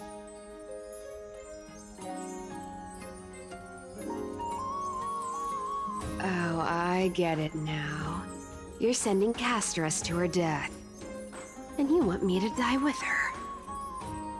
This is Castoris' own request. I have never seen her so determined. She brought this up herself? You're not pulling my leg. She's also made up her mind to leave her confused past behind.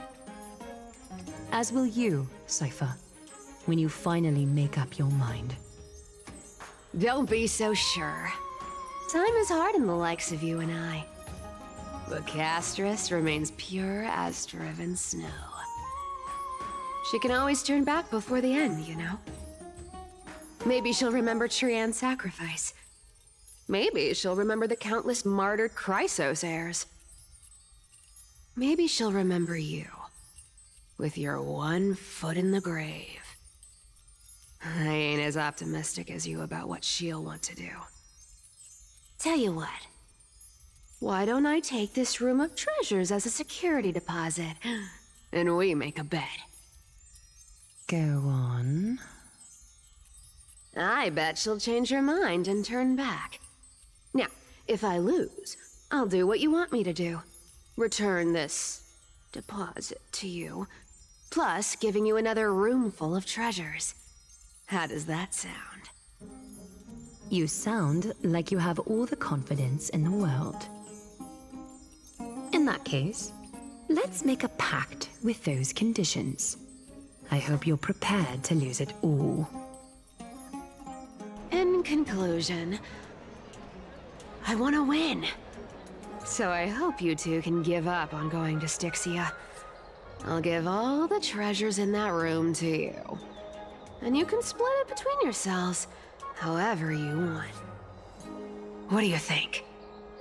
Tempting, right?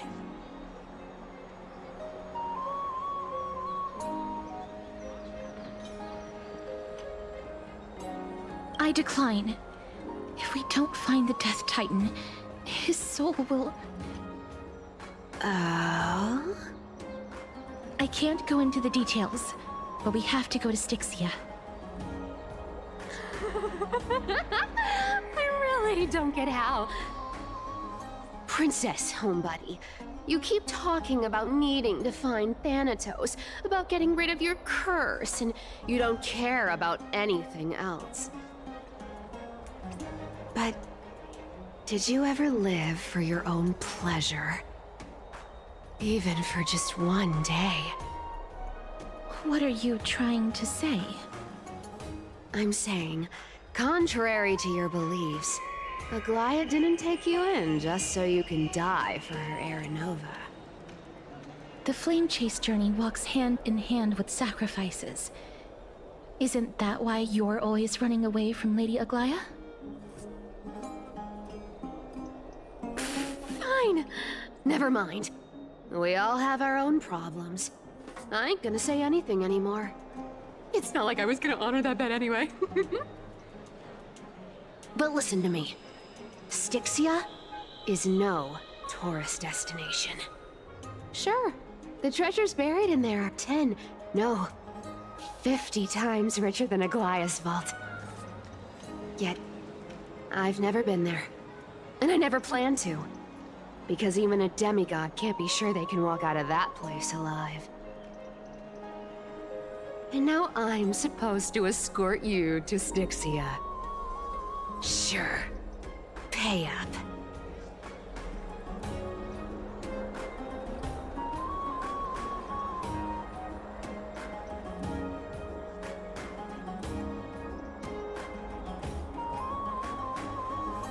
You know, you're not wrong. At least it's part of my responsibilities. I don't like this. However, I have lived a longer life than most people. Though I'm not as good at doing business as Lady Aglaia, I still have some savings. I can give them all to you. Then how are you going to live the rest of your life? Then I'll give you 90. No, 80%. Well, don't mind if I do. 80% of Castrus's savings and a bottle of dew of divine blood.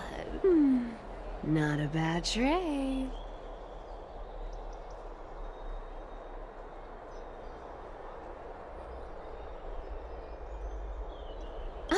Okay.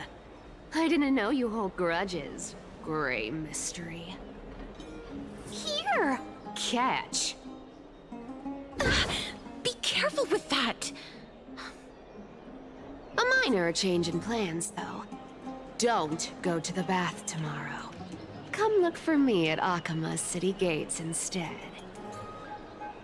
So, why are you changing the meeting place? Oh, nothing really. Just a bit scared of the seamstress's frosty face. I wouldn't stay a second longer in Akima if it were up to me. Well, now that we've struck a deal, why don't I give you guys a lift back? It's gonna be a long ride. So have a good rest.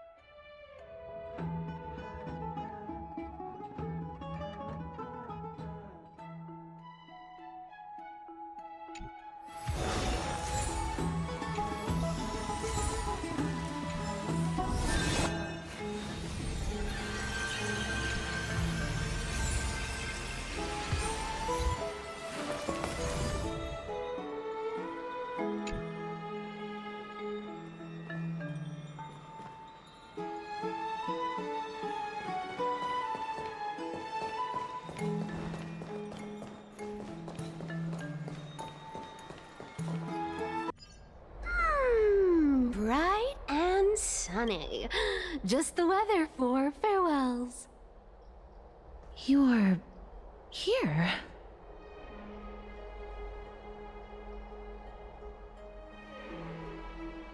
Totally. The trio team is the best set up to reach the finals. No need, I already told her. She's fine with it. You sure know how to put me in a spot, Castorus. I need to travel with you, but I can't touch you. What a bother. Sorry. Aw, I was just teasing. Don't take it to heart. Did you know that the legends say you have to put an obol into the mouth of the dead or over their eyes if you want them to successfully cross the River of Souls and enter the Netherrealm? That's the fairy fare for entering the Netherrealm. However, I honestly won't ask you to pay this time. I'll pay. And then we'll just have to go through the motions.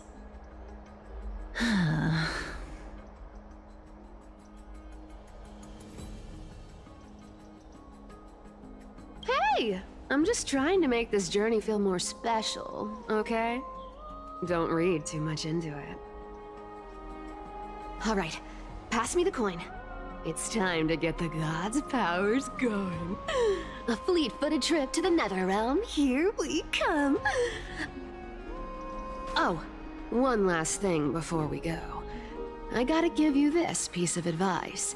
Especially to you, Princess Homebody. You can't catch the wind by waiting. You only live once. So make the most of every moment you have. Get ready. Be steady. Hi, your turn.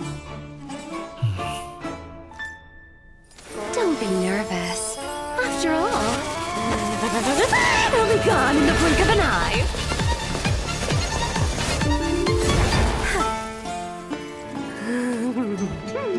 All done. Bye-bye.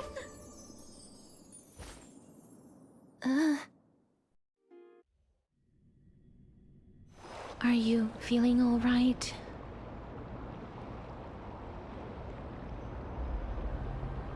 She's the demigod of trickery. When she flips the coin of whimsy into the air, she gains incredible speed that lets her travel anywhere in an instant. Just like how she clearly had no intention of lingering here for even a second longer. We can only depend on ourselves for the rest of the way. Don't worry.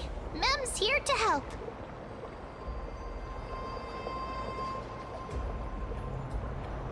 I don't think I even meet the height requirement for the ticket, so I won't need one, right? This is Styxia, the city of dragons and waves. Anaxa hypothesizes that the missing Thanatos is somewhere in these ruins. This is the land of their birth. Or perhaps of their death.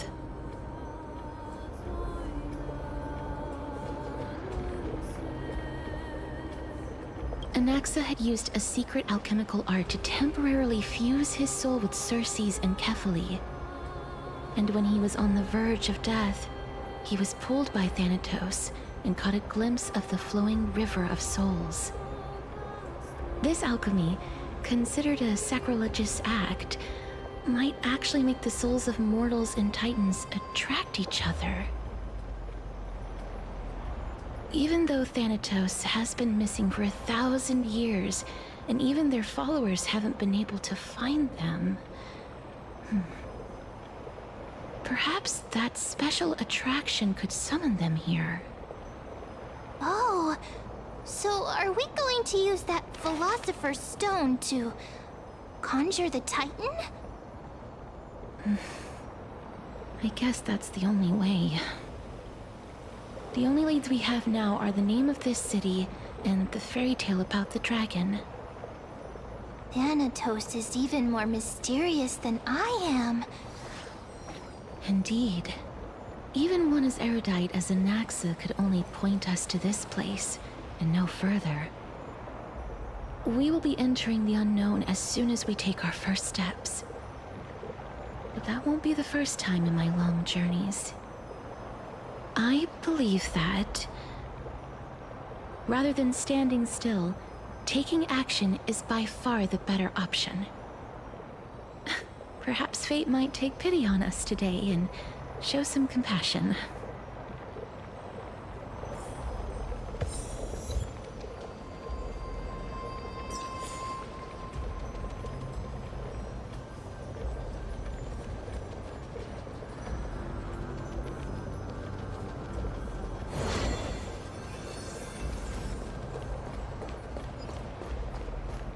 Go back whence you came. Go back. Ahead lies the realm of the dead.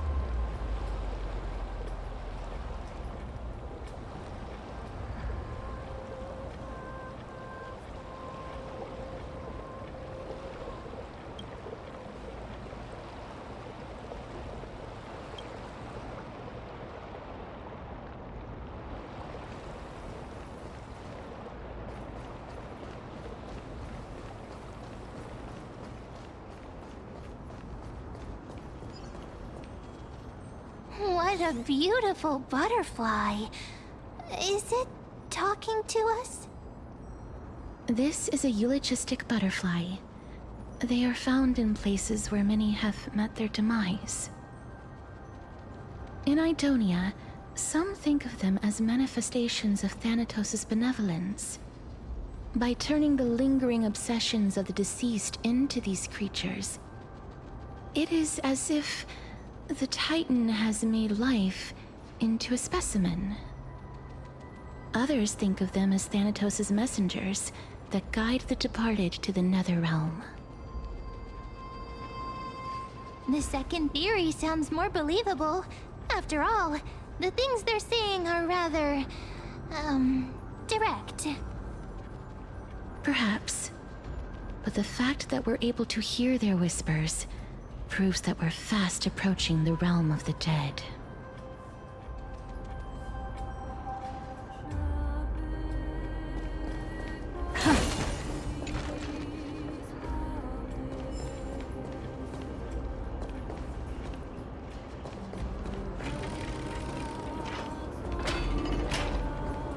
These shadowy figures.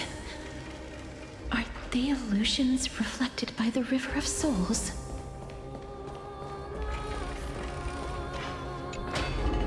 Mommy told us to go ahead first, but she's still not here yet. 1, 2, 3. I don't even know how many days have passed since then. Perhaps Mommy will be back once you finish counting the days on all 10 fingers. 1, 2, 3. It's been much longer than 10 days since we left Mommy. Strange. For reflections in the River of Souls, they seem oddly animated.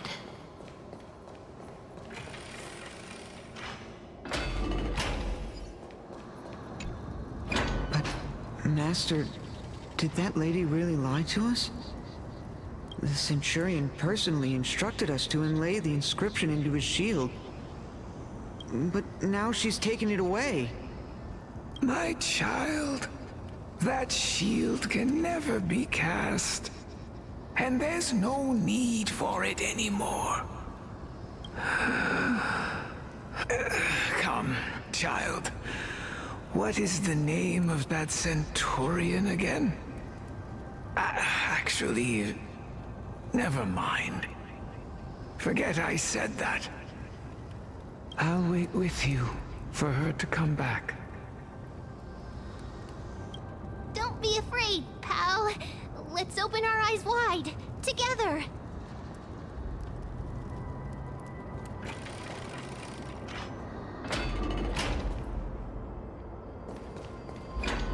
Do you want to buy any fish?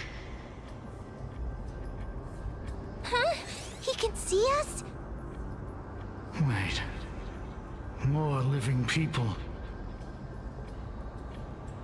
I'm not selling my fish to living people. You lot are too shameless. Buying fish without paying. If I ever see her again, I will... Could it be that you're all dead souls that never achieved rest?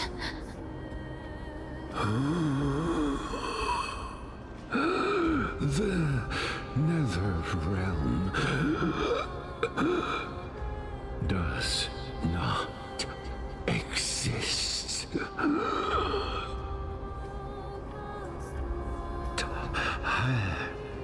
Titan rejects you. Me.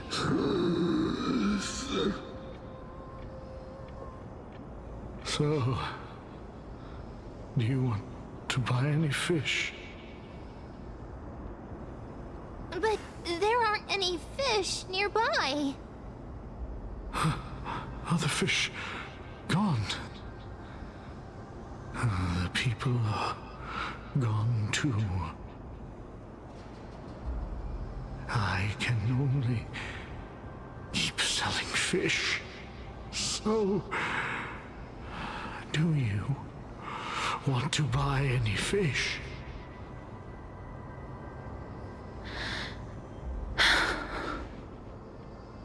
Apologies. I don't have much in the way of savings, but perhaps there's another way for me to release you from your suffering. Please relax. May you fall asleep peacefully amid a gentle field of flowers. This...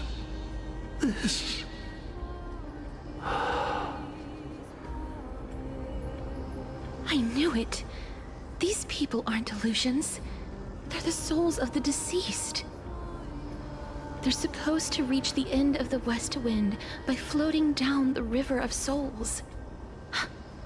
Yet, they have floundered upon the shoals of the stream, unable to move forward. Did Thanatos reject them? Or perhaps they didn't really die at all?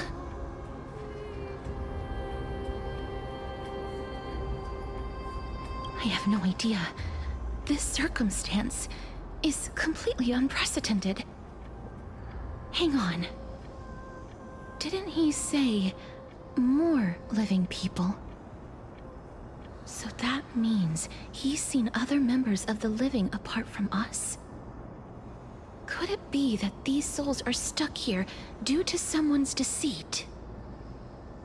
If something is done out of goodwill, are you really gonna call it deceit? Goodwill? I can't see anything good out of... Wait a minute. Lady Cypher? That's me.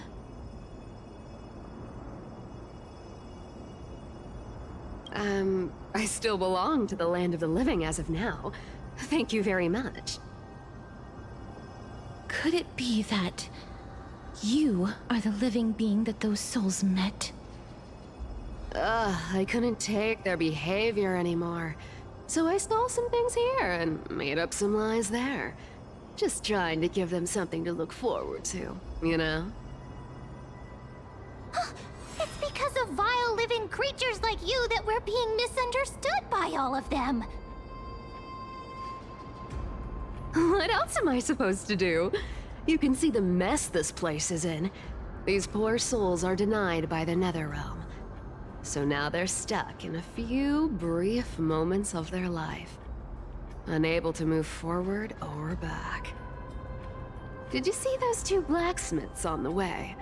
They've been here for as long as the sun's been around, wailing over and over about casting a shield. Styxia is so freaky. Then why have you come back, Lady Cypher? Hey, I'm not here to aid your adventure. I hate water more than anything else in this world. Especially that stinky river of souls. But, I just discovered some stuff before I left. And I reckon you should know about it. It's about that boy who defied death.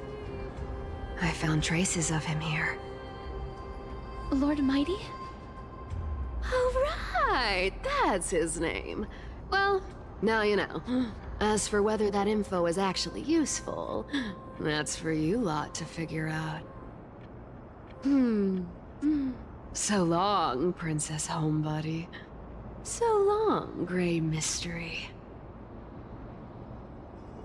Huh? She disappeared just like that? Lady Cypher has always been a free spirit. In any case, she has brought us some valuable information. If Lord Mighty is also somewhere along the river shoals right now, then he will certainly become our signpost. After all, he's different from those wandering souls. He will find his way, even in the realm of the dead. Don't worry, it's time for me to shine. Orynyx's rune of recollection is nearby. Use prayers to return the river to before it got flooded.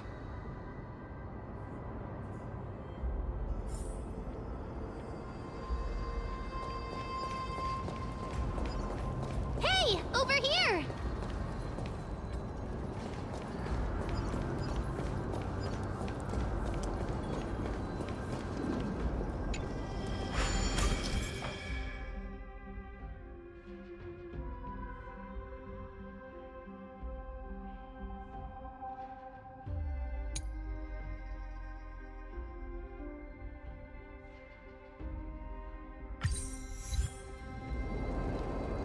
Orynyx's miracle has appeared. Amazing! It's like we're inside a giant bubble. Even the river got parted.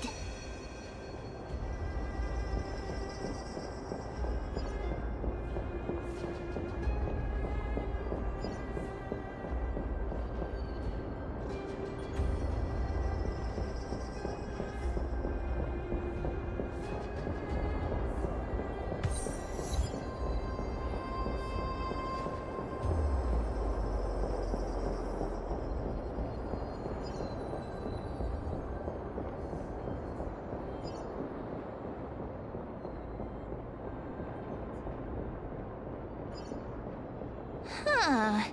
So this path actually didn't exist back then?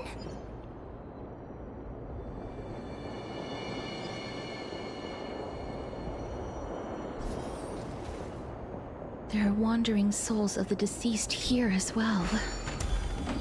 We must first return to the present before we can communicate with them. Ah, by the looks of it, you must be the foreign warriors that the Queen had mentioned, right?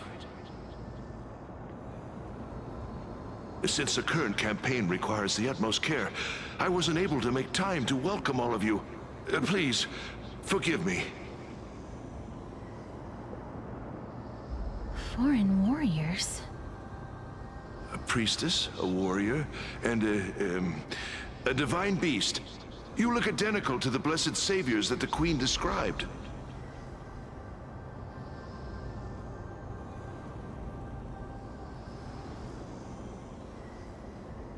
A campaign? Who are you campaigning against? Nobody knows, as of now. Of the scouts that went ahead, only one has managed to return. He says that the land ahead is a forbidden land that should not be approached, as it is the doorway between the netherworld and the mortal realm. As for the rest of the scouts, they've completely lost their souls and are decaying by the day. While there is still dissension within the city, the scholars agree that this calamity was so unprecedented that it needed to be given a new designation. An unprecedented calamity. Could it be death? It seems that you have indeed heard about this. Well, death is just one of the possibilities. It's too early to come to a definitive conclusion. A world that has never seen death. Looks like these people lived in the era Chrysia before the Calamity Titans descended upon the land. May I ask, where is the scout who managed to come back? So he returned to Styxia. He only had enough left in him to last no more than half a day. However, it was his intel that convinced us to rally together. He said that he witnessed the demonic specter of an evil dragon at that treacherous land. The apparition opened its giant maw and devoured everything in sight, and thus brought Styxia that thing called death. Styxia. An evil dragon that brings death. It all sounds rather familiar. Wait, wasn't this part of that fable? Sir, could I ask how the Queen and Princess are doing? The Queen?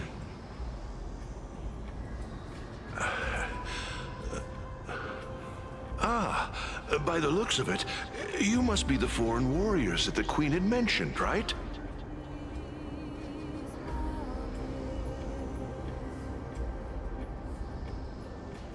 Oh, it's the same lines. Looks like he's still trapped in the moments before his death. Leave it to me. Sir, the war ended long ago. Styxia no longer exists. Styxia is no more? This cannot stand! Newcomers, hurry up and go take your positions! Oh, looks like it's difficult for this gentleman to accept reality.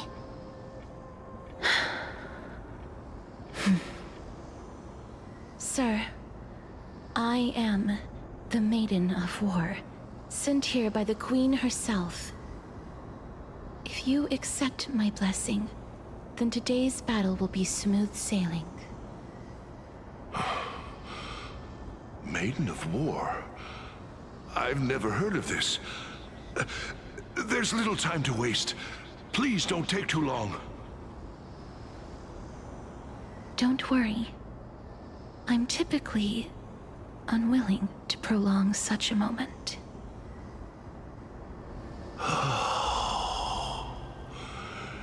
Is it over? Have we won?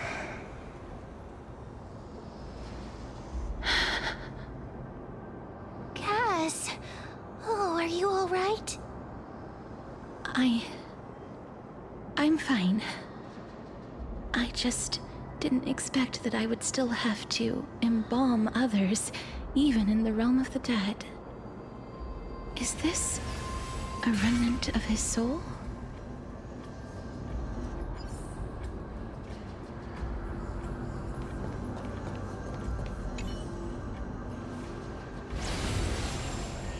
Well then, why should I place my trust in you? Holy maiden from afar. Wait, this is... I don't quite understand what you're trying to say. Since the prophecy has already pronounced your name as Chrysos' heir of death, Akima ought to treat you as an esteemed guest. However, you seem to have no intentions of concealing your involvement with the Council of Elders, while most likely being aware of my issues against them. I cannot deny your claim. It was the Council that offered this room to me, and they had only one request.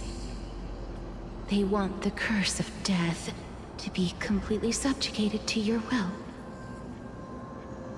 I was agreeable to that request. But why? I am unable to rid myself of this innate curse. However, from this day onward, I shall use it according to your will. I will never make any superfluous moves on my own. I see. So that is how they plan to control the Flame Chase journey.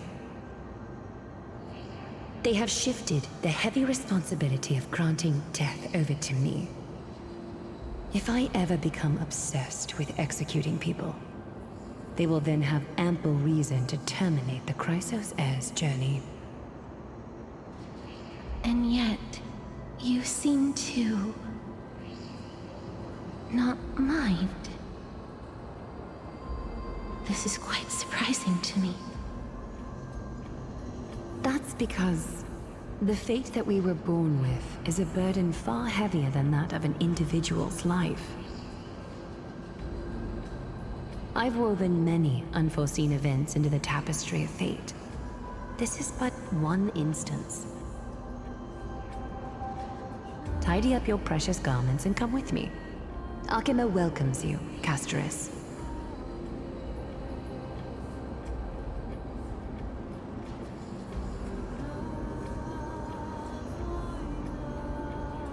I didn't think we'd find vestiges of memory here. Maybe they've got something to do with Orynyx's rune? Perhaps, but I do not need a reminder from them.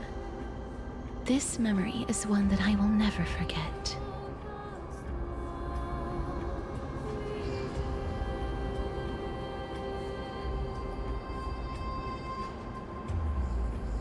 I really want to repay her for that trust. But why would this memory appear right now? Is this really Orynyx's power?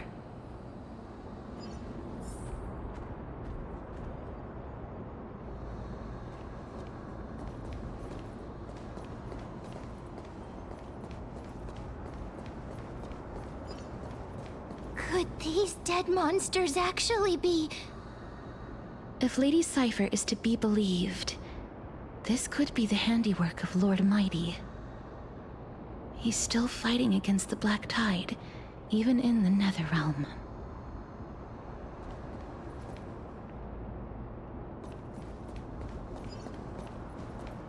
Why are the Black Tide monsters here too? Can they swim in the River of Souls? Even Thanatos wouldn't be able to accept Black Tide monsters into their realm. These traces seem to suggest that anybody who trespasses upon death will pay a heavy price.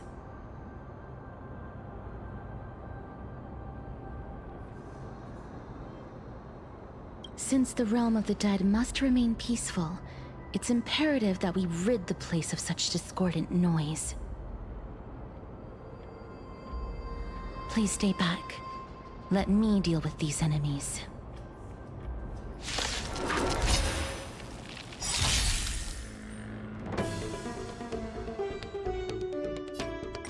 Like the West Wind, away we go! Endless riddles. Nothing but a boy. Time to twirl! Expand your thinking. Watch it crumble. Amazing. But then the path ahead is blocked by the River of Souls again. In that case, let's go back to the past. This miracle sure is handy. This is yet another aspect of a Titan's divine power.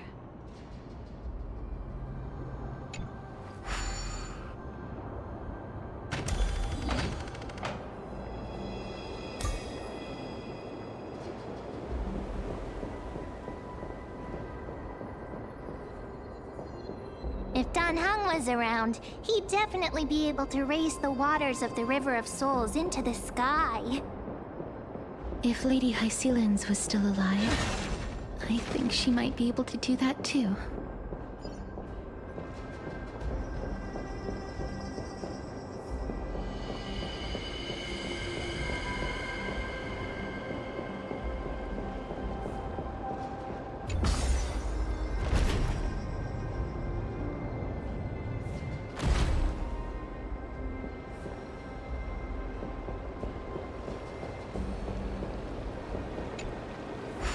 You seem to be able to discern both the past and the future.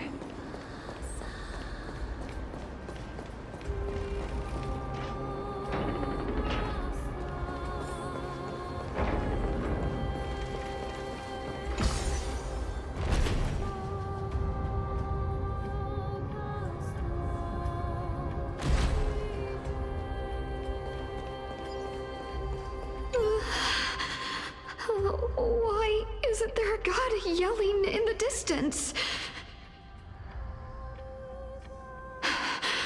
Indeed, my downtrodden fellow, your sorrow and joy are but means for me to amuse myself.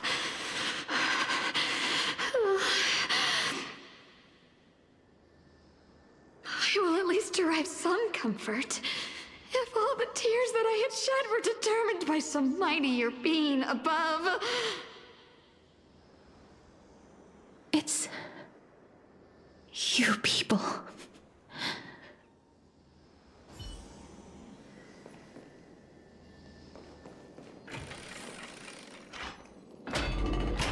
Oh, this place. Must have been a beautiful courtyard in the past.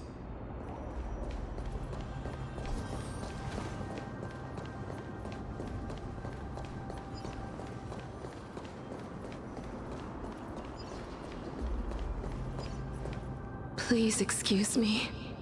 I am but a scholar from a distant land who had the misfortune of falling into the River of Souls and turned into a member of the dead.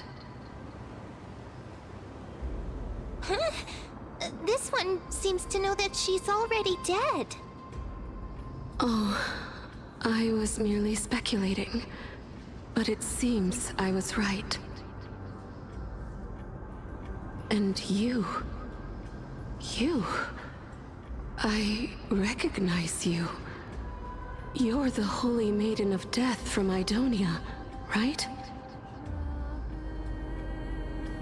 I'm sorry. I cannot bring you back to life. However, should you desire it, I can end your prolonged limbo. I'm well aware of that. Even if you were able to revive me, I would never choose that option. That's because I didn't fall into the River of Souls by accident. Instead, I leaped into it to seek my death. Why? If you could see the life I've led, then you would not reproach me so. My life was far too miserable. But I did not expect things to stay the same even in death. What a joke. In escaping my mortal life, I've entered a millennium of pain instead.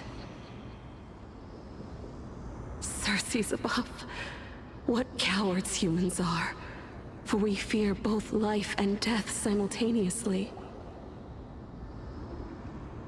I'm sorry. I'm also powerless to answer that question. That's all right, Holy Maiden. At least you are able to respond to me.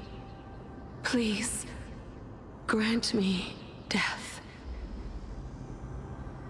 Circes above, Does this count as thinking till the moment I die?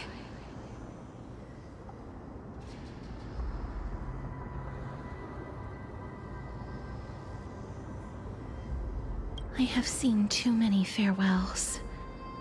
Her distress is quite commonplace.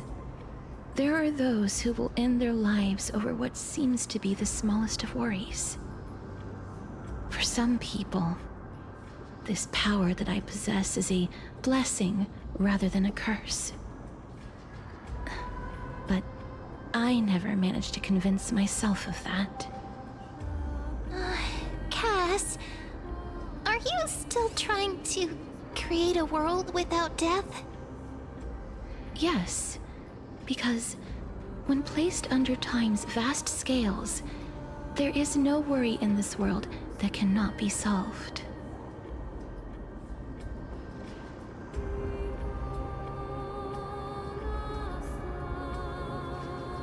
This is a wish that I've held for almost a millennium. My mind might have changed once upon a time if people managed to strike up a friendship with me. But I've never been more firm in my conviction. Now that I've learned about your near-death state, it is my duty to wipe death from the face of this world.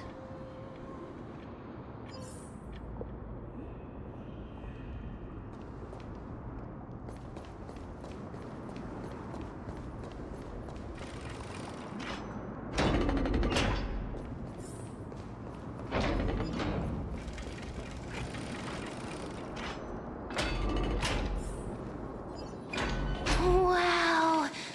This place is so spacious. Is this the kingdom's vault?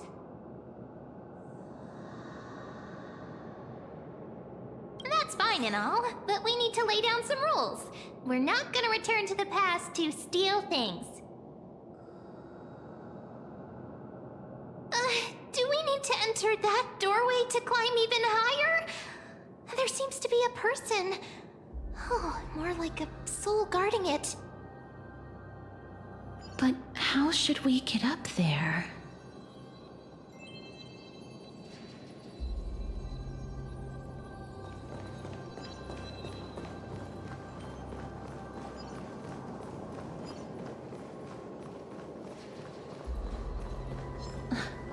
The path is blocked yet again.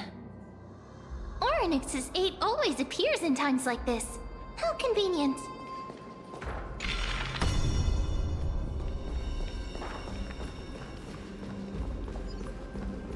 Look, there's even a platform lift over there.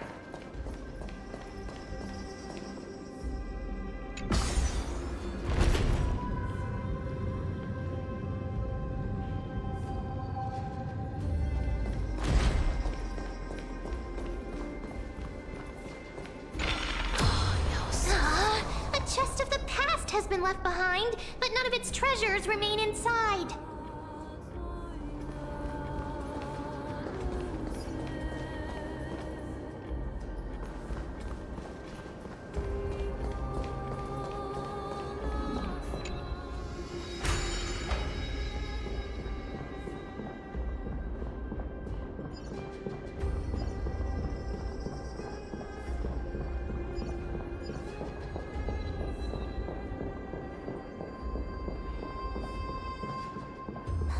Wait, what if the miracle suddenly loses its effect?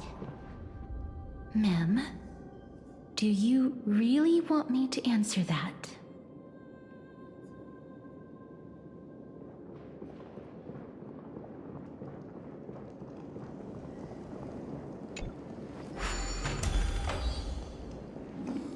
Stay back. Don't come near me. Huh? Why does he look so panicked? Did the black tide monsters frighten him? Or is he actually scared of his own extraordinary power?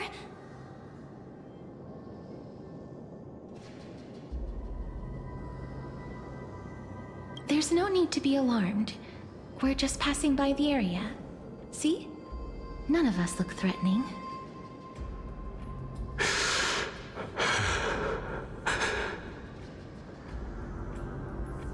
You have a point. Although, while this might once have been the royal vault, it's since been plundered empty. So please go away right this instant. You've misunderstood us. We simply heard your shouts as we were passing by, then decided to come over to find out what happened. My goodness, did I really yell out loud? How rude of me. I'm sorry to have bothered you. I merely saw a warrior. While that spirit didn't harm me, his blows really packed a hefty punch. A warrior? Could it be? Wait a minute. You seem to be quite different from him. Are you actually alive? How can you walk around here while alive? It's a long story. We're here to seek an audience with Thanatos. Thanatos? Who's that? Is it possible that he's also living in the era before death descended? Death? Could it be that you are here to defeat the evil dragon Pollux? Pollux? Is that the embodiment of No. Death? According to the warriors under the Centurion's command, that evil dragon has been dead for quite a while. The curse that condemns people to death didn't originate from it. But they saw a girl within the dragon's embrace, and she is the true Reaper.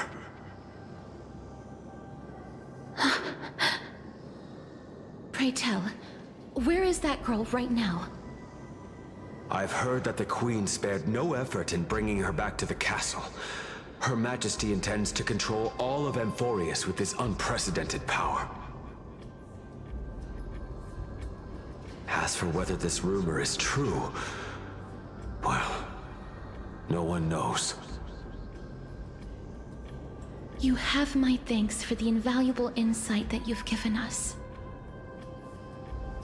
Please, treat this touch as a token of my gratitude. You...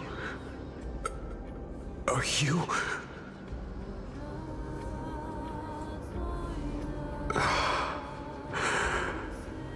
Thank you. This is his...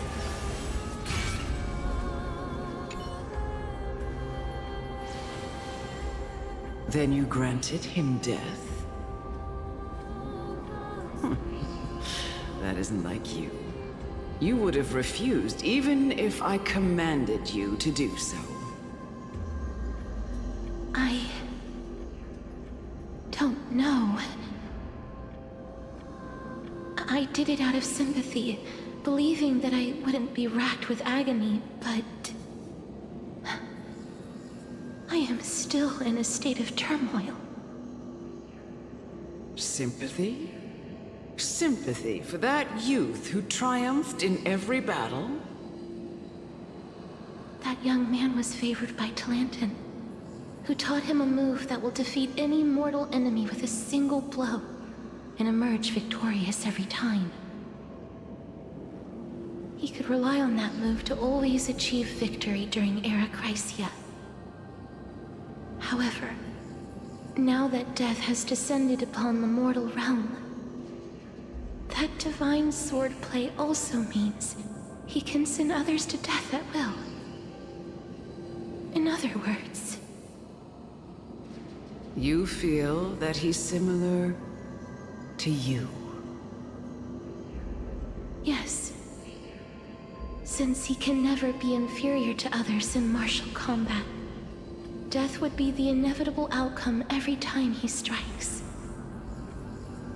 That's why he approached me and pleaded. Pleaded for me to put an end to all of this. You are perhaps feeling lost. from making your peace with death in so abrupt a manner?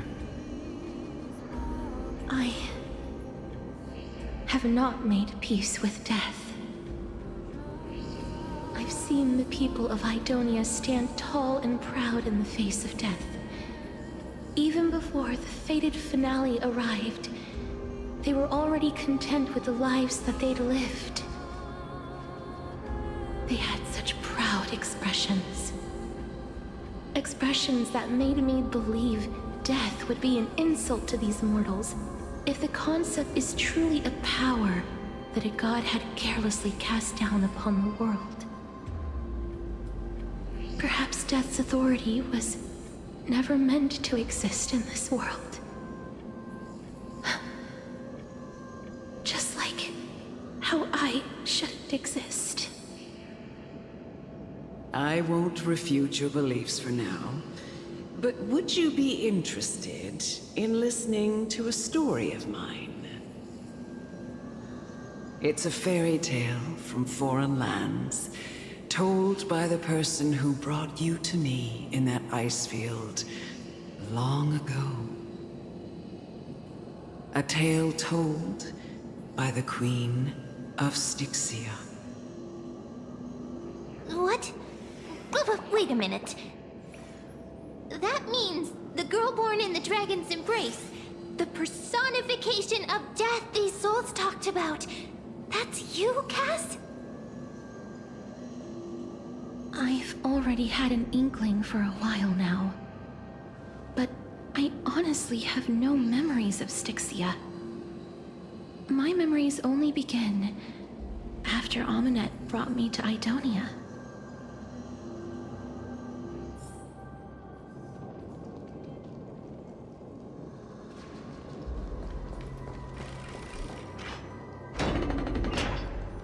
Don't look back. Keep moving forward. Always. It's yet another eulogistic butterfly. Are we getting closer to the Netherrealm? Shut up! Just shut up! Even if that girl is evil, there's no reason for you to absolve that monster. It was the both of them, who trapped us in this crevice between life and death.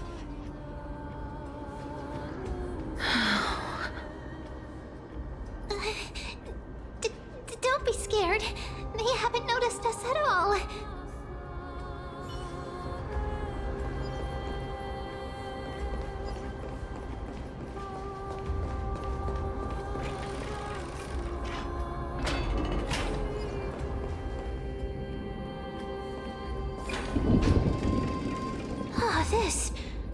This is...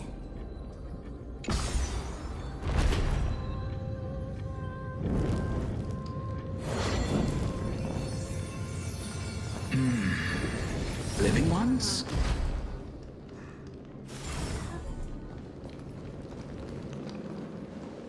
Oh, could you be the scions of Styxia? Did you hear about the great work that I'm doing here, and have thus arrived to give me the last material that I need for transmutation? Great work? Have you heard of the great name of Pollux, perchance?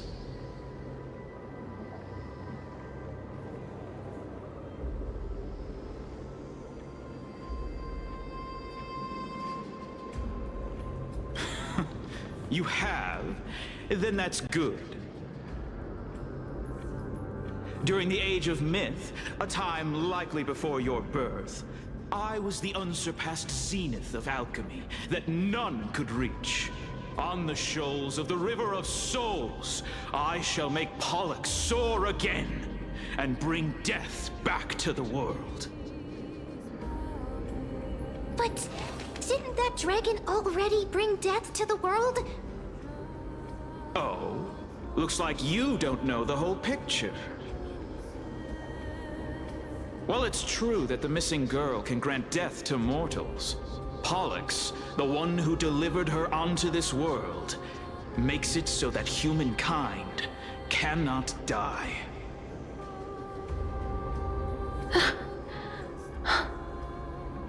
So, it's just as I feared. This is my guess. The deceased are supposed to drift down the River of Souls until they reach the end of the West Winds. But this River of Souls was blocked by Pollux's fall. That's right. That's why it's imperative that I bring the dragon back to the mortal realm and make it soar the skies again. I have long since prepared my alchemical matrix in the tower. Although, I am still missing the most crucial material of all. That final ingredient, the final sacrifice, is none other than the girl who lives out her days with death. Huh? What's going on? You didn't touch him, did you? I know that I am no longer capable of carrying out that task. Take this, all of you, and please fulfill that great undertaking on my behalf. This... We had been inebriated in Fagusa's feast for too long before we began to seek divine bestowed death, so that we could be freed from the whims of fate. However, that brought doom upon us. Instead of summoning a supreme god, we encountered a monster that cut off the River of Souls. That detestable dragon Pollux denied all the dead from the gates of the Nether Realm.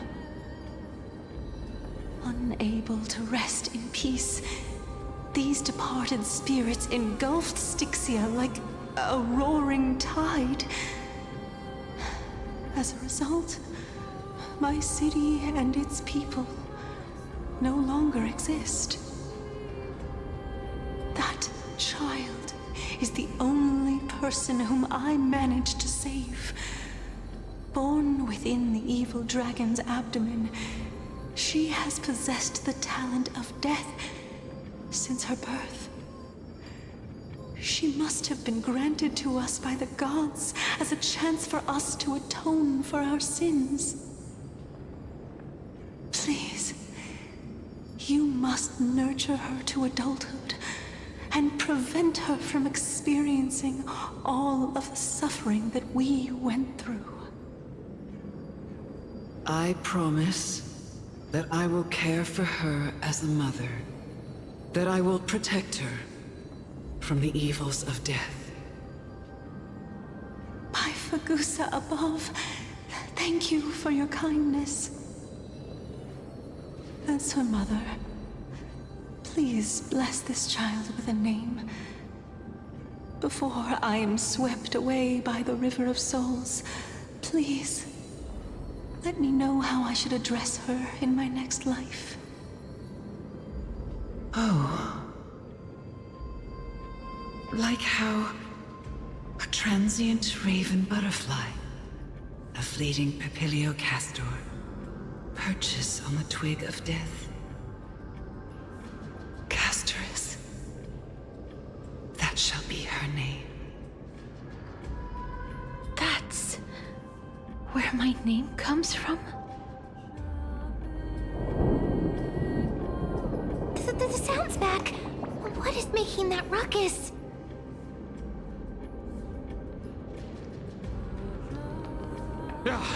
Living ones, don't waste your time bickering. The Netherrealm's wrath is falling upon you. Black Tide Creations. When did they... Mister, please fight them with caution. Be careful not to suffer the same fate as those Black Tide creatures!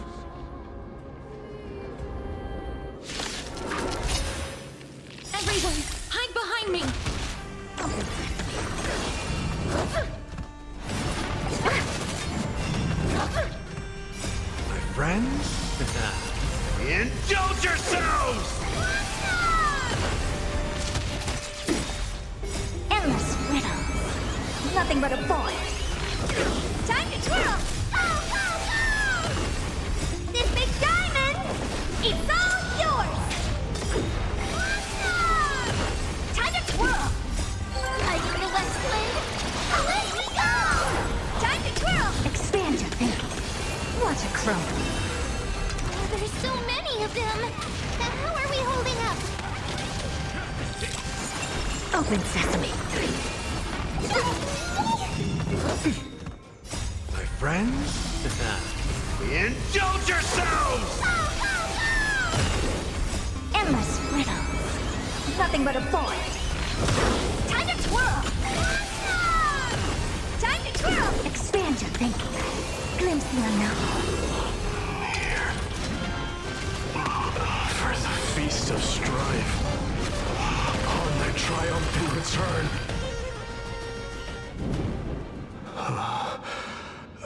You? Lord Mighty?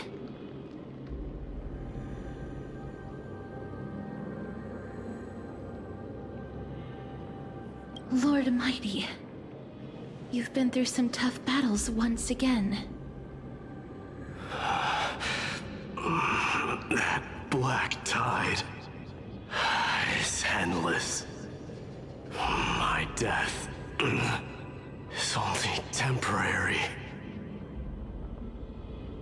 I will find my path of return and go back to the world of the living and continue my protection.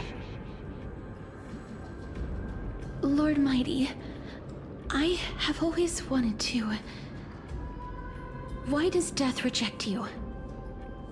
I'm the one resisting it. I must resist the temptation to go with the flow. I'll go against the current and kill my way out of this cursed nether realm. That is my destiny.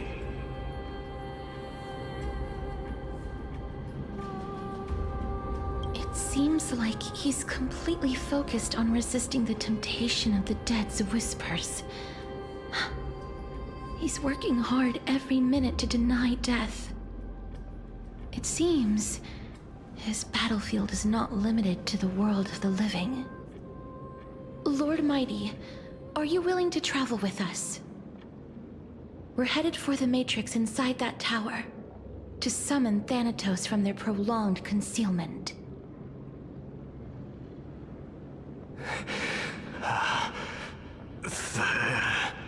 Thanatos. Challenge. Death. That's right. If we can work together and defeat them, you won't have to be troubled by the curse of immortality any longer.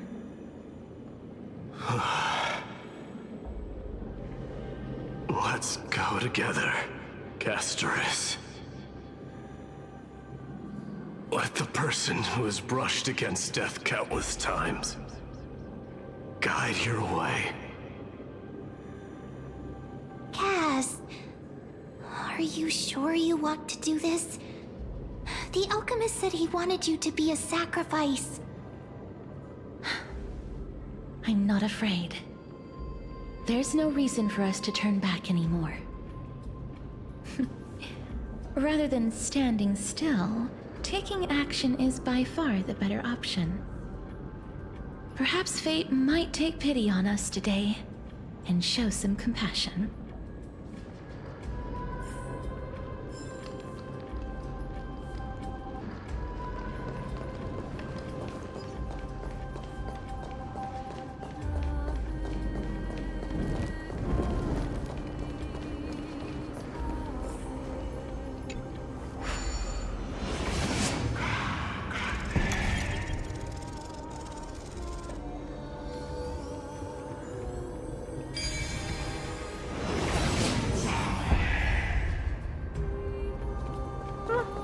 Pretty underwhelming.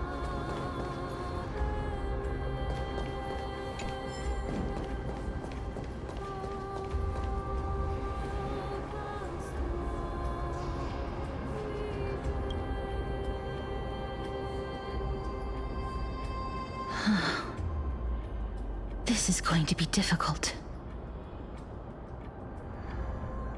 I'm familiar with this kind of mechanism.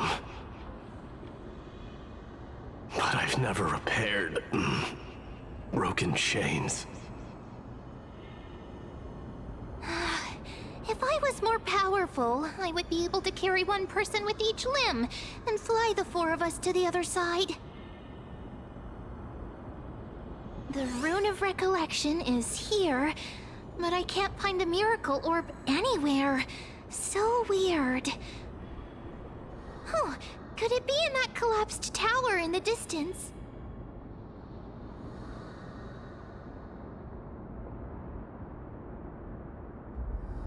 It's still up to me to step up in a crisis. Wait here. I'll go check things out.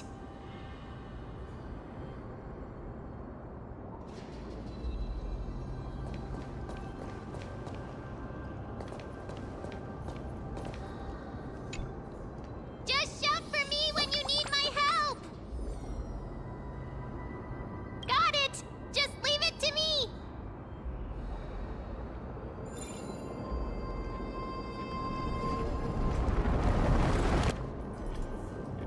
Mem did it. The pink squirrel is very smart. Why am I a squirrel now?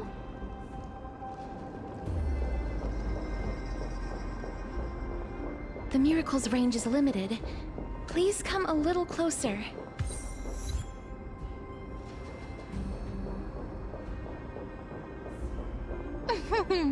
Aren't I a good fit for Orynyx's priest? Of course. You're the most competent priest ever.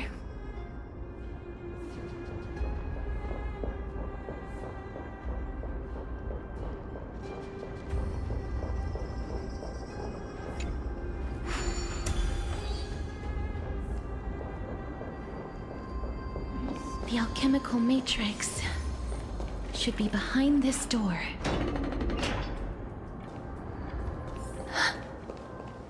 Is that...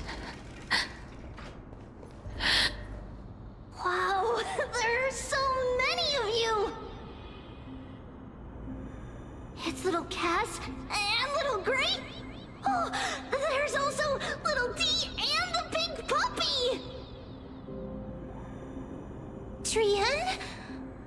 Aren't you... Get what? I'm getting even more confused.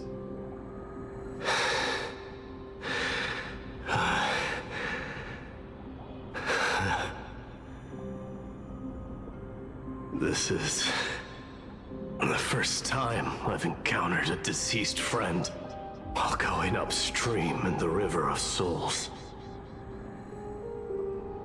It really works like this.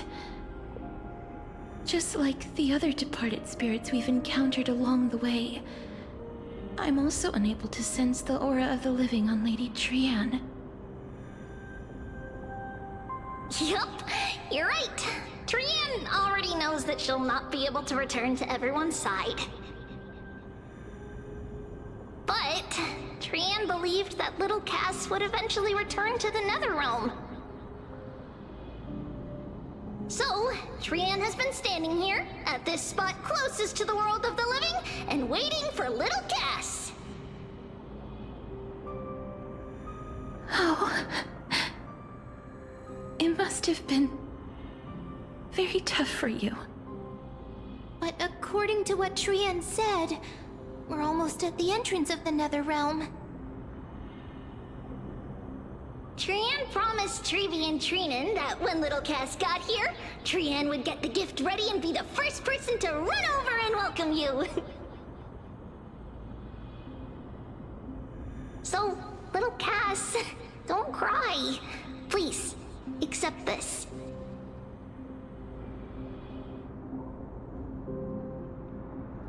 We finally finished it.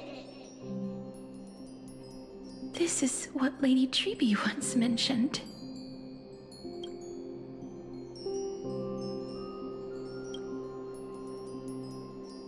for me that you didn't manage to finish. The Holy Maiden of Yanis.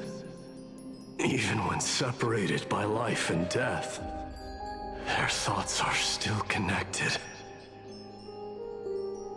Trian spent a lot of time drawing this. Trian hopes that little Cass likes it. Seriously? It's seriously a wonderful drawing. Lady Trian.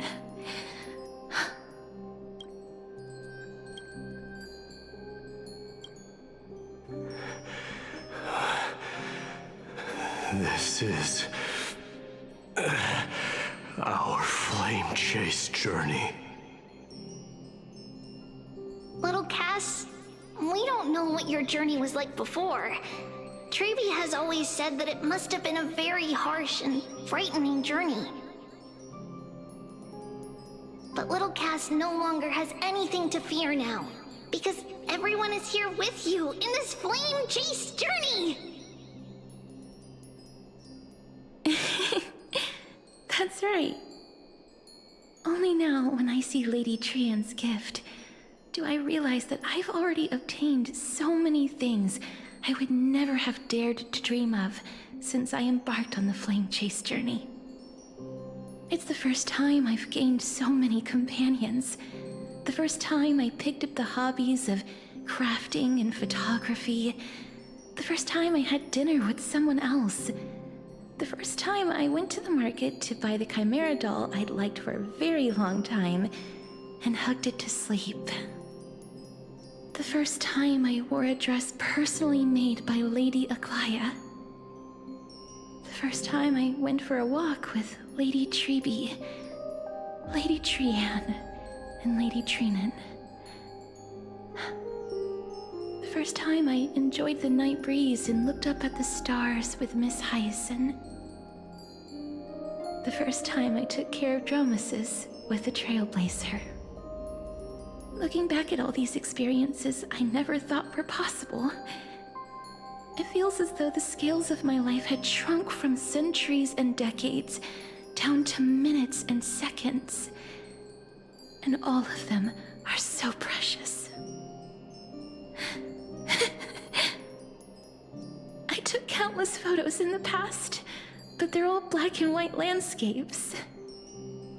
I don't have a single one with friends. If I had known, I would have taken more pictures.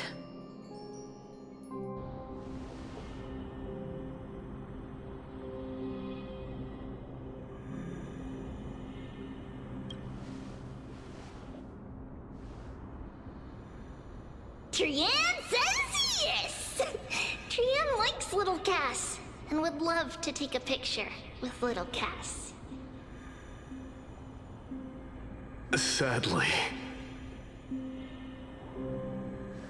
being departed souls, our images cannot be captured in the world of the living.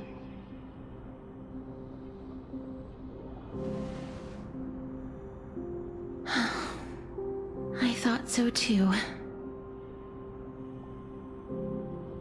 What? Are we seriously going to leave any room for regret?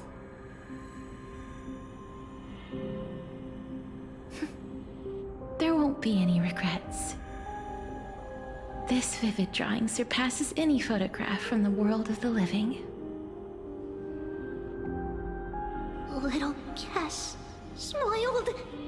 Treeby, Trinan, and Trian's wishes finally come true! I remember you once said that fate is not the flowers that bloom at the end of the road, but where people tread beyond the gate. Now, the path that belongs to me is about to reach the end. Thank you for bringing me the final key. Key? Little Cass, why are you talking in riddles all of a sudden? I have a feeling that soon, This gift of yours will become the key to saving Mister's life. Wow, that's amazing! Then keep smiling and carry on bravely! Little Cass, Little Gray, everyone, see you tomorrow!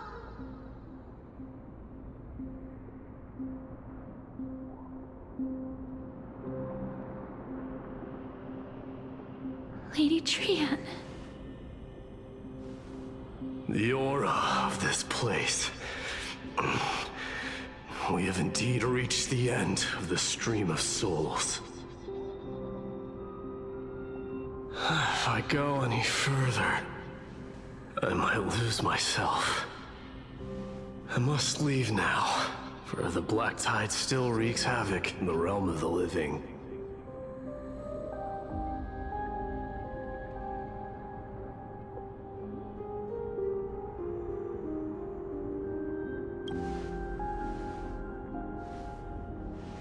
I seek not to enter the door to the nether realm. Castorus, will you fulfill your duty for the flame chase?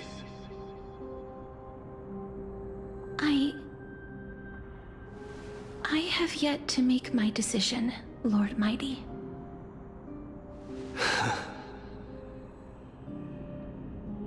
No matter. Make the choice your heart desires. Even if it takes 1,000 years of waiting. I will continue to fight till I die. Then rise from death. Till the miracle descends.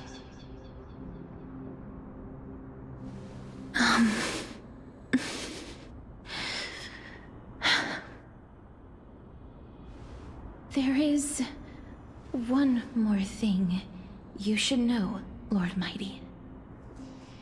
What is it? Professor Anaxa may have deduced the principles behind the Era Nova. You and I may be reincarnated as strife and death in the next cycle, becoming calamities wreaking havoc upon the world. I see.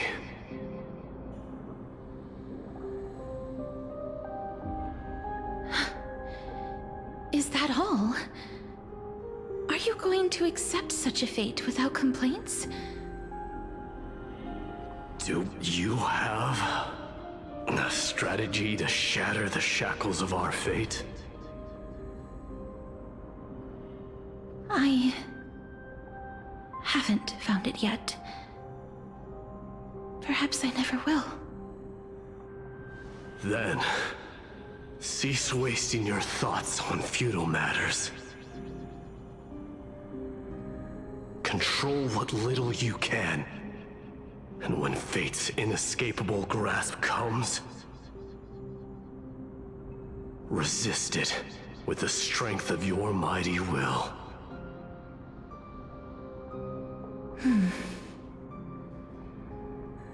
Thank you, Lord Mighty. I will find the right decision.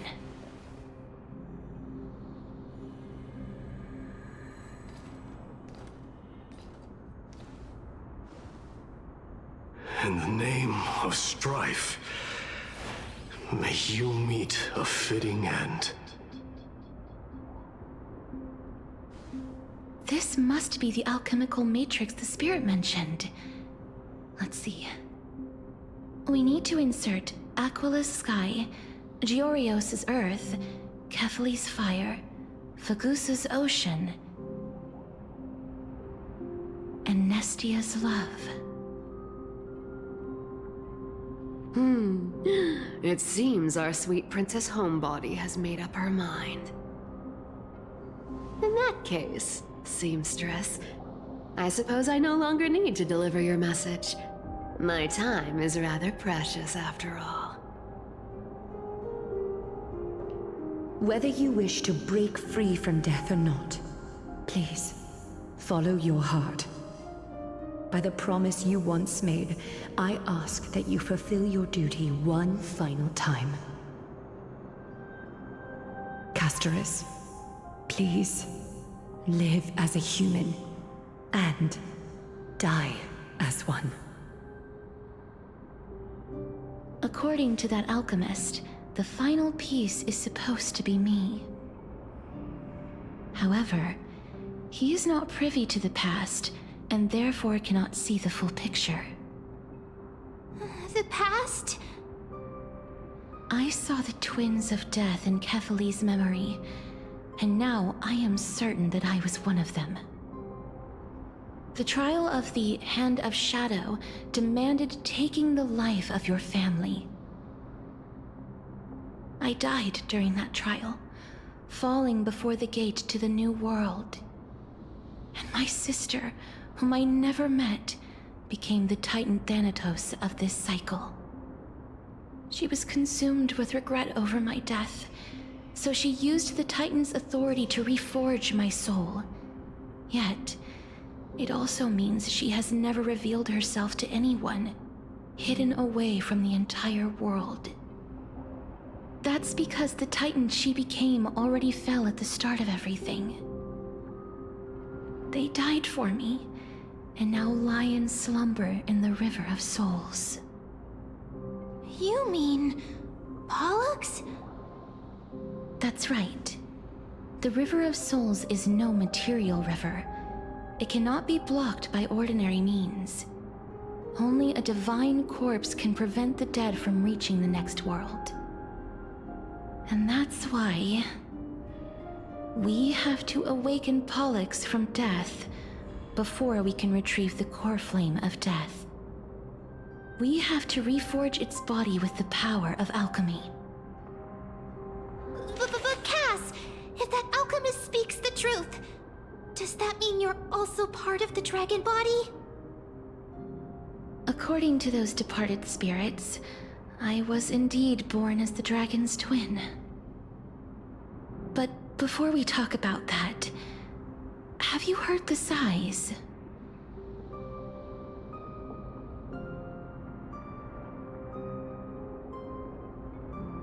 I heard them too. So what are those? I think it's probably the sign of Pollux's wish being fulfilled. They must have realized how heavy a price they'd need to pay when they used their divine authority to resurrect a dead woman. That's why they exerted every ounce of their strength to send me to Styxia, a city that called for death, a land where none is hostile to death. They never saw their wish fulfilled and fell so prematurely, all because they wanted to give me a new life. Pollux must really want to know how their sister has been after giving their all to save her. That wish is the reason Pollux's soul still lingers in the mortal realm even after their fall, quietly watching and documenting every detail of their sister's life. So instead of picking up objects on the way here... We were instead showing things to a strand of yearning that lingers here. Now, we must weave these yearnings together and restore them into Pollux's complete soul. But all of this is just a hypothesis, right? What if we go through with the ritual and it turns out totally different? That's fine. As Professor Anaxa often reminds us, such is the nature of alchemy. The true outcome can only be known once the process is complete. This is why alchemy is also known as the miracle of creation. Now, the puzzle of Pollux's yearnings is nearly complete, with only one final piece remaining. I shall reveal what they have been yearning to know in the alchemical matrix. I will show them my whole life since I left Styxia. Lady Trienne has already drawn a picture of my entire life. and it is now in my hands.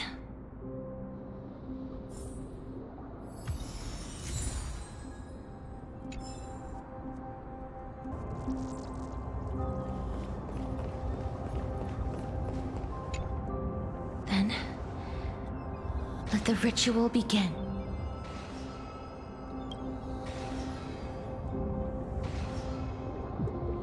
And now, the objective is complete. That is all. Such is what Professor Naxa always says after preparing for an alchemical ritual. And now, Pollux, I shall lift you from the river of souls and reforge your soul. Perhaps you will be disturbed by this, and your body may become horrifying to behold. But if even the slightest trace of your soul remains, the soul that once ferried me to this side of the shore, then please, look at me.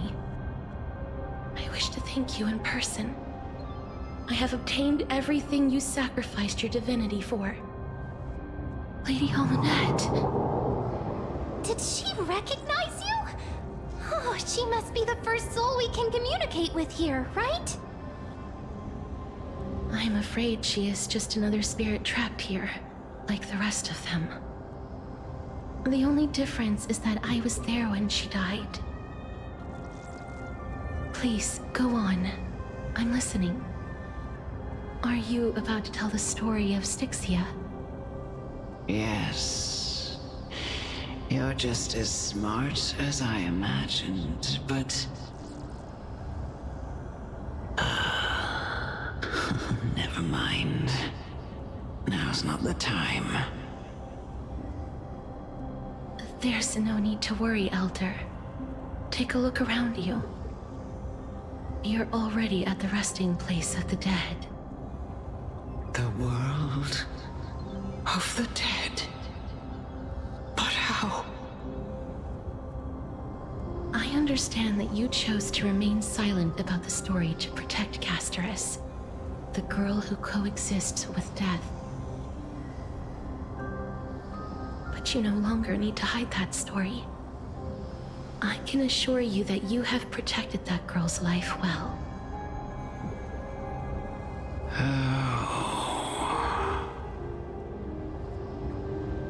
Well, in that case, let me begin. Styxia, the pearl of the ocean, plagued by unwarranted calamity and ravaged by death in the fairy tale. It was the first city-state to shift their faith towards death, even before Idonia did.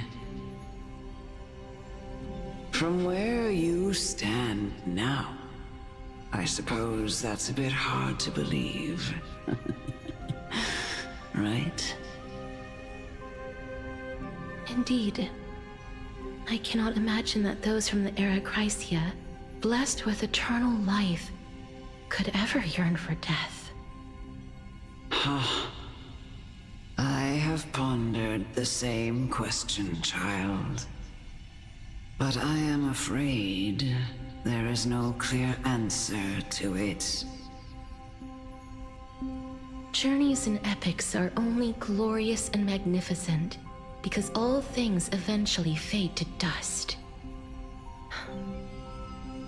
That's how someone once explained to me why death is necessary to the world. But I still can't take that as the final answer. Would a world without journeys and epics be worse off? I take it the one who spoke this line was a general, or perhaps a warrior. I, however, did find some inspiration in these words.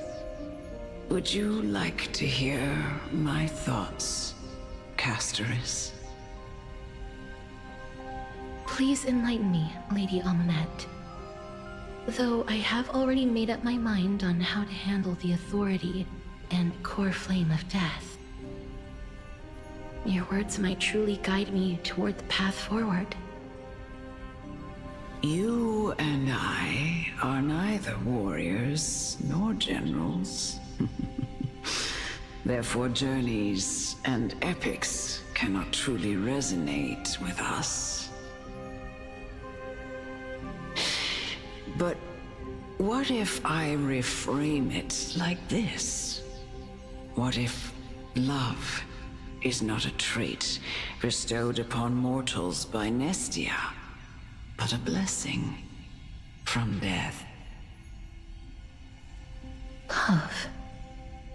No one ever invented the word cherish in the era when life was eternal. For all the good things in the world can be revisited endlessly, and every bond formed carried no risk of being severed. The so-called Era Chrysia was an age devoid of both virtue and sin. People did not truly live. They simply existed, going through the motions without passion or purpose, then waiting for something to happen. Perhaps the people of Styxia chose to embrace death not out of fascination with its cruel and fearsome side, but instead became fixated and obsessed with the impulses and desires tied to a finite existence. Therefore, death is not a thing of fear and desperation, but... That's right, Casterus. It is the reason we shed tears when parting ways, and also the original spark that ignited the passion of mortals. If you truly intend to deprive the world of death, then be prepared to witness it return to a state of stagnation. I understand, Lady Amunet. Our limited lifespan shapes all that we know and love. Not even the Death Titan has the right to take that away from humankind again. Nestia's love was the chrysalis of gold's first blessing, but it most likely wasn't understood by mankind. We only learned to interpret this wonderful gift after Thanatos' arrival. If the world was bereft of death, then the Queen of Styxia wouldn't have played midwife in delivering me into this world. You wouldn't have welcomed me into Idonia, and Aglaya would never have invited me to join the Flame Chase journey. None of these stories would ever have happened, and I would never have lived, let alone found happiness. Thank you, Mother. I will use all the love I've experienced in this long life to complete the final miracle. My teacher, Anaxagoras, grant me the wisdom of all things. I call upon thee, the stripped dead dragon's corpse.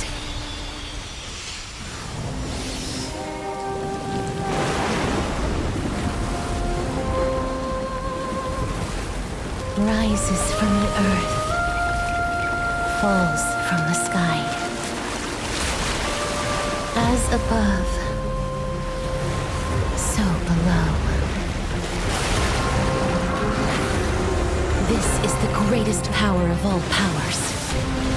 Unstoppable in this world.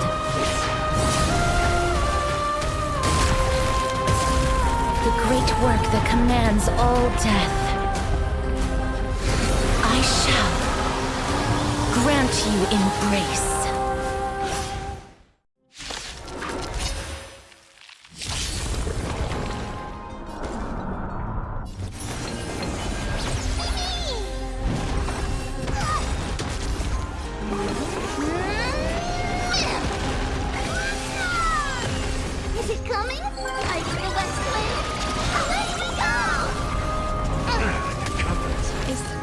once saved my life truly gone?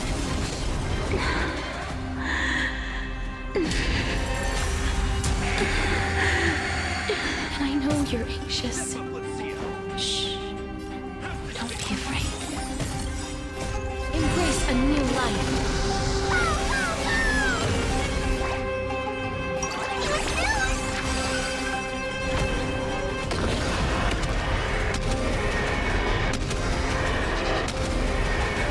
May death protect us!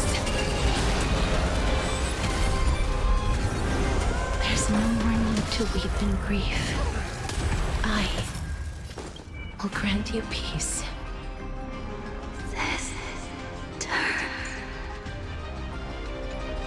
Yes, it's me. I'm back. In the mood for another beating? Time to mix things up! Slicing, my friends! Indulge yourselves! Please cherish this time. Root here. Be careful. They may be moving by instinct, but there is fury welling up within them.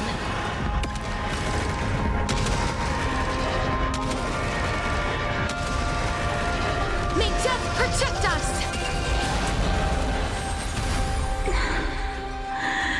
Please, don't turn back to the Nether Realm.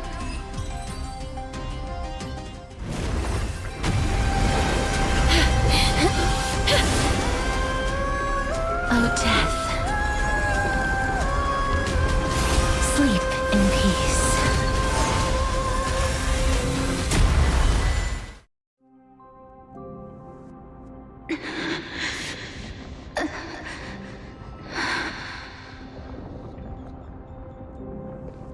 I'm sorry I have to wake you up from ancient death. And I know you're anxious. Shh. Don't be afraid.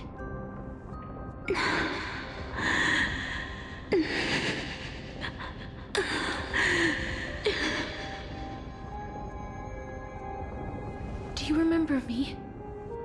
I'm the girl you once carried across the Sea of Souls. I'm sorry I wasn't able to remember you, but with the help of many people, I was finally able to pick up these broken fragments of my past. I'm back, Pollux.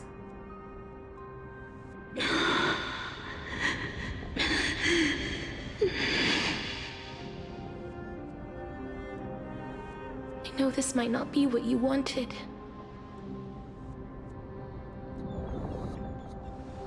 But I have to do this.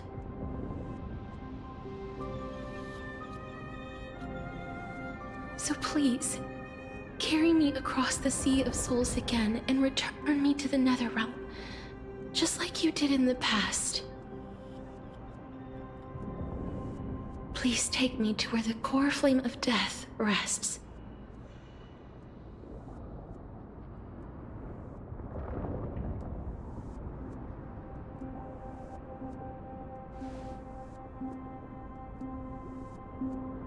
I'll be going now.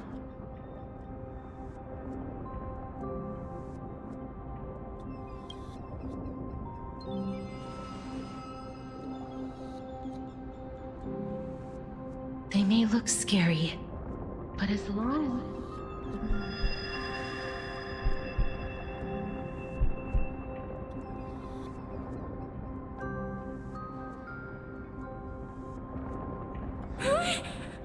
What's wrong?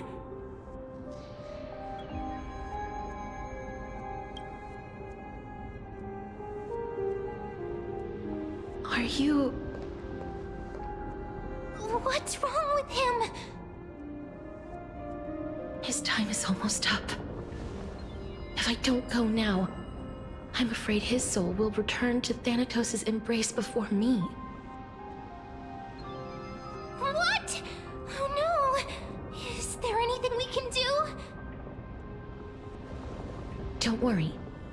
I promised I would ask Thanatos for the Trailblazers' right to roam the Earth again.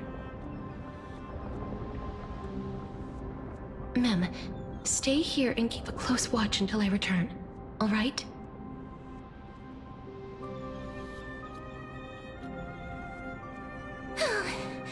Alright. I'm the best at taking care of others. Go on, Cass. Make sure not to leave yourself with any regrets.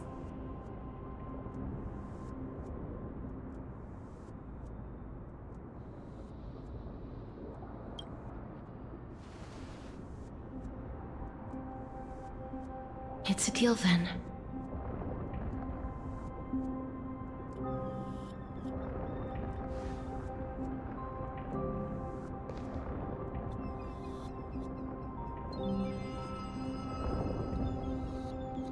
Please.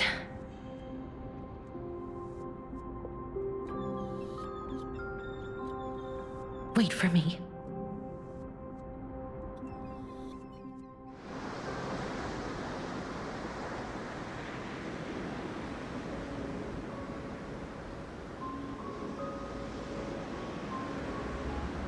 After all that, you still ended up back here.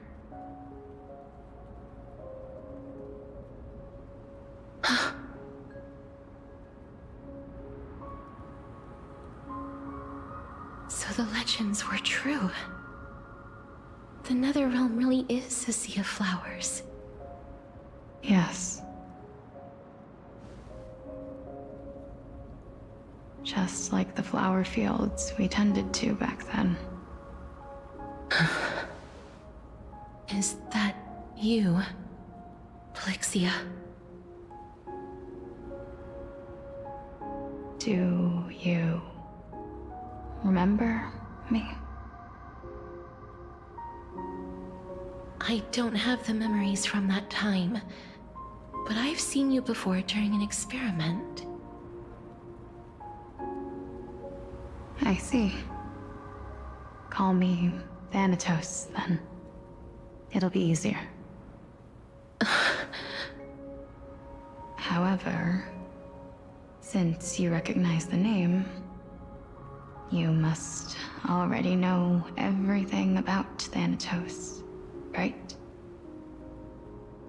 Yes. I'm here to reforge the order of life and death in Amphorius.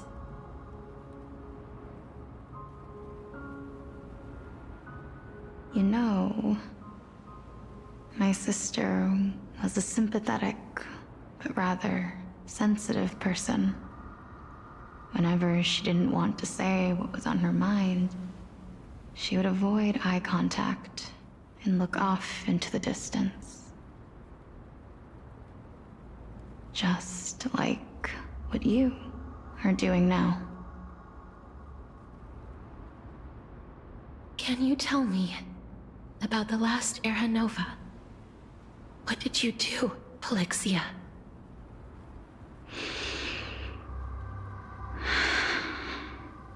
Where should I begin? I suppose we can start from the beginning.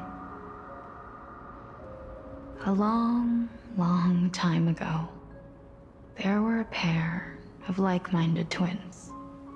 As foretold in the prophecy, they were chosen to be successors to the god of death. But fate was cruel.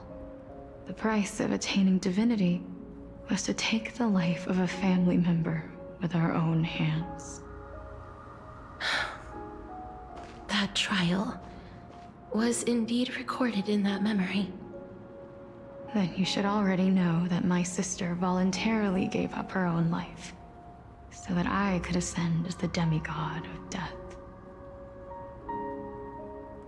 But I couldn't accept that. Why did we have to kill each other for a future she'd never see herself? That's not fair. So, while weaving the laws of the new world, I shattered the forbidden bottom line for life and death. I reshaped my sister's soul and took the form of the great dragon Pollux to carry her up the River of Souls and back into the mortal realm. But our fates were already decided, and manifested in unexpected ways in response to my futile actions. Aging is an unbreakable law of nature laid upon humankind, created at the same time as death. When the living die, their souls will meet Thanatos, who would determine where every soul goes. If the Reaper raises their left hand, the soul is granted death and allowed to enter the Netherrealm to await reincarnation.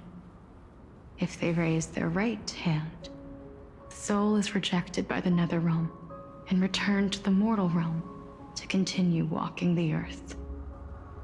That's why the Hand of Shadow can only lay down judgment and not embrace another being. Yes.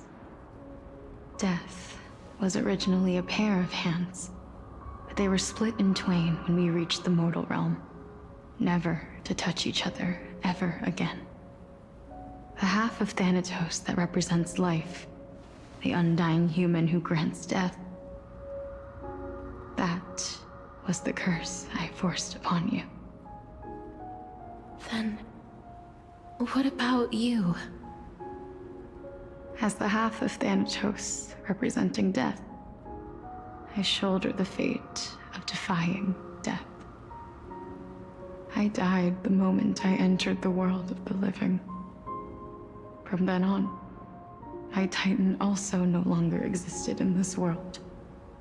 The cycle of life and death stopped. Souls were denied their audience with death, and were left stranded within an ever-rising river of the dead. What irony. My selfish desire to save your life gave you and the world a fate far worse than death instead. Then, what was left of my reason was left behind in the Netherrealm, where I've been taking care of these flowers day after day, until there is now a sea of them, all while mulling over the subject of life, death, parting, and enduring an endless loneliness.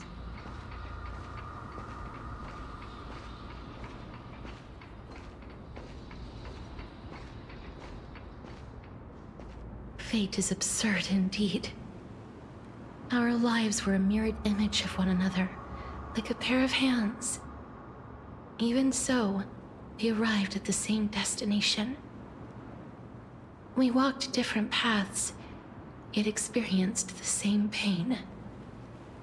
I had hoped that maybe you would at least have a good life in this cycle. I'm sorry. I lived my life well. It didn't go to waste. As far as I'm concerned, you did nothing wrong. Even though I forced the authority of granting death to humanity upon you, a total stranger. Too many responsibilities were forced upon me in the course of this long journey. I was once lost, even upset. But I realized recently that if it weren't for your blessing, I wouldn't have understood the source of these emotions, nor would I have realized my purpose. I wouldn't have made it here to reunite with my missing half. And we wouldn't be discussing our past while sharing the same view of this landscape. I wouldn't have understood the meaning of our existence. The meaning of our existence. This sea of flowers blooms on dead land, because we sowed it with the seeds of our separation and watered it with our tears of loneliness. Yes, the only thing death is allowed to create are flowers that bloom from blood and tears. That's why Thanatos cannot create living beings at will. Nor can the Hand of Shadow determine a person's remaining days. Because the life and death of mortals should never be dictated by another's will. Are you saying there's no point in Thanatos' existence? No. No single being can bear the scales of life and death on their own. Not even a god. Life and death weigh equally heavy. We both know that now, don't we? You, too, must have had a difficult life. We've taken quite the ridiculous journey together, haven't we? I had a feeling, even back then, that we would meet again one day. Not to embrace one another after a long separation, but to come in search of retribution. Tell me the answer that's already been written, and let us draw this seemingly endless fate to a close.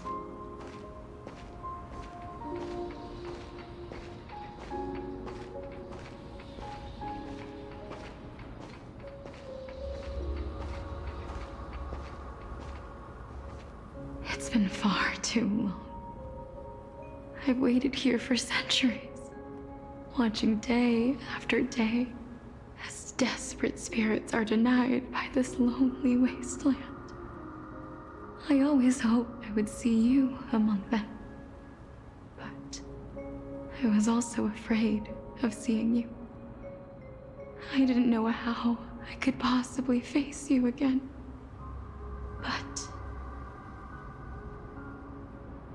more than anything, I was afraid that you might have forgotten all about me. I know. But don't you see, Polixia? I made it back anyway. You don't have to shoulder death's authority on your own anymore. It was always meant to be held in two hands anyway. So, let's give our core flame to him, and have him take it back to the mortal realm. Give humanity back their cycle of life and death. Our responsibility as Thanatos was never about picking out favorite souls. We were only meant to watch over life. Let's tend the field together, and create a warm sea of flowers for all the souls to come.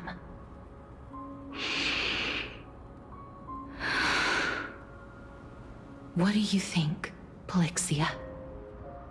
Yes, just one last step.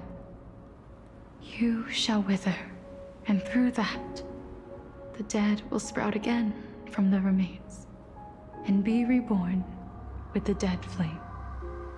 As foretold by the prophecy, Thanatos' authority is only destined for only one person to wield. As the Chrysos heir of death, as their demigod, as a titan, our fated moment has arrived once again. Just like before. Yes, just like before. But unlike that time, the ones undergoing the trial this time are prepared. You've made up your mind? Yes, as dictated by fate. But I won't be afraid, as long as you're here with me. Complete your trial in this life. Grant me the embrace of death, and light the spark of life ablaze. You've been tempered by life and death. I know you'll be able to give this wasteland its first breath of life. Like a raven butterfly, flying swiftly into the netherrealm, perching on the twig of death.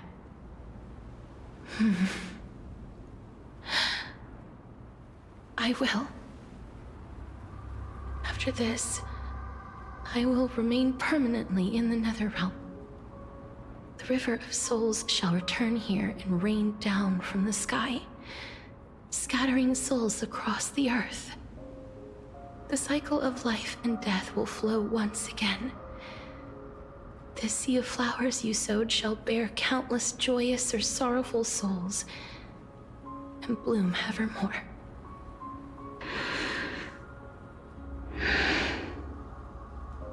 Thank you. Just one last thing. Can you grant me one wish? Of course. What is it?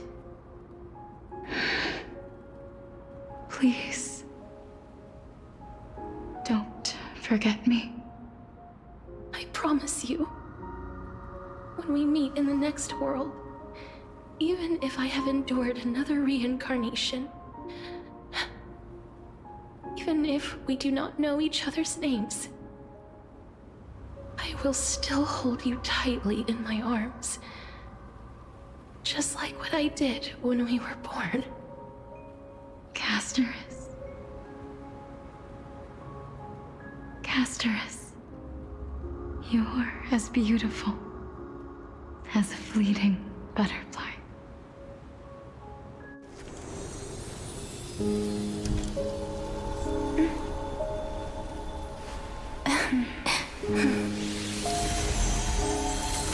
I will bring rest to death.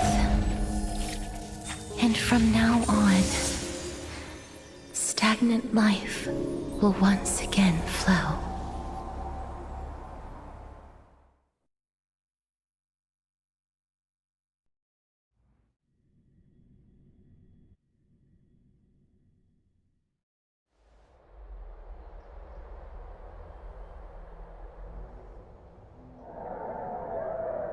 Time flies. In the blink of an eye, the 15th entry hour is already at hand. When this farce is over, your soul will be placed on the scales of life and death. Are you ready? No need to ask so many times.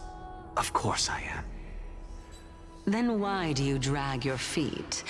Is your fear of crowds holding you back again?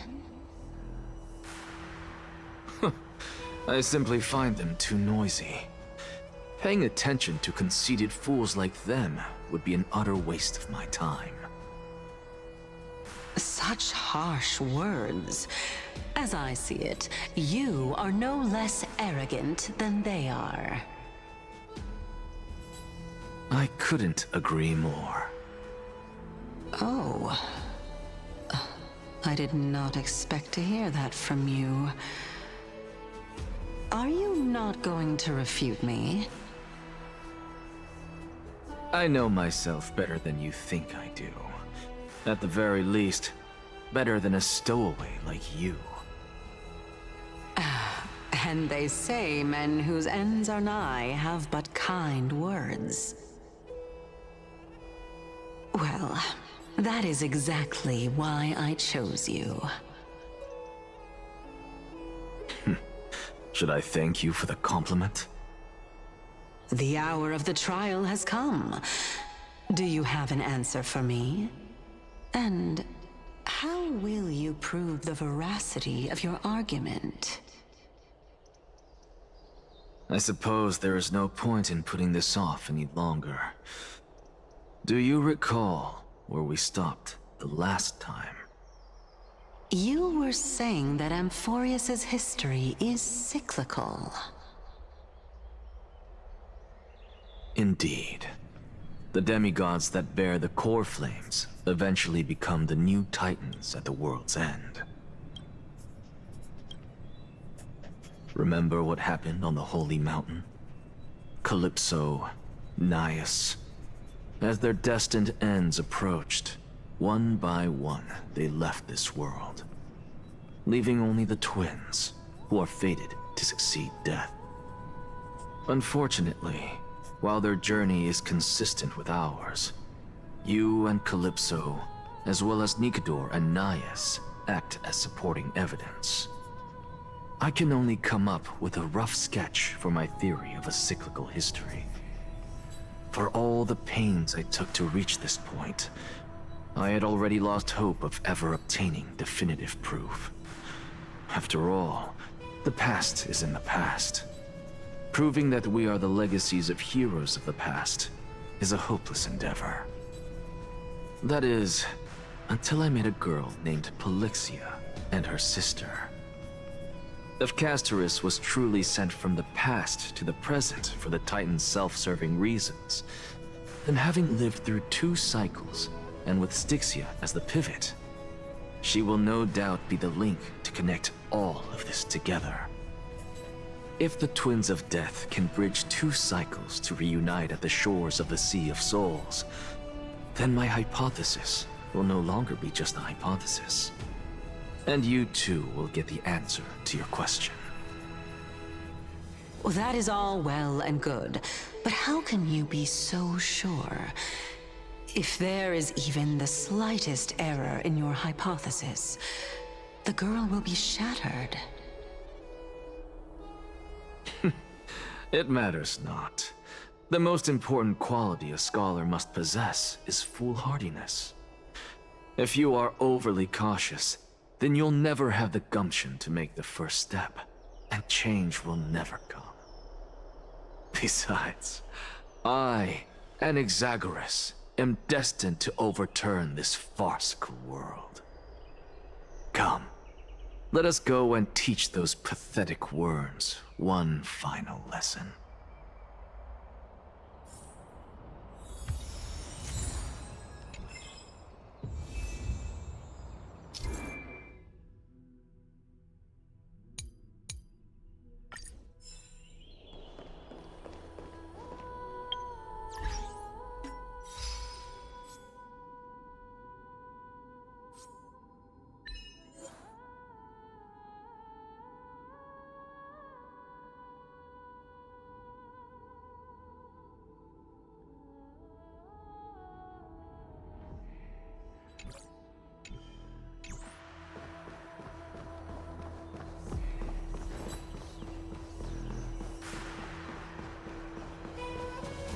Fine.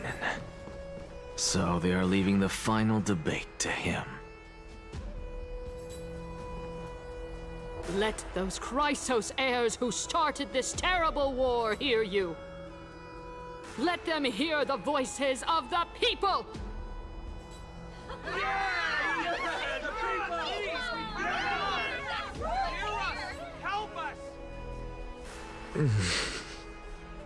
As always, that woman knows how to stir up a crowd.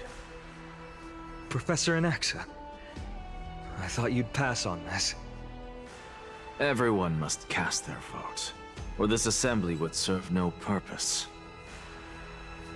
Prof, do you truly think it's wise to entrust the fate of the world to an assembly like this?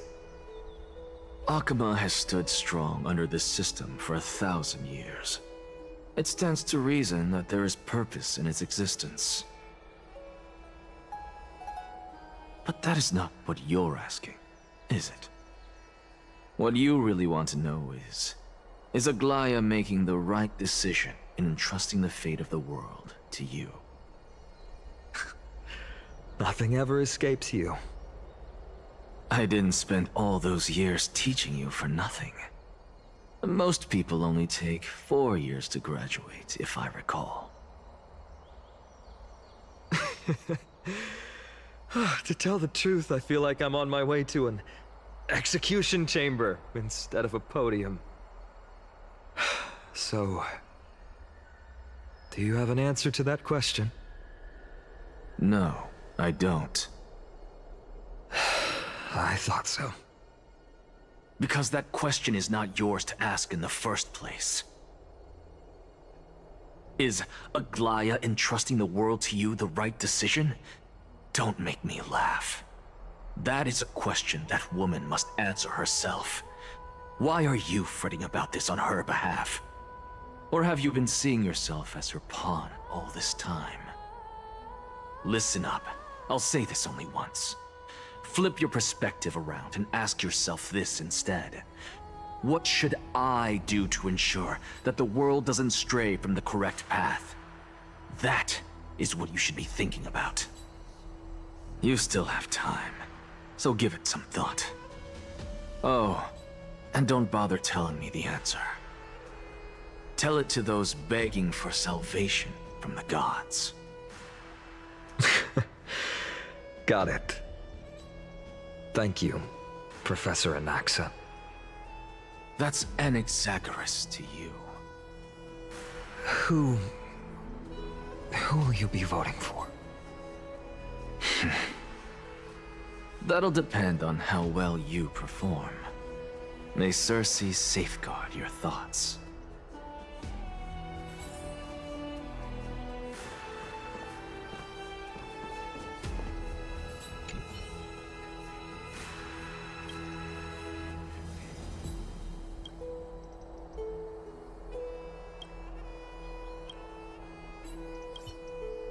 I actually don't necessarily find things remaining the way they are. Really to say it.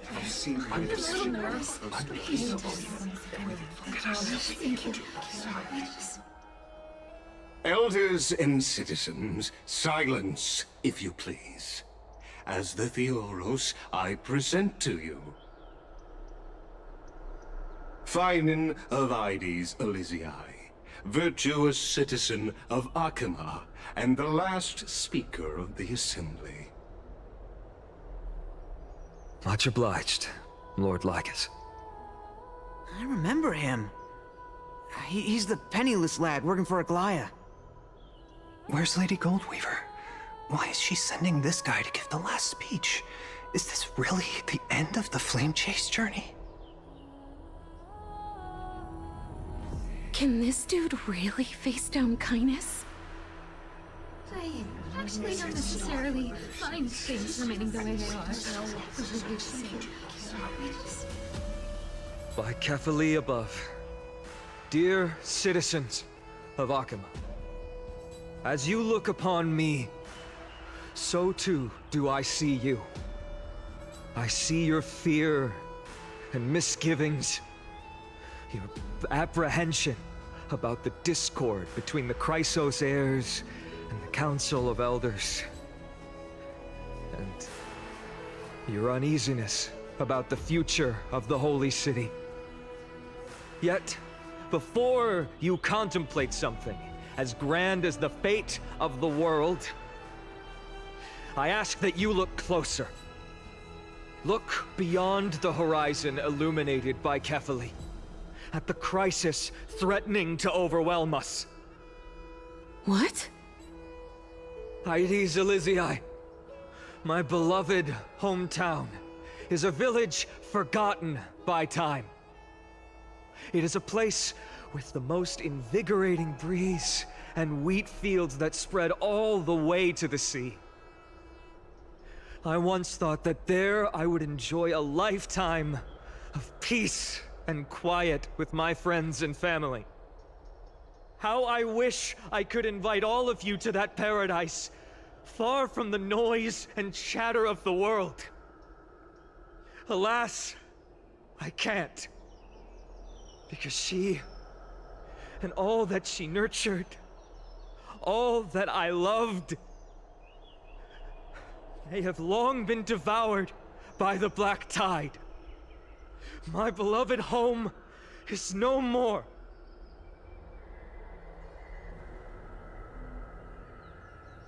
I will never forget the day the black tide struck.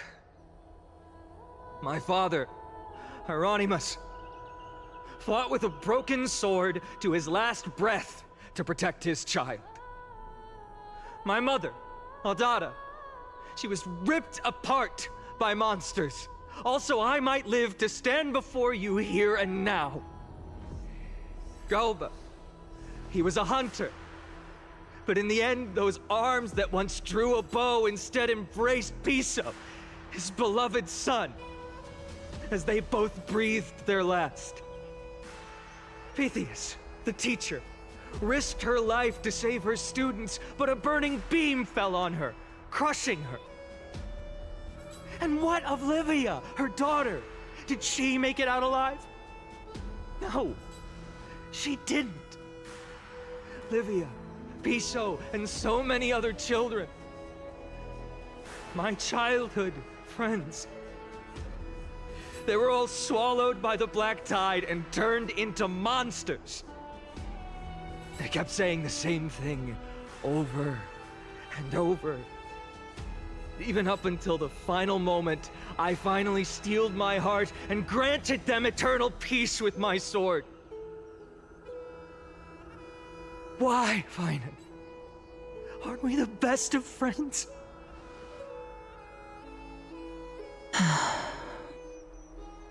That is the black tide. A looming threat that can bring Akuma to its knees any time. Kindness may have promised that with the 3 Titans of Calamity gone, Akuma will return to an era Chrysia once more, but much as it pains me, I must disappoint you.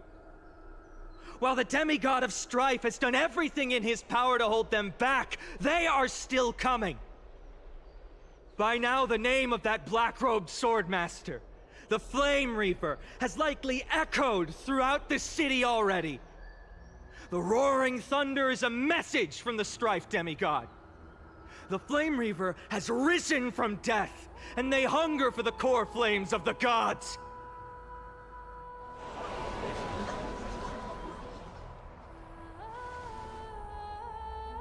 Lies! If such a powerful enemy is indeed approaching, why is Akuma still a picture of peace? Exactly! The city of Akuma shows no signs of pandemonium or chaos. And why is that? I beg you, spare a moment to think about this. Are we able to stand here and hold this assembly in peace today because the danger has passed? No! This peace we enjoy is no gift of fate. We are able to stand here today only because the Chrysos heirs have stepped up and shielded Akuma from calamity. With her golden threads, Aglaya has preserved and continues to preserve these idyllic days that all of you hold dear. The Council of Elders claims that Aglaya will one day forsake the people because her divinity is eroding her body and soul. But ask yourselves this. Rather than offering her aid and support, why do they choose to watch and push Akuma away from the Flame Chase journey? The answer that no one can bring themselves to speak of. A truth stained in blood and buried in greed, fear, and vanity. Allow me to lay it bare before you. It is because the Council of Elders, which bears Akuma's history and honor, along with this citizens' assembly we once took so much pride in, are now infested with vermin.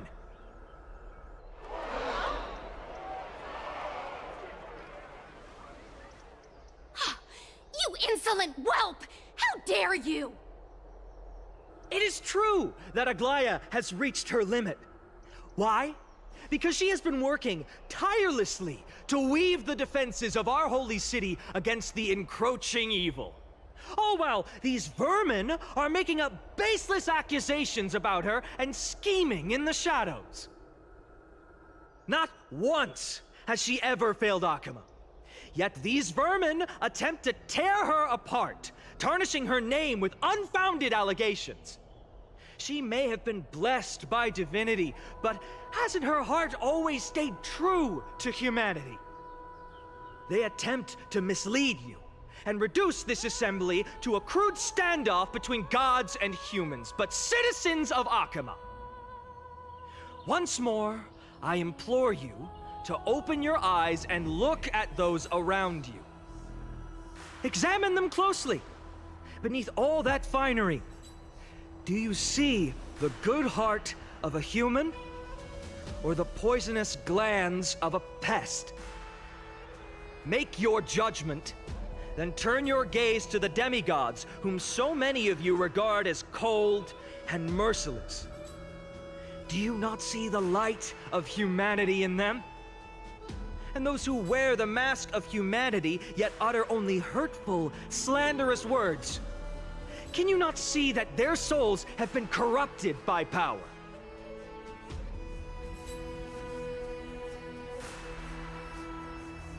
Yet, no matter what your answer is, and no matter who your vote goes to, rest assured that you have nothing to fear. For Aglaya, Tribios, and I will remain your faithful guardians and pledge our lives to upholding your decision. And this vow will stay true until the end of our days, where it will be passed on to future Flame Chasers. A steadfast and unwavering promise that shall endure through the ages! Absolutely right. This race of players have only our best interests in mind. I still don't understand it. I will never believe these Petals are always have to end. So,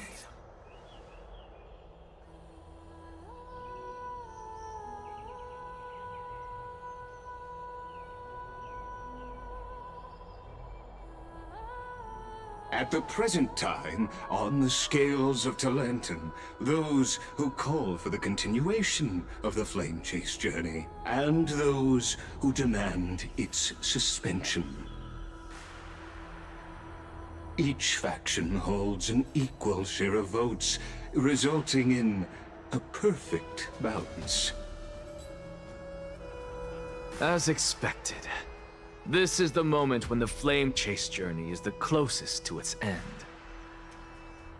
And now, it's your turn to vote, Lord Anaxagoras. Is there anyone else who hasn't voted? No, you're the last. Cast your vote with care, for your decision will break this impasse. I have long since made a decision. Very well. May you bring much needed change to this farcical world.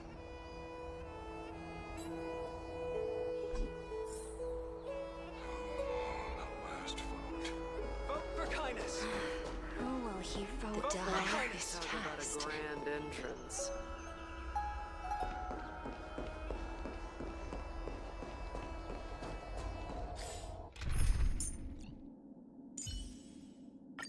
You're better off believing in me than believing in prophecies.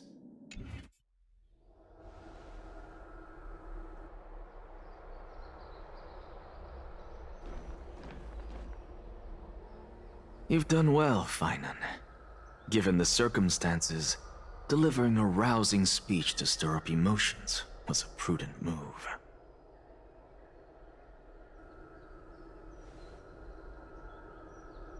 Thank you all for your patience. On behalf of the 7 sages of the Grove of Epiphany and the scholars of Amphorius, I, Anaxagoras, am ready to cast my vote. But before that, in the interest of fairness, Lady Goldweaver, I pose a question to you before all who are gathered here. Will you, as Finan has promised, stand by the decision made in the Assembly, regardless of outcome? In the interest of fairness, I make no promises, lest it should influence your decision. Very well. I thank you for your honesty.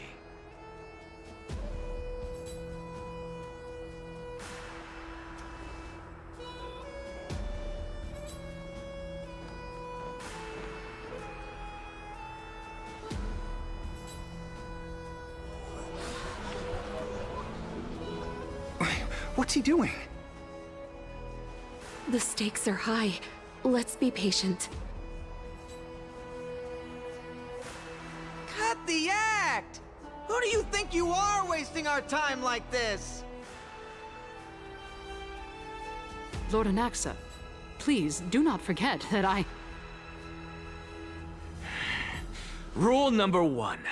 Do not call me Anaxa. Rule number 2. Never interrupt me. Silence is golden.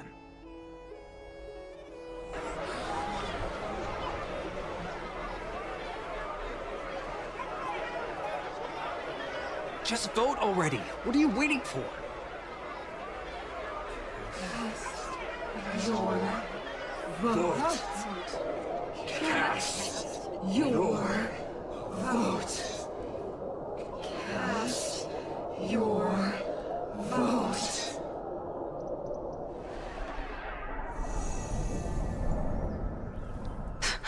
I cannot help but wonder, is every hardship in the world something you will exploit and use to your advantage? How else am I supposed to make use of this situation where my body and soul are separated?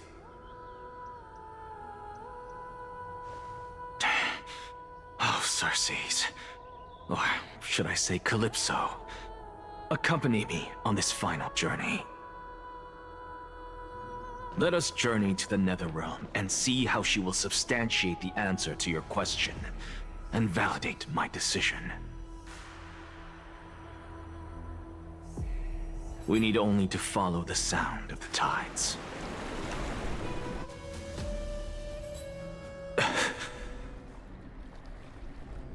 You are...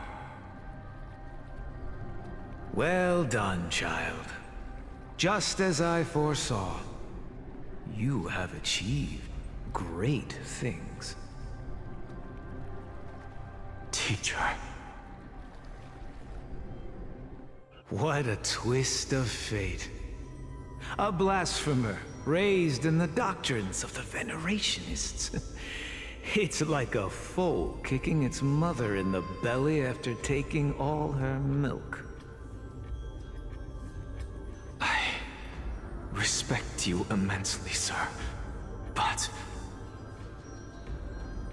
You cherish the truth even more. So, child, do not be troubled by the criticisms I have borne. Do not let those voices hinder you as you forge ahead. As the sage of the Venerationists, I am duty-bound to oppose you. But, as your friend and mentor, Anaxagoras, I say, go forth, for the truth is already in your hands. I will keep that in mind. Go now, child. Your lonely pursuit is about to welcome a new chapter. And when you reach the end of this journey, may we meet again with the truth before us. You have my word, sir. May Circes safeguard your thoughts. May Circes safeguard your thoughts.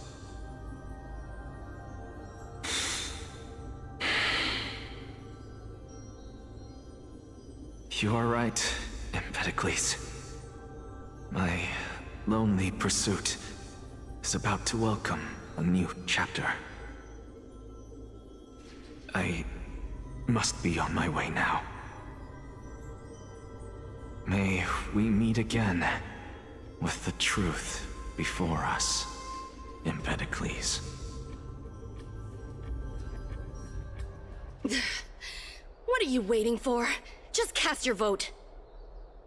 Silence! Silence, everyone! Behold, Circes, here at the center of the world, I shall write the final step of my proof. For this place is but one step away from the truth.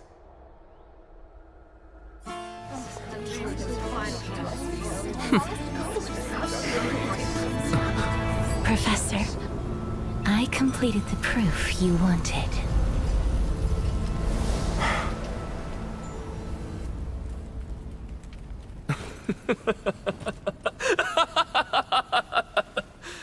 Thank you, Castorus. The answer is plain as day. My vote goes to the Flame Chase Journey and nothing else! Elder Kindness, I have deciphered the truth of this world!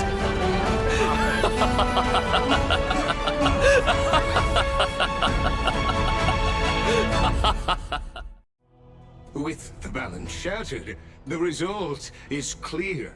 By carefully enter Lenten above, as the Theoros I have observed. No! Ligus, you can't! Nexa, what have you done? Have you lost your mind?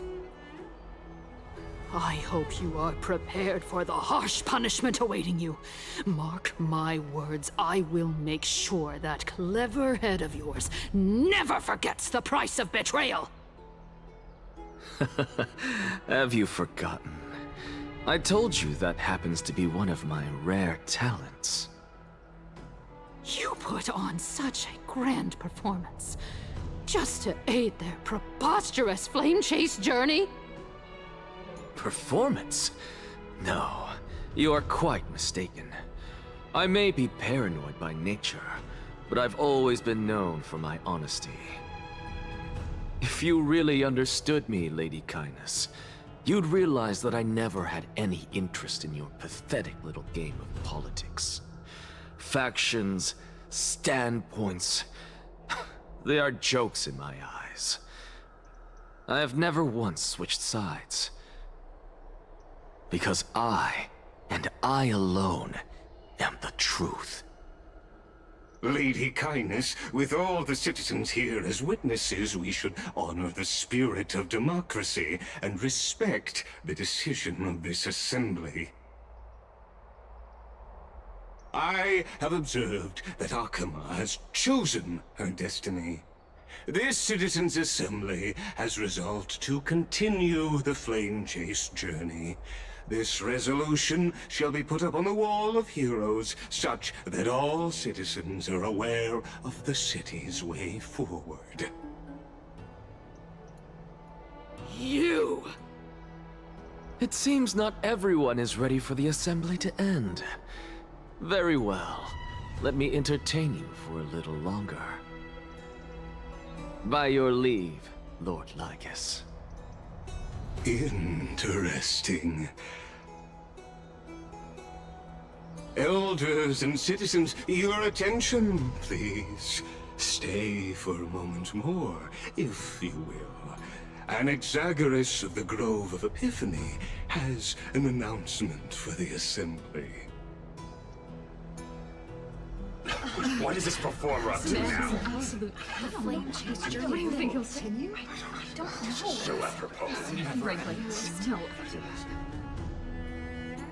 Just moments ago, all of you made a decision on the fate of Amphorius. As a supporter of the Flame Chase journey, it pleases me to see the choice you have made. But I regret to say that I still harbor doubts about this outcome. Thus, I hereby challenge this resolution. Tell me, who among you dare swear to Kefali's name that Era Nova will truly welcome the fairy tale ending that the Chrysos heirs have promised? A beautiful new world free of calamity and madness? Nonsense! That's impossible! What is he getting at? Of course not!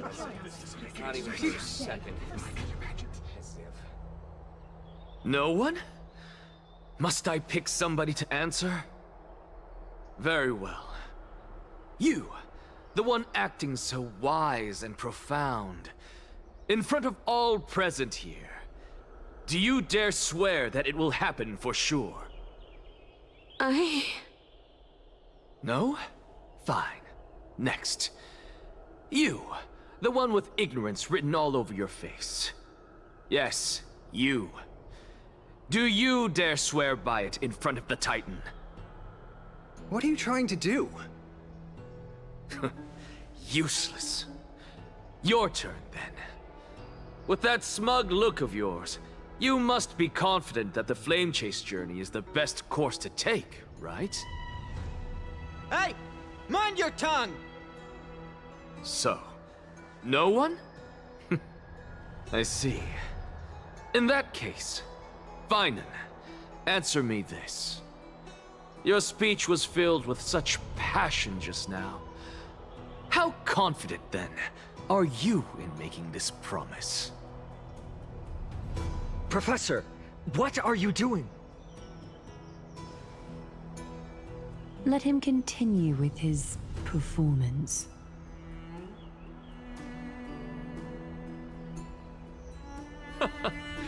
Will you look at that? Even Finan and Aglaya lack the courage to make such a promise. And what's even more absurd is that no one but I can promise you this new world. And yet, the Assembly passed the resolution anyway.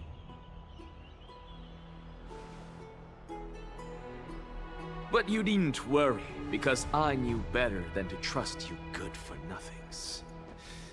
That is precisely why I am here today. To give you one final lecture. Now listen up and listen well. I, Anaxagoras of the Grove of Epiphany, hereby declare everything that the Flame Chase journey promises is true. Finan of Ides Elysiae, the prophesied demigod who shall succeed Kefali, will reforge each and every one of us in the new world with his complete, intact memories. What? The core flame-bearing titans were the Chrysos heirs of yesterday. And the Chrysos heirs who carry the core flames today will become the titans of tomorrow. All of our souls shall endure for eternity in the miracle of the World-Bearer. And all under Kefali's protection shall step into that new world.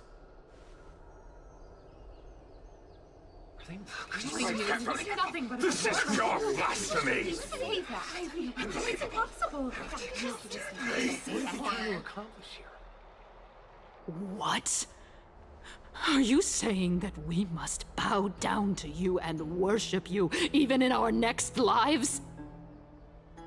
Enough, you blasphemous imbecile!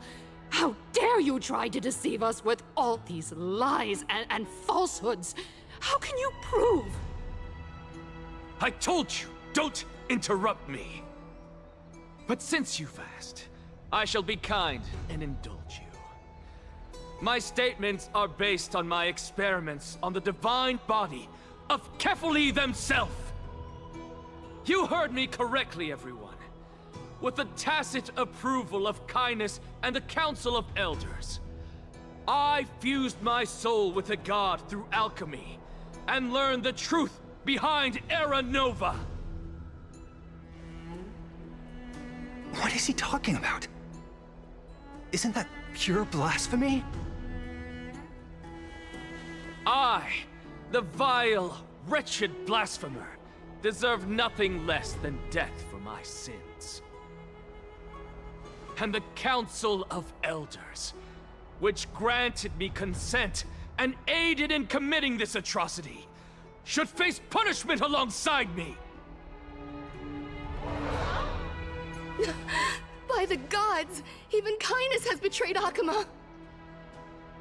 The camels are gone. We're carefully afloat.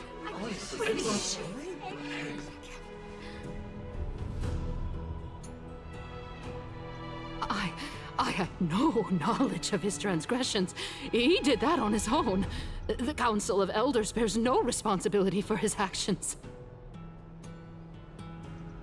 Lord Lygus, as the esteemed Theoros, are you going to simply stand by and allow the Council of Elders to be dragged through the mud? If the accusation is true, I will acknowledge it. If not, my conscience stands unburdened.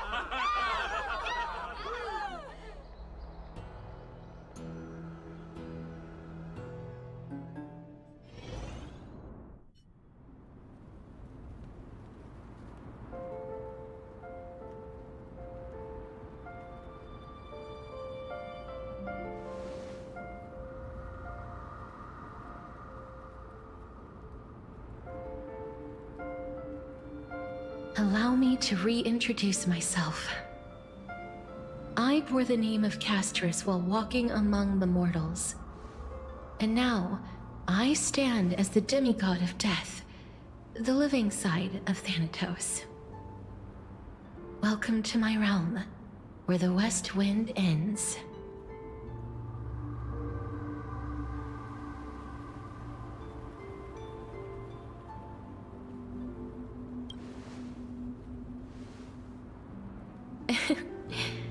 Every departed soul who has arrived here has expressed the same. Did you know? Every flower here was planted by Thanatos themselves. These flowers were originally both lifeless and immortal, but in the first rain brought by the River of Souls, they were given new life, flourishing as the bearers of countless souls. And it is my duty as the Master of Death to tend to their well-being and foster their growth in this serene haven. Similar to the structured cycle of life and death in the mortal world, these flowers too shall wither and fade, returning to the earth and then ascending to the sky with mist and tides. Eventually, they will descend to the mortal land as gentle rain. Every soul undergoes the perpetual cycle of reincarnation, albeit in varied forms, until the world meets its end.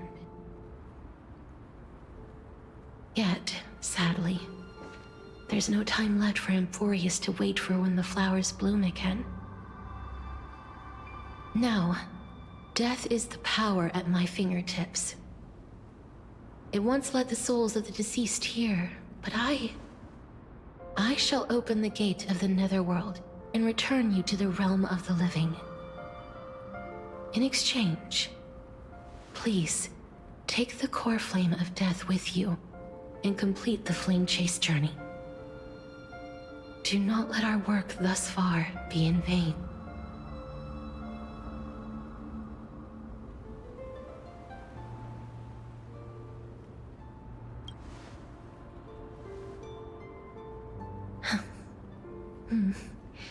Just like the other demigods, I will stay here and embrace my destiny.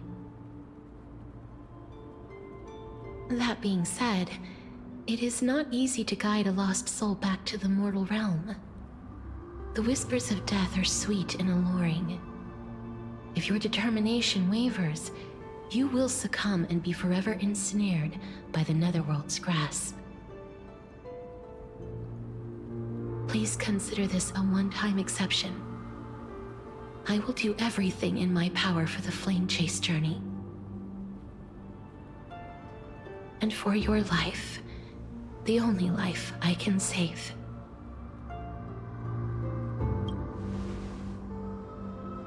I am glad to hear that.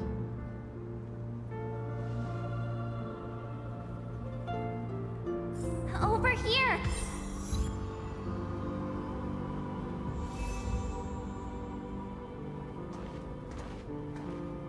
I believe in you.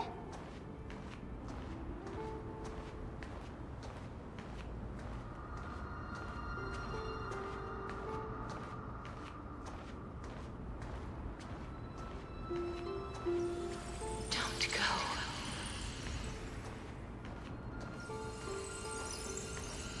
Just forget all the hardships. Lift your chin up high and step forward with us toward tomorrow! That's right. Keep your eyes on the dawn.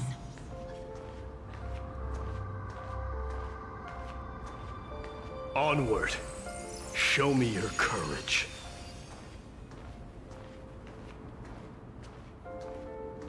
Partner, we shall become heroes together.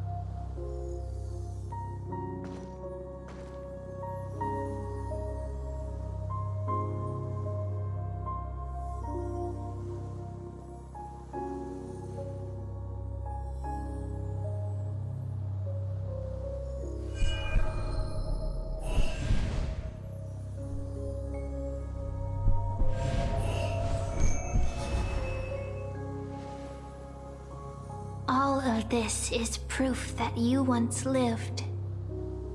Your soul, your memories, the years you've journeyed through, and the path they revealed, leading you back home.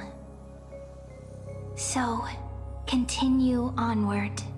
Do not stop moving forward, and do not let her sacrifice and the support of all who have stood by you be in vain. Over here, friend! Take my hand. Let's go home.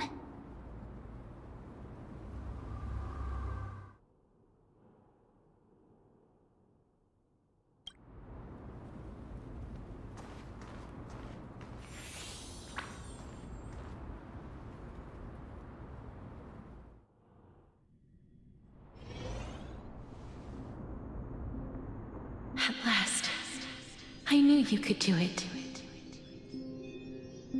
Your soul is still perfectly whole, as if some kind of force is trying its best to keep it together.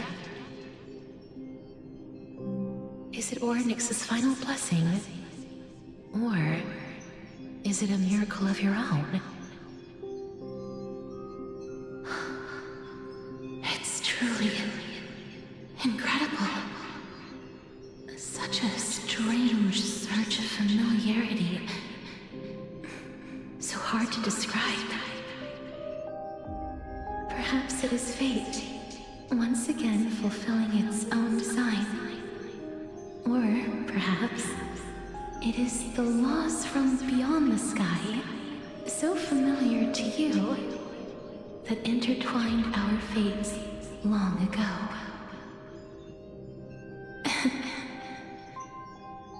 It seems that this is the riddle which cannot be solved anytime soon. The sensation of becoming a demigod is truly wondrous. It's as if the river of souls is winding its way through the depths of my spirit, transforming with each breath into a fine rain that nourishes the world. Do you recall that prophecy? At the end of the sea of flowers, the souls of the living shall warm thy fingertips, and after an embrace, there shall be eternal separation. I promised you that I would do everything in my power to give it another meaning. Now, as I stand as a demigod, and destiny draws to a close, I can finally end it in a way that is as beautiful as it deserves. The wish I once sought, but could never grasp, is now within reach. In this brand new world, every blooming life will lift its arms in celebration and recount the profound meaning of this very instant. Every touch, every embrace we share will never again be an ice-cold loss. They will radiate with an intense warmth, sowing love far and wide throughout the land.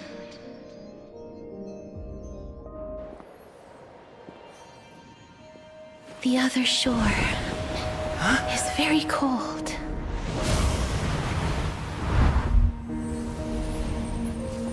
May I borrow your warmth one last time? Thank you for fulfilling this wish of mine. The place I'll be going to is what humans call the Land of Sorrows. But with this heartbeat and the residual heat of this embrace, I shall turn the nether realm into a gentle place of rest.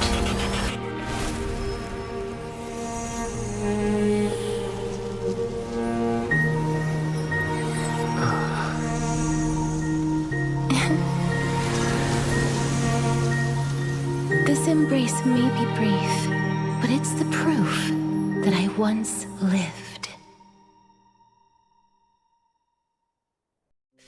then, may we reunite in the new world.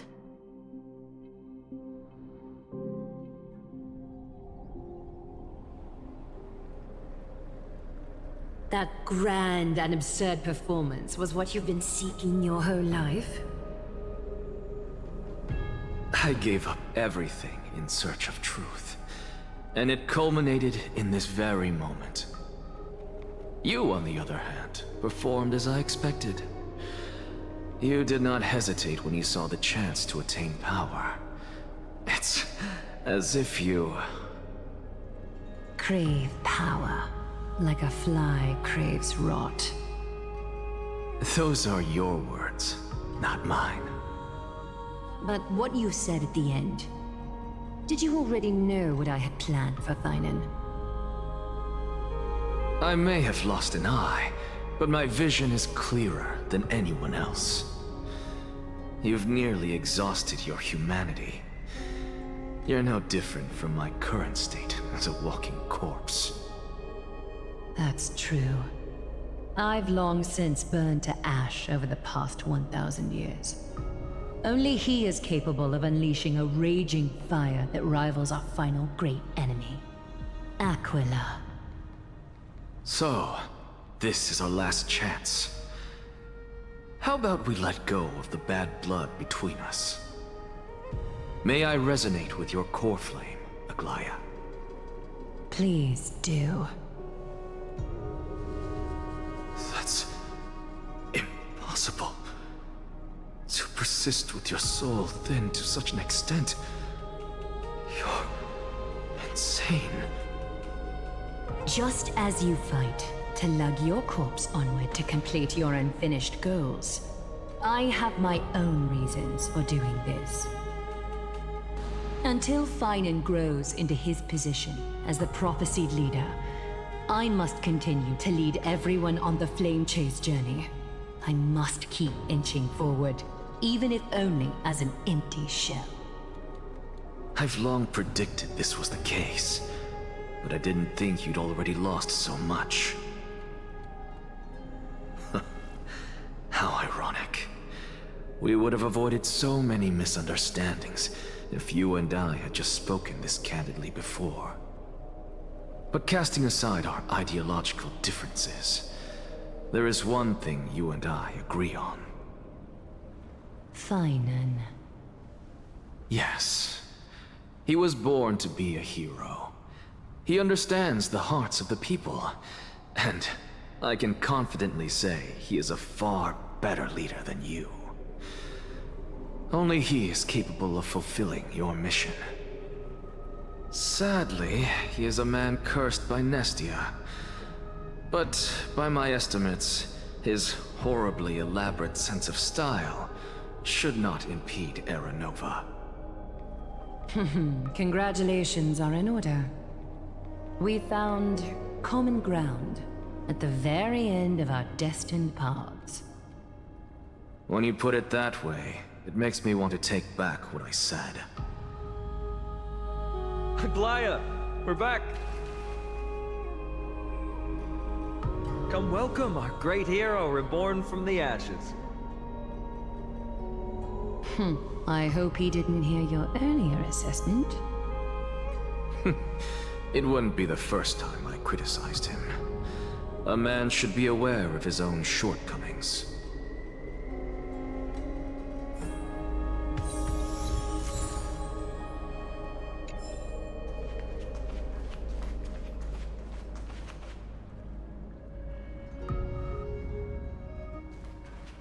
I'm gladdened by your triumphant return. But I don't see Castris among your number. It looks like she not only helped me prove my theory, but helped you fulfill your mission as well.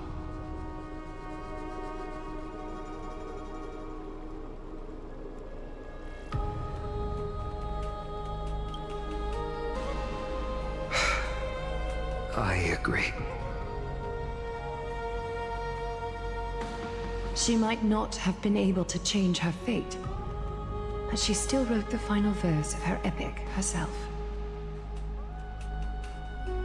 Trinin, please recite the prophecy for us.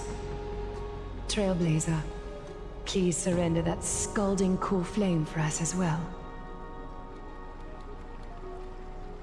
You are the only life she ever saved by her own hand in her 1,000 years on this earth. I believe no one is more qualified for this noble task.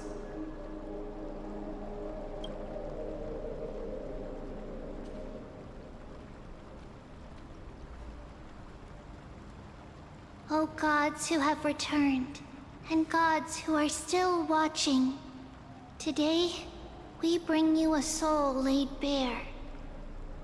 The Hand of Shadow, Thanatos, remembered their name from the past. From daylight they came, and to their fragrant dwelling they return, to walk now among your ranks. And there was one who joined hands with the Titan, a traveler risen from the dead and reborn among mortal kind. He is the everlasting night, and shall now proclaim in his good name, O Majesty of the 12 Titans, pillars of the world, we seek your divinity to mend the rifts of the world. Fill our bodies with blood of gold, till we wither in willing service to the prophecy. Step forward, trailblazer from beyond the sky, and together with us, surrender the core flame and carve their star into the sky.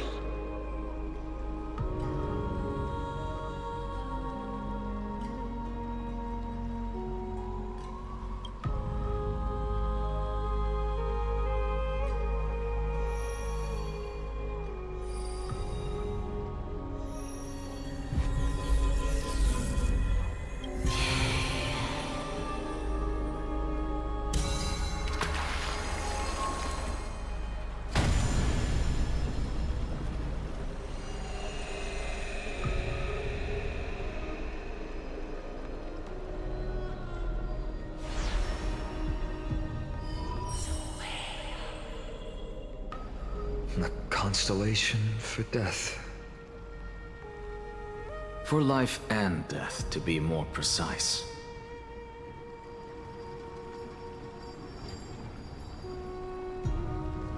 Look! It's...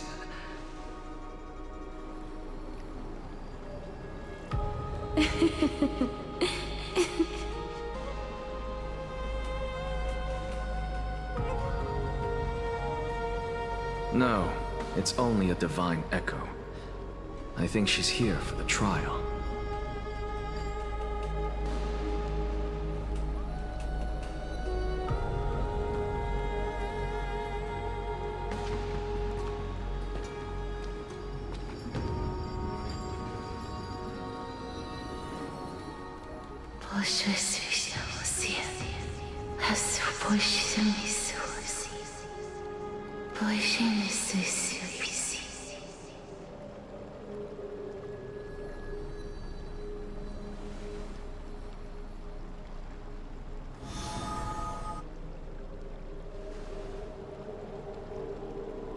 What did she say?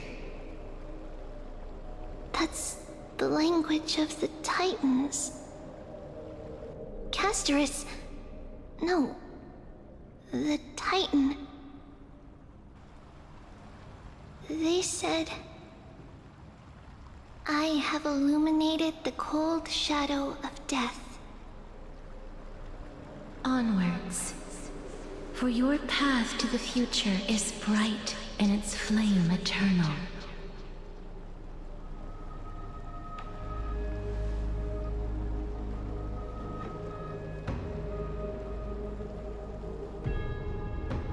Do not forget.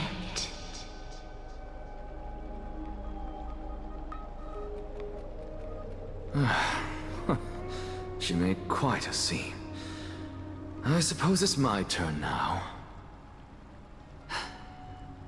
I won't stop you. Professor, you What's with that look? You were present. So, let's get this execution over with. We wouldn't want to bring shame to Akima's divine laws or keep me from creating a new world. You never change, do you, Professor? I don't understand.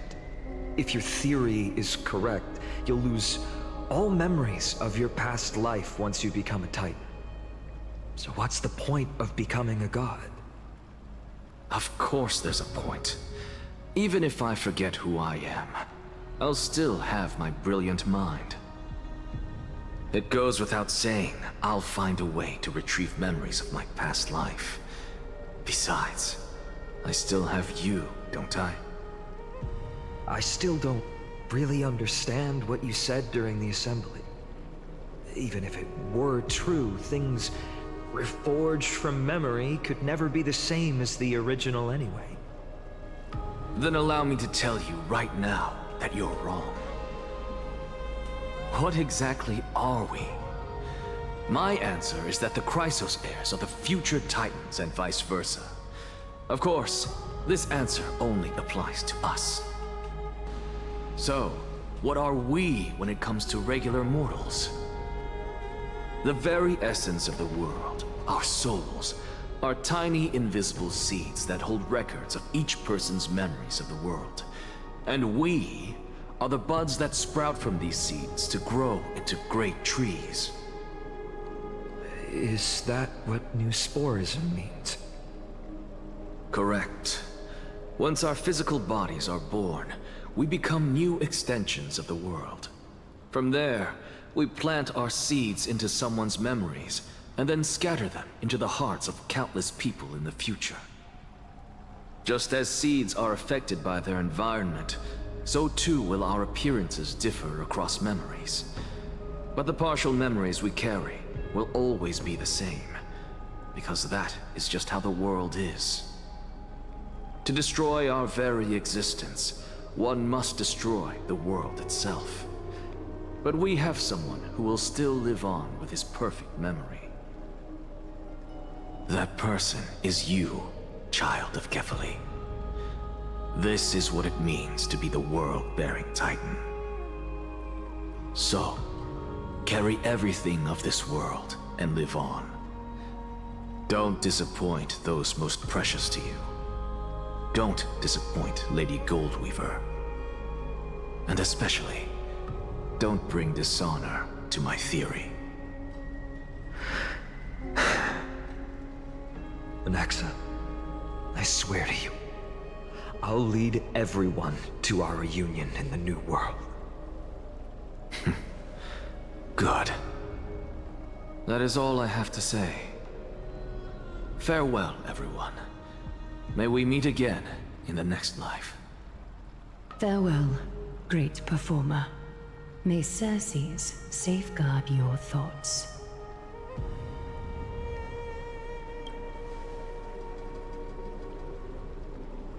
Are you satisfied, Honorable Titan? Very. I hereby swear I have borne witness. Anaxagoras of the New Sporists and the Grove of Epiphany has successfully overcome the trial of reason. Thus, I shall confer upon you these words. You shall transcend the peaks of purity and return to corruption and hardship. Oh, so that's a god's prophecy. It sounds like you just rephrased my past, present, and future. Oh, Circes. Is that all you've got? Well, you've already transcended the peaks of purity, and you were never the type to give me any leeway. That is true. But I do still have one question. I knew it. What is it? Maybe we're thinking of the same thing. As you've so boldly stated, we and the world itself live on through the memories of others. If that is the case, whose memories did the very first new spore sprout from? How should I know?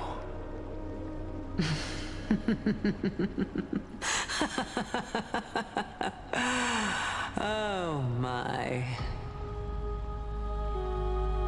But, since we are both equally curious, we should allow the children of humanity who come after us to investigate in our stead.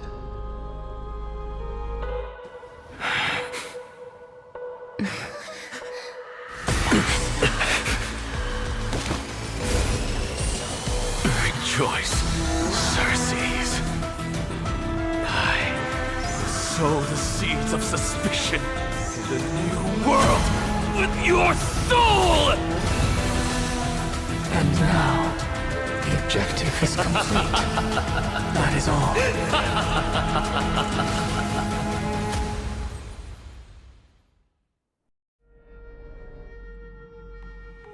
Thankfully, she's still alive.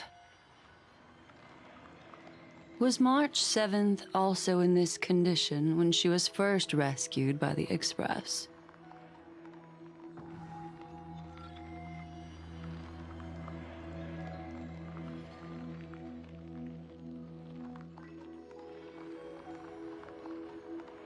But she still woke up naturally.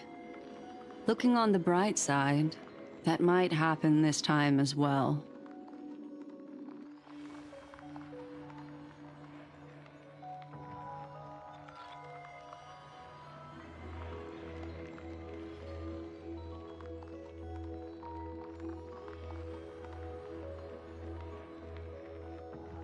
I do not have conclusive evidence, but judging by her current condition, perhaps March 7th's memories have been hijacked.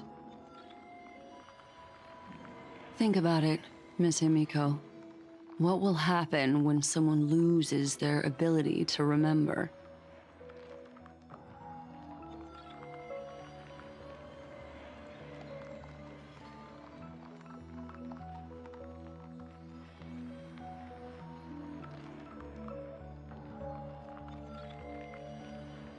Unfortunately, short-term memory is an entirely different concept from the inability to remember.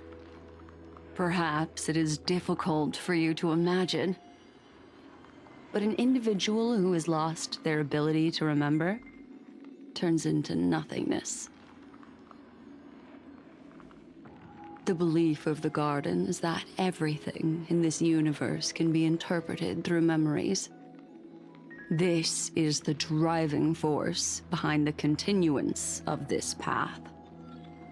The past is made up of memoria, while the future is a possibility that will eventually be converted to memoria. But the present, it doesn't really exist, and it's only an abstract expression.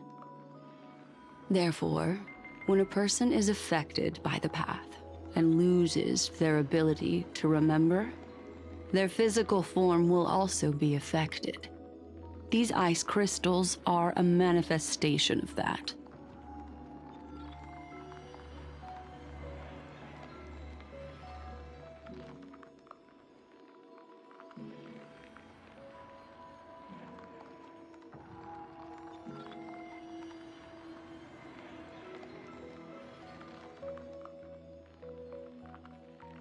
Is Miss Himiko suspicious of me?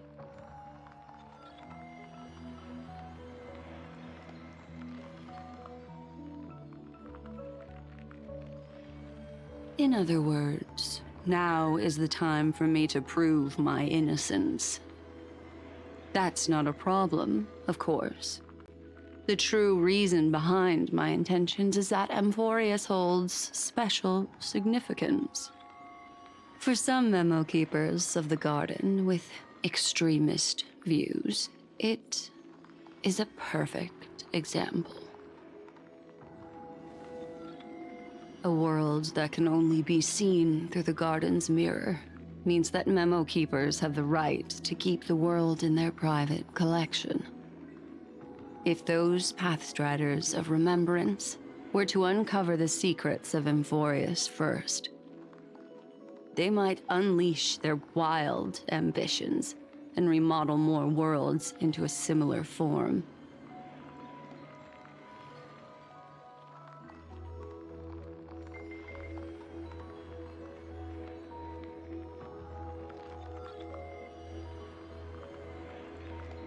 I chose to remain quiet before, because I did not want to involve you in the Garden's internal conflicts.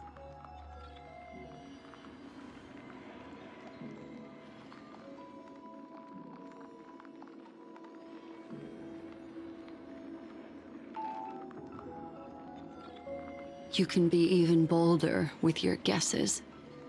The people that I'm talking about, they aren't just individuals. They are an organization that has already attached itself to the pinky finger of Fu Li.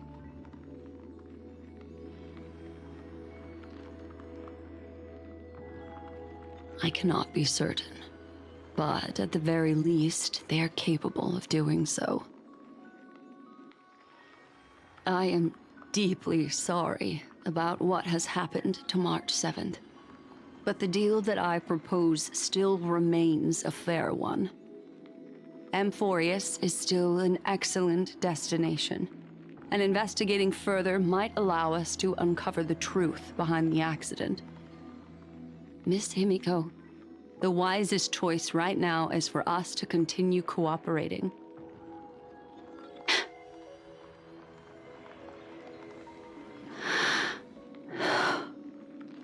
Let me take back a part of what I said just now, Miss Himiko. Although we indeed struck a deal, it seems like I have involved you in some unforeseen danger. Please accept my deepest apologies.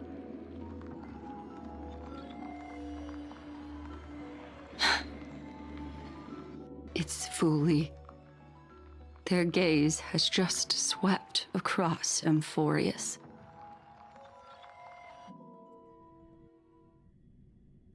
Oh, how interesting. I never expected a mere memo snatcher to be actually hiding so much inside her head. What's even more interesting is that the word Amphorius has appeared in her subconscious. This lady seems to be having fun. Is she usually like this? It's, hard to explain. What are you two whispering about? Has it not occurred to you that I can hear everything clearly? Please pardon me, Madam Herta. Would you mind sharing with us what you've discovered?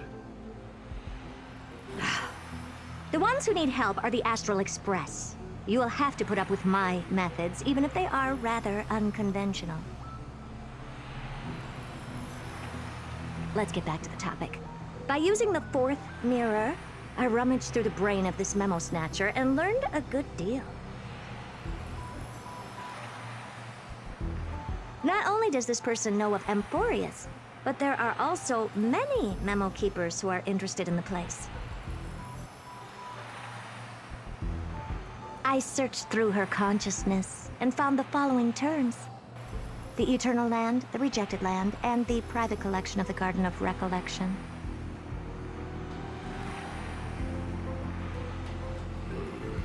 It seems like Miss Black Swan is indeed hiding some things from us. Since I'm not able to find any useful clues from the outside, why don't I personally visit this mysterious Amphorius? You're planning to head to Amphorius yourself? Yes, but not in the flesh like you all foolishly did. See these Herta mirrors? With them, I can project my data spirit entity to any corner of the cosmos through spatial warps, without even needing to leave my room. But of course, these corners of the cosmos must be within the coverage zone of inter-astral peace communications. After all, this is collaborative technology. I see. You do seem like the more indoor type. Although that star zone is not within the network of the IPC, the Express itself can serve as a signal station. Come, give me the astral chart coordinates. Then, sit back and enjoy the show.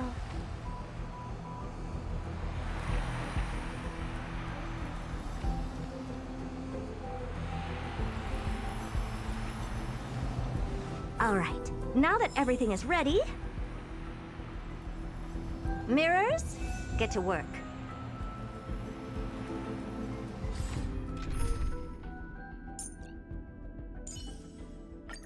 Play like how you usually do in the simulation. Madam, watching you work has been an enlightening experience for me. It's hard to imagine that an outstanding scholar like you could maintain such a relaxed manner most of the time. Your calm and collected nature is truly a trait that I should learn. This brat. Why does everything that comes out of his mouth sound so snarky?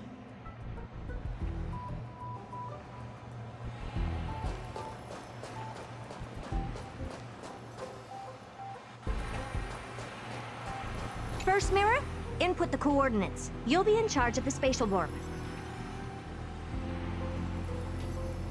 As you command, Madam Herda.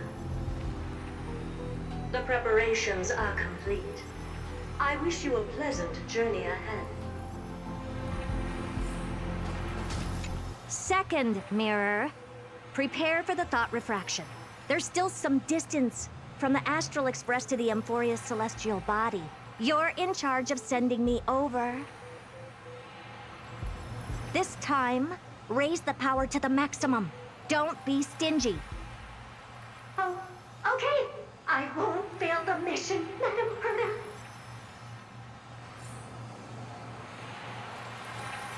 Third mirror, you're in charge of generating the data spirit entity.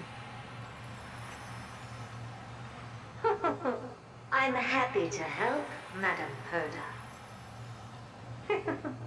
What kind of appearance are you planning to use this time? Good question. Let me think. Forget it. Just use my own appearance. There's no one there that'll recognize me anyway.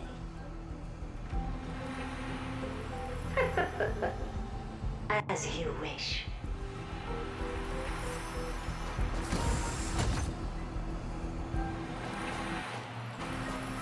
Fourth mirror, you'll be in charge of... It seems like I have nothing for you. Just stand by and wait for orders. Ah, standing by again. That's so boring. Next time, can you count down from 4 instead?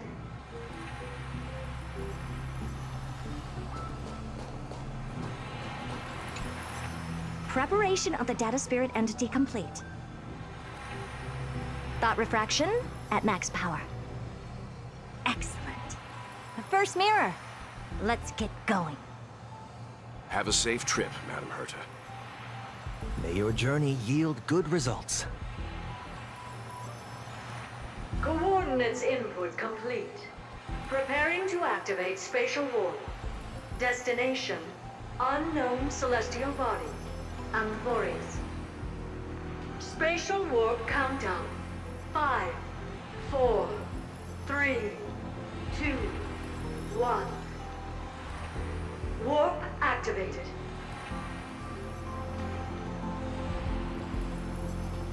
Oh! So that's Amphorius? Its appearance is, well, sure is unique. Second mirror. Prepare for thought refraction. It's time to send me in. Alright, please read the safety protocols carefully. Can't you hurry up? Yes, ma'am. I didn't expect it to be so turbulent. I should have asked the second mirror to use slightly less power. What a magnificent sight! Is this the entrance to Amphorius? Let's see. Perhaps I'll be able to find a way in.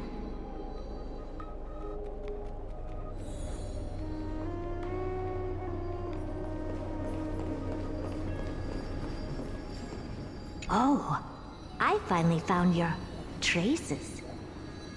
How esteemed must you be for the great Herda to come out personally? When we return, get ready to become free labor for the simulated universe for the rest of your lives.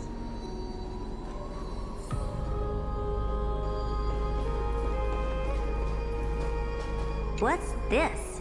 A statue? It's ugly. I don't like it.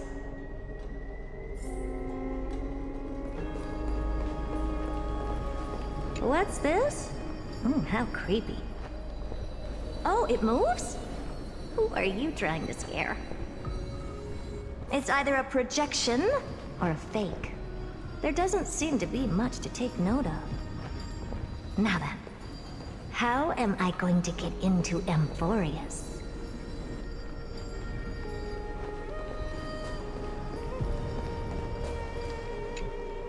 My deepest apologies, esteemed lady. I'm afraid that you cannot proceed further. Who's there?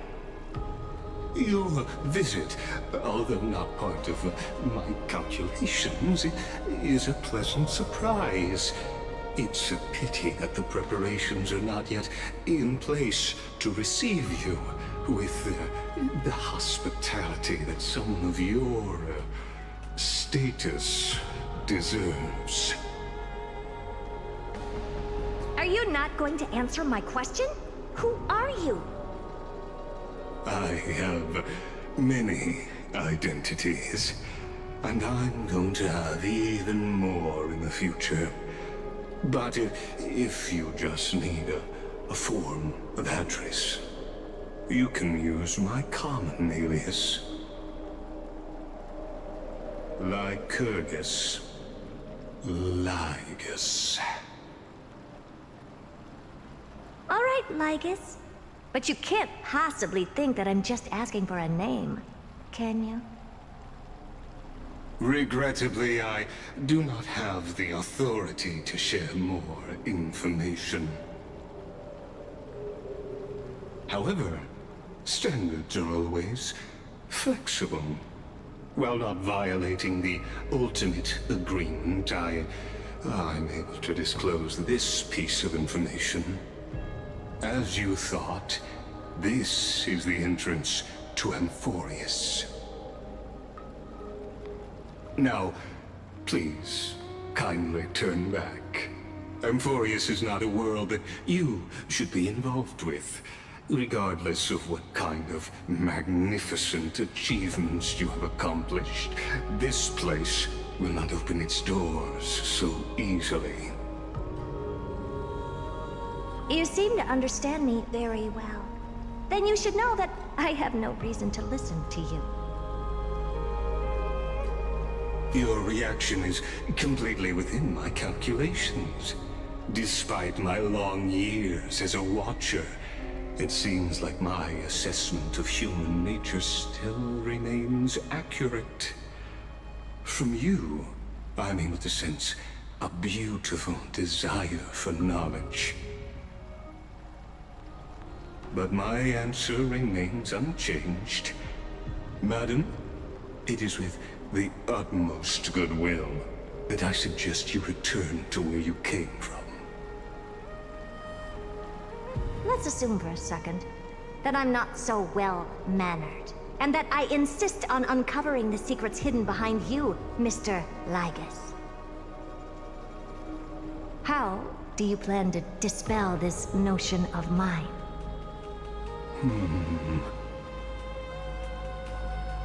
Within the scope of the ultimate agreement, there are 178,244 logic chains at my disposal to convince you. After filtering through them, I have determined that I only require 3 to attain the results that I desire. Oh? I'm all ears. First, for reasons that cannot be disclosed, Amphorius is a completely isolated celestial body. Apart from me, no one else will be able to help you enter. That's not a good argument. Second, if your plan is, as you've alluded to previously, to force me into cooperating by showing hostility, do know that, just like you, I have basked in the gaze of the erudition. I stake my honor and assure you that, in the worst-case scenario, our mutual destruction will be inevitable. Oh. No wonder I couldn't find a back door. When I did a scan of our surroundings, the safety protocols on you are comparable to Screwy's. How interesting. I assume that you still wish to hear the third logic chain? Of course. Why wouldn't I? Third, even if you exhaust all your means and find a way to break through, you will surely give up once you understand the consequences of your actions. After all, throughout your long life, as much as you'd hate to admit, your conscience has played a crucial role. What a brazen robot. You think that you can actually understand me through your paltry calculations? But since you put it that way, why don't you tell me what these consequences will be? It concerns the third path that is entangled with Amphorius. A path that you and your friends still very much lack understanding of. The destruction. So, if you ignore my warnings and persist in your ways, you will break the shackles of a Lord Ravager. And when that happens, their fury will engulf the cosmos.